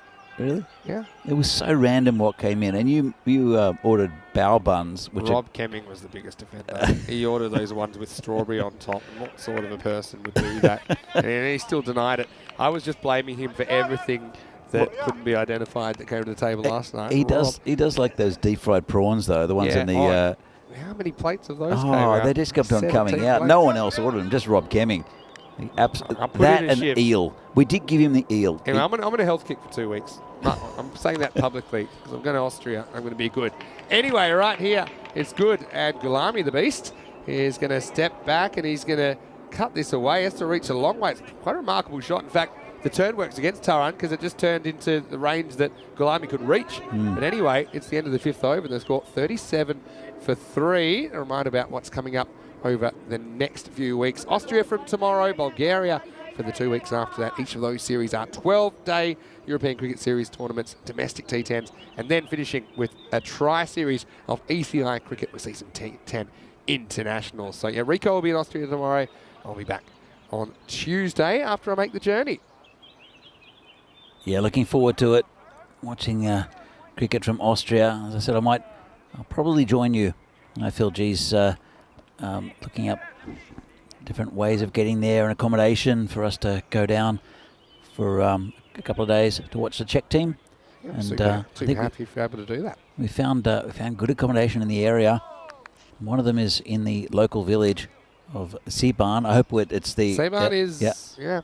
But that's there's not much there apart from... There's some apart from nice little wineries around there, and Ah. you might even find a few little craft beer places. Oh. It's actually quite a nice little area, but it is a little bit out, maybe half an hour from the city. Anyway, this one's out of here as it is knocked away over fine leg. Maximo Zain Ahmed comes in, left-hander, gets something that's a little bit out his front leg, and he makes it disappear. Good batting. Lovely shot. And again, that's what a left-hander can do. Just change the angle for the bowler. And Saini, he's been good, but he's also at times been expensive and hittable. And I mean, that's a good ball to a right-hander, isn't it? First up. He's a little bit more, how would I say it? He's a good bowler, but he's a bit more orthodox than some of the others. He's kind of been converted into a second-half bowler as well. He does a good job most of the time. He's just going to hit something down the leg side. I think that's going to be leg by. I Let's think see so. what we got here. Yep, one leg by signalled. So even this game at the moment, very even. And they've only lost 3 wickets, France. Gulami's still there. He's the man most likely to get them over the line. It's a good start from Zain Ahmed, the left-hander, as Gulami counts fielders. Still 11 out there. Sony ball to Gulami, 13 off 12. And this one's hooked away from the fielders. It should be 4, I think. Just bounced in front of the rope. Didn't hit it as clean as what he'd liked. But there's no one in that area. So he's dragged it from outside off stump. Got it towards the end of the bat. And just bounced once and over the boundary. Well, 4 more runs to France. Yeah, I mean, they're picking up the boundaries now and then, just kind of keeping them around that rate required. In fact, at the moment, they're just ahead of that red line. Comes in again. And good ball. Wow, if this hasn't hit the bat, this has done so much. Yeah, it's okay, it has hit the bat, good, because otherwise it was going to set a seam record here. Masu Saini, just watch it come back though off the pitch. Yeah, well, it's a big edge, and The edge makes it go even further. keeper had no chance really. So When you get French cut against France, you shouldn't be that surprised. Said it before and I'll say it again. intriguing contest here. It's the final game of Milan for this year. We saw the ECS, which was a good win for Fresh Tropical, as usual at this venue. But this has been a really good tri-series tournament.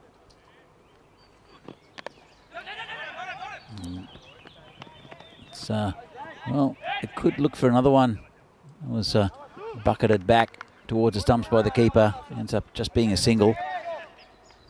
But, good running. Gulami, just a single, and it'll bring the left-hander on strike.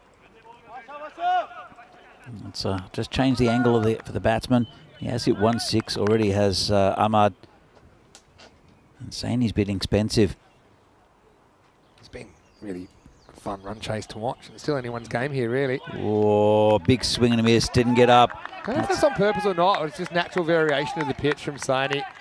Yeah, no, it is. It's an on-purpose slower ball. It's a rolling leg cutter, really drags his fingers down the left-hand side of the ball, so it doesn't really bounce at all. 53 for 3 after 6. Who's going to win? No idea. I think with Gulami there, I favour France, but yeah, who's to say? I mean, Watercolours 3, he was the hero this morning. Got Usman Khan to come, so I mean, you do have batters apart from these two you feel could still get them across the line if they were to lose a wicket or two. I agree with you, Vinny, but I'm not going to predict anything. And France need 32 of 24 and still have to get it. Just a boundary and over would be really handy for France. And they got a couple there off Saini, a big 6 and a and also a 4. That's helped with their scoring. Instead, only lost 3 wickets. And we'll see the next bowler. Looks like it will be Kohli again. Will be. Gulami's 22 of 15, and Ahmed 8 of 6, but he did hit a 6. So it's, apart from that, it's pretty slow going. It does change a lot if you can hit boundaries, but Gulami is the most likely to do that. Kohli comes in. Down leg side, put away for 4.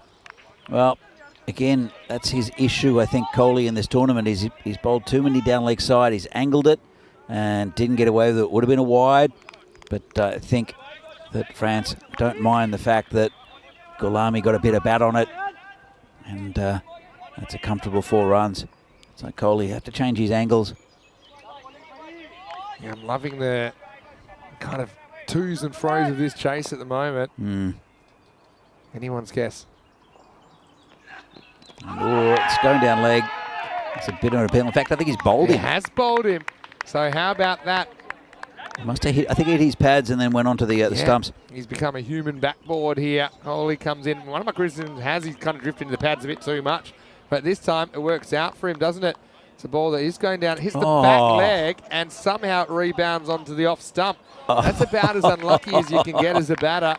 I suppose you can make the argument if he got across and if he'd got the body inside, it would have got a wide. But instead, it's not a wide; it's out. So this game takes another turn. That's bizarre, and it's hit low on his back leg. Didn't really bounce much, and because it was never going to be LBW, it was swinging down leg.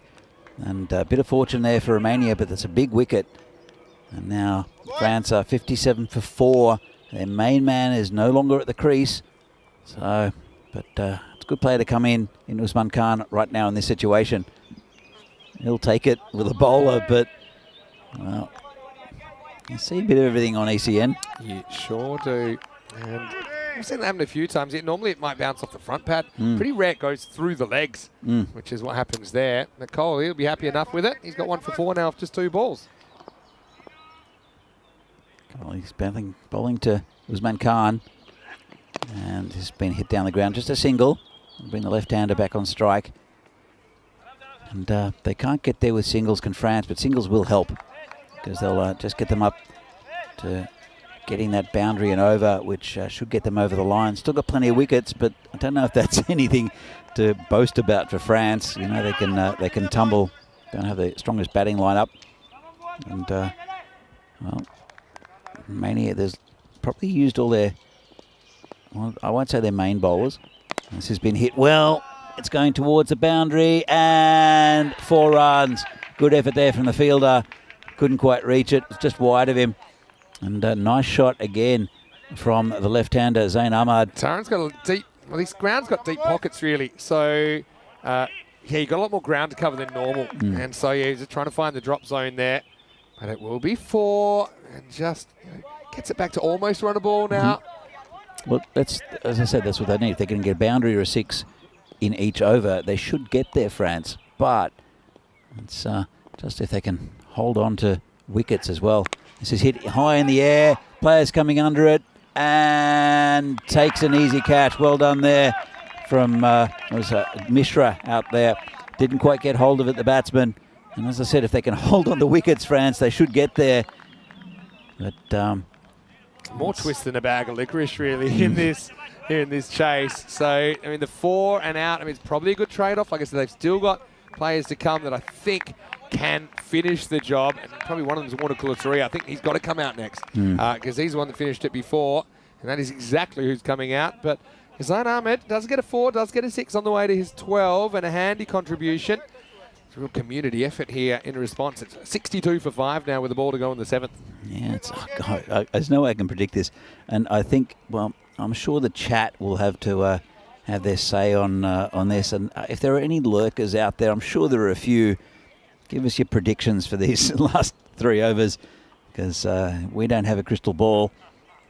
And but Kohli, after being hit for 4, 2 4s in this over so far, is 2 for 9, which is a pretty good return. Last ball, the 7th coming up. That's a good ball to finish. Just pushed out to the skipper for no run.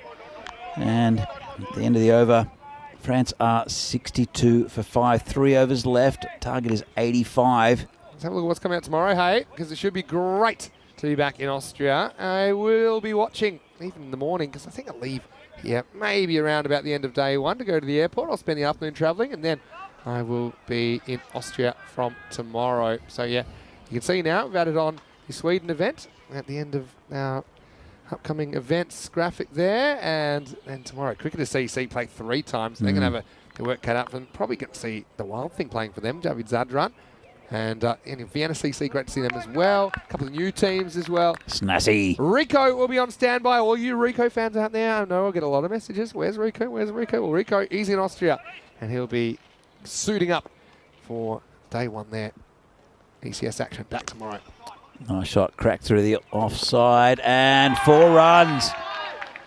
Couldn't hang on to it there. The fielder was Periwalia out there. Well, that was just hit too well, wasn't it? Yeah, very nice shot.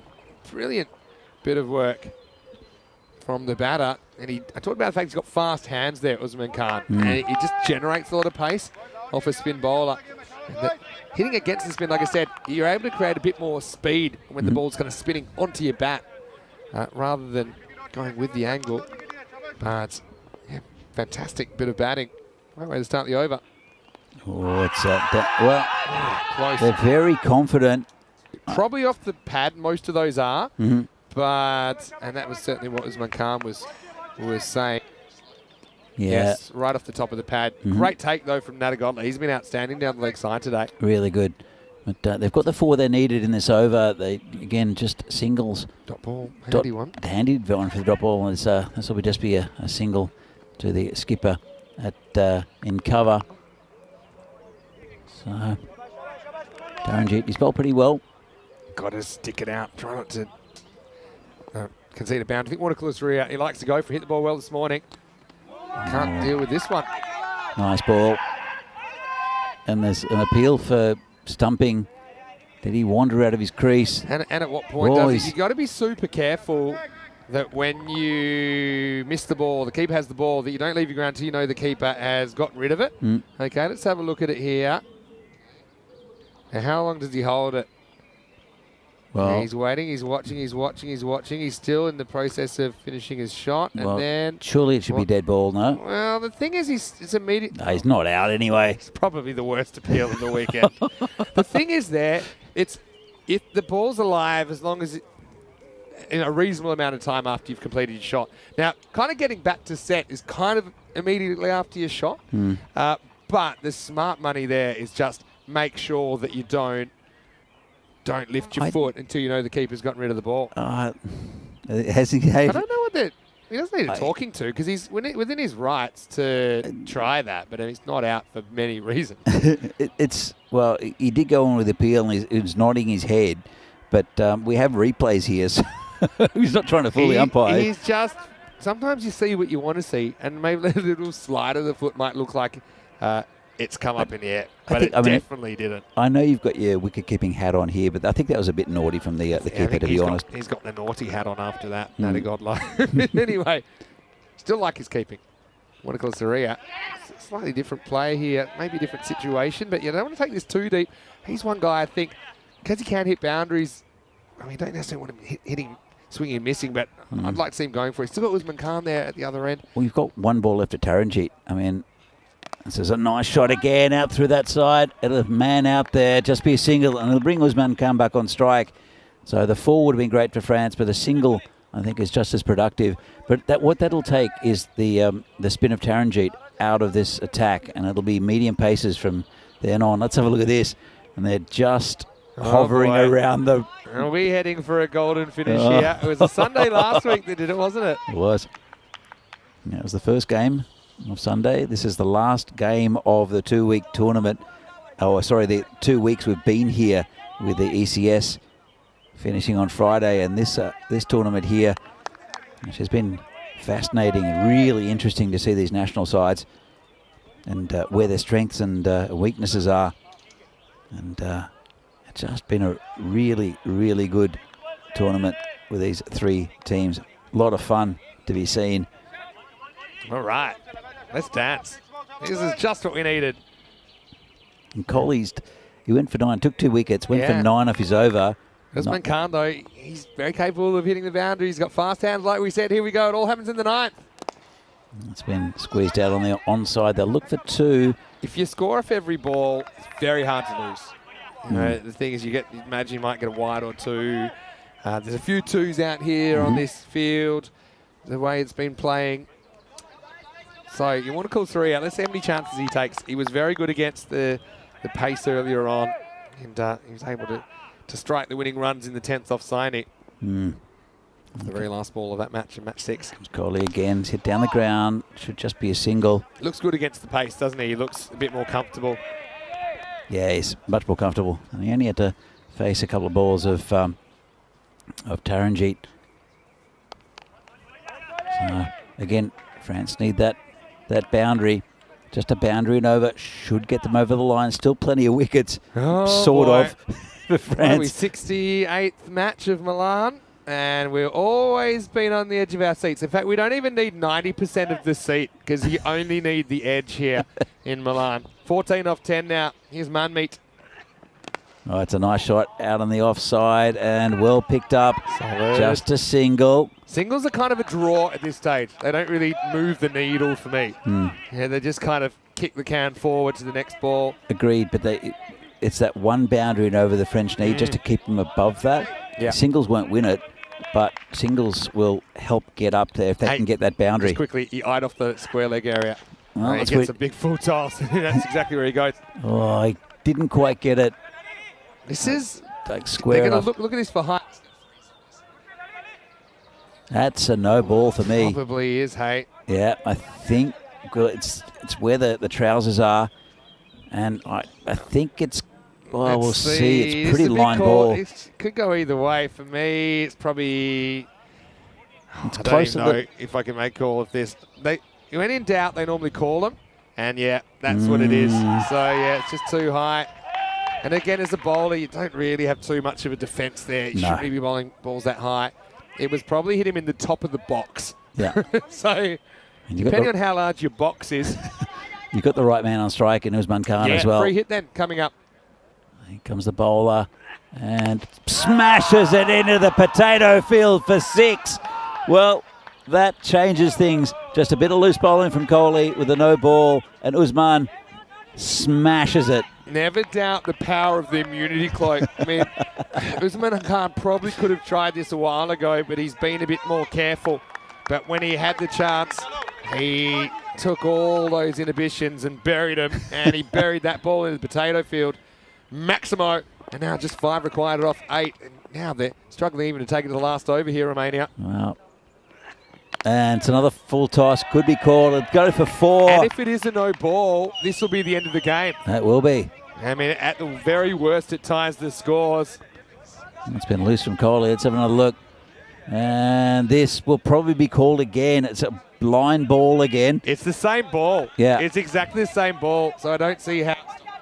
Yeah, it will be not called. A no ball, and here it comes. So it's going to be game over.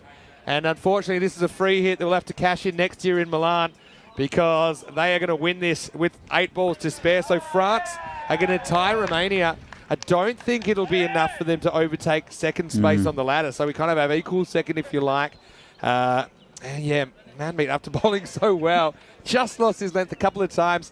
Maybe a bit of fatigue creeping in, but that's all she wrote. And France, they get there and with 8 balls to spare. Doesn't really tell the story of how close that game was, Danny. No, not at all. And, you know, France, if they can work out their batting issues, they've got, well, they batted much better today, put it that way.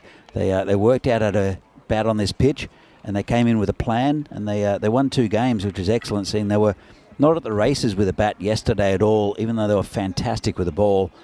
And congratulations to France on winning their second game of the day against a very good Romanian side. Yeah. I mean, Romania will feel frustrated for sure about how that went, but they still did win 2 games, and they beat each of their opponents this weekend.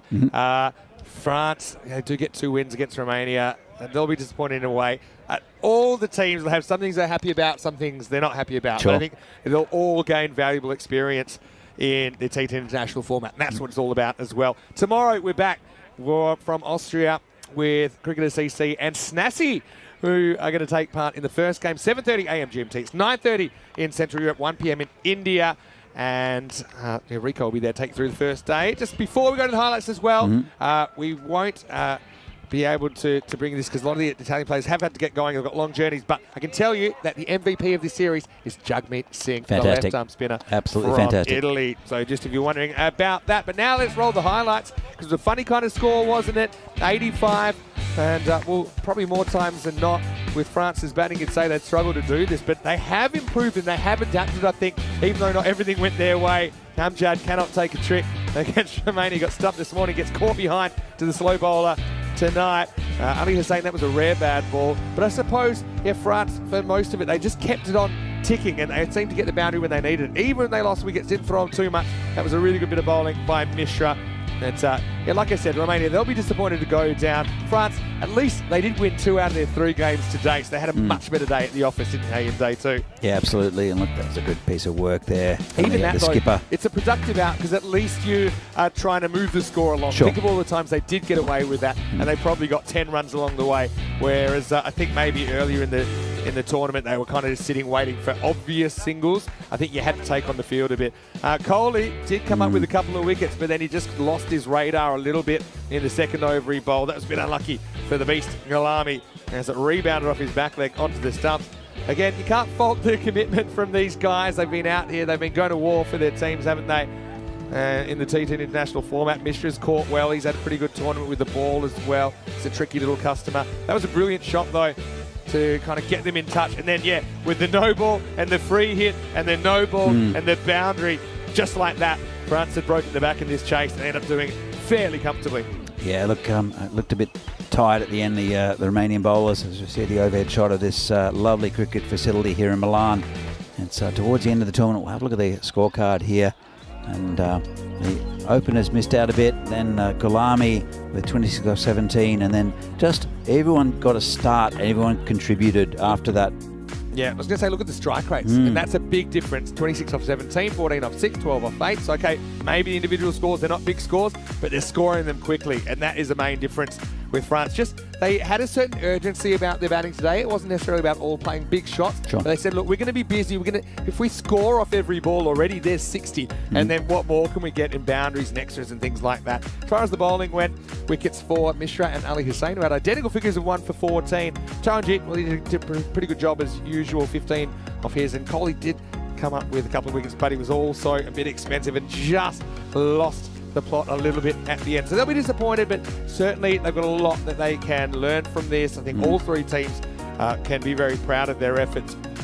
And yeah, Romania, like I say, I'd be concentrating on the process, not necessarily the outcome. Sure. If I'm Romania. In fact, all of these teams, I think that's pretty good advice because I think they're all tracking in the right direction in valuable experience. And look, I can't wait to see these teams. Probably for ECN cricket later in the year, we'll see Romania in Romania, no doubt.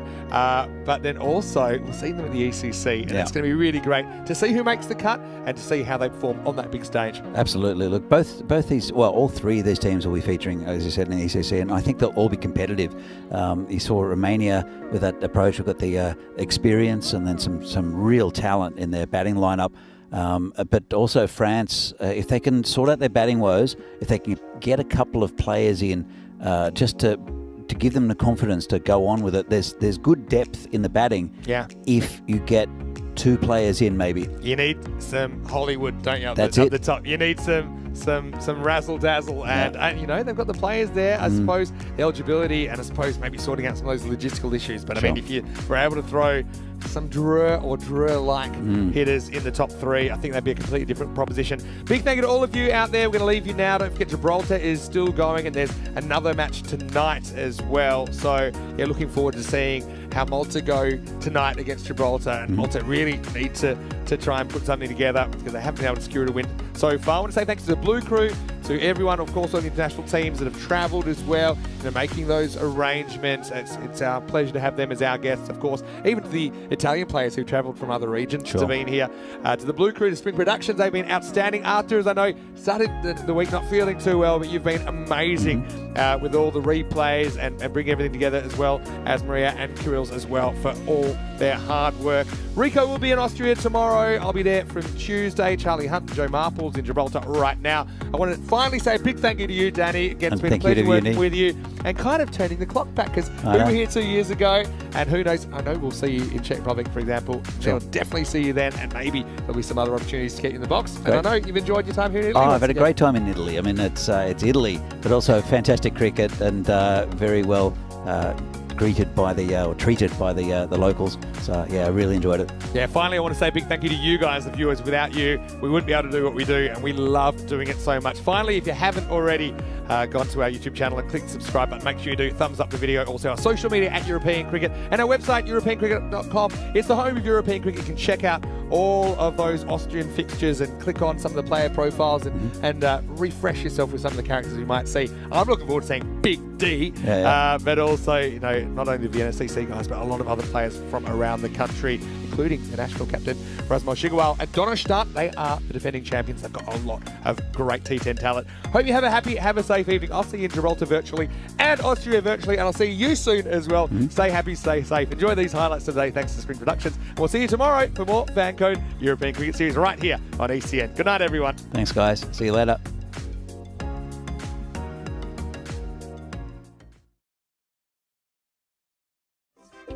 Share your passion for riding a flag with the world. Cricketers, European cricketers, time to cheer and show the world what you got. Time to cheer and show the world what you got. Time to cheer and show the world what you got. Mentioned turbo earlier, that's supercharged. 6 runs, that's gone into orbit. It's another Kookaburra ball that's going to be circling our planet for years to come.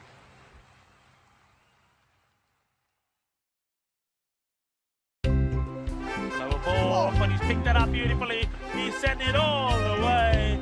Ginna, but the shaka, that was nice. Cricketers, European cricketers, share your passion for riding the flag with the world.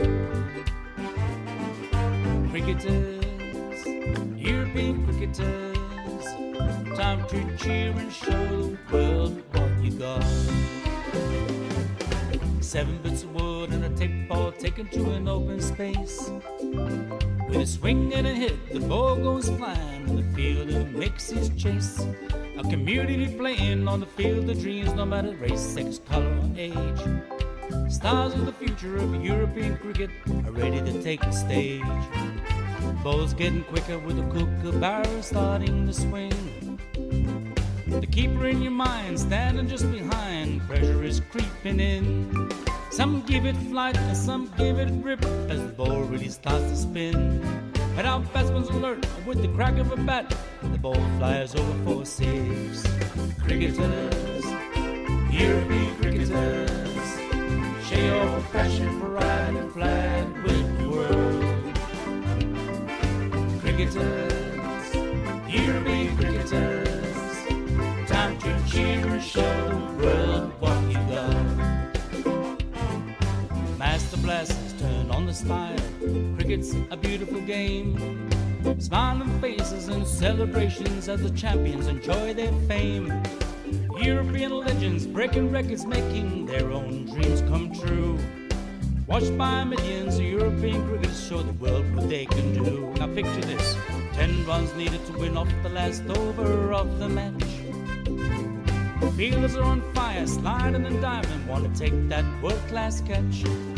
Tension building as the ball runs in. Will it be short, a yorker or slow?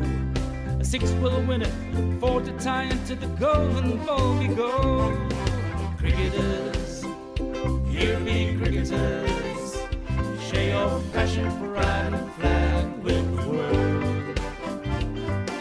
Cricketers, European cricketers, time Time to cheer and show the world what you got.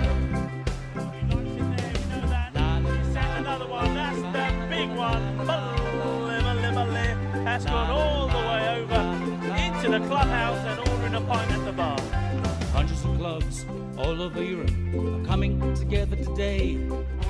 Thousands of cricketers want to be stars, show their talents when they play. We've got commentary, action-packed cricket frenzy. You're hooked, you can't deny.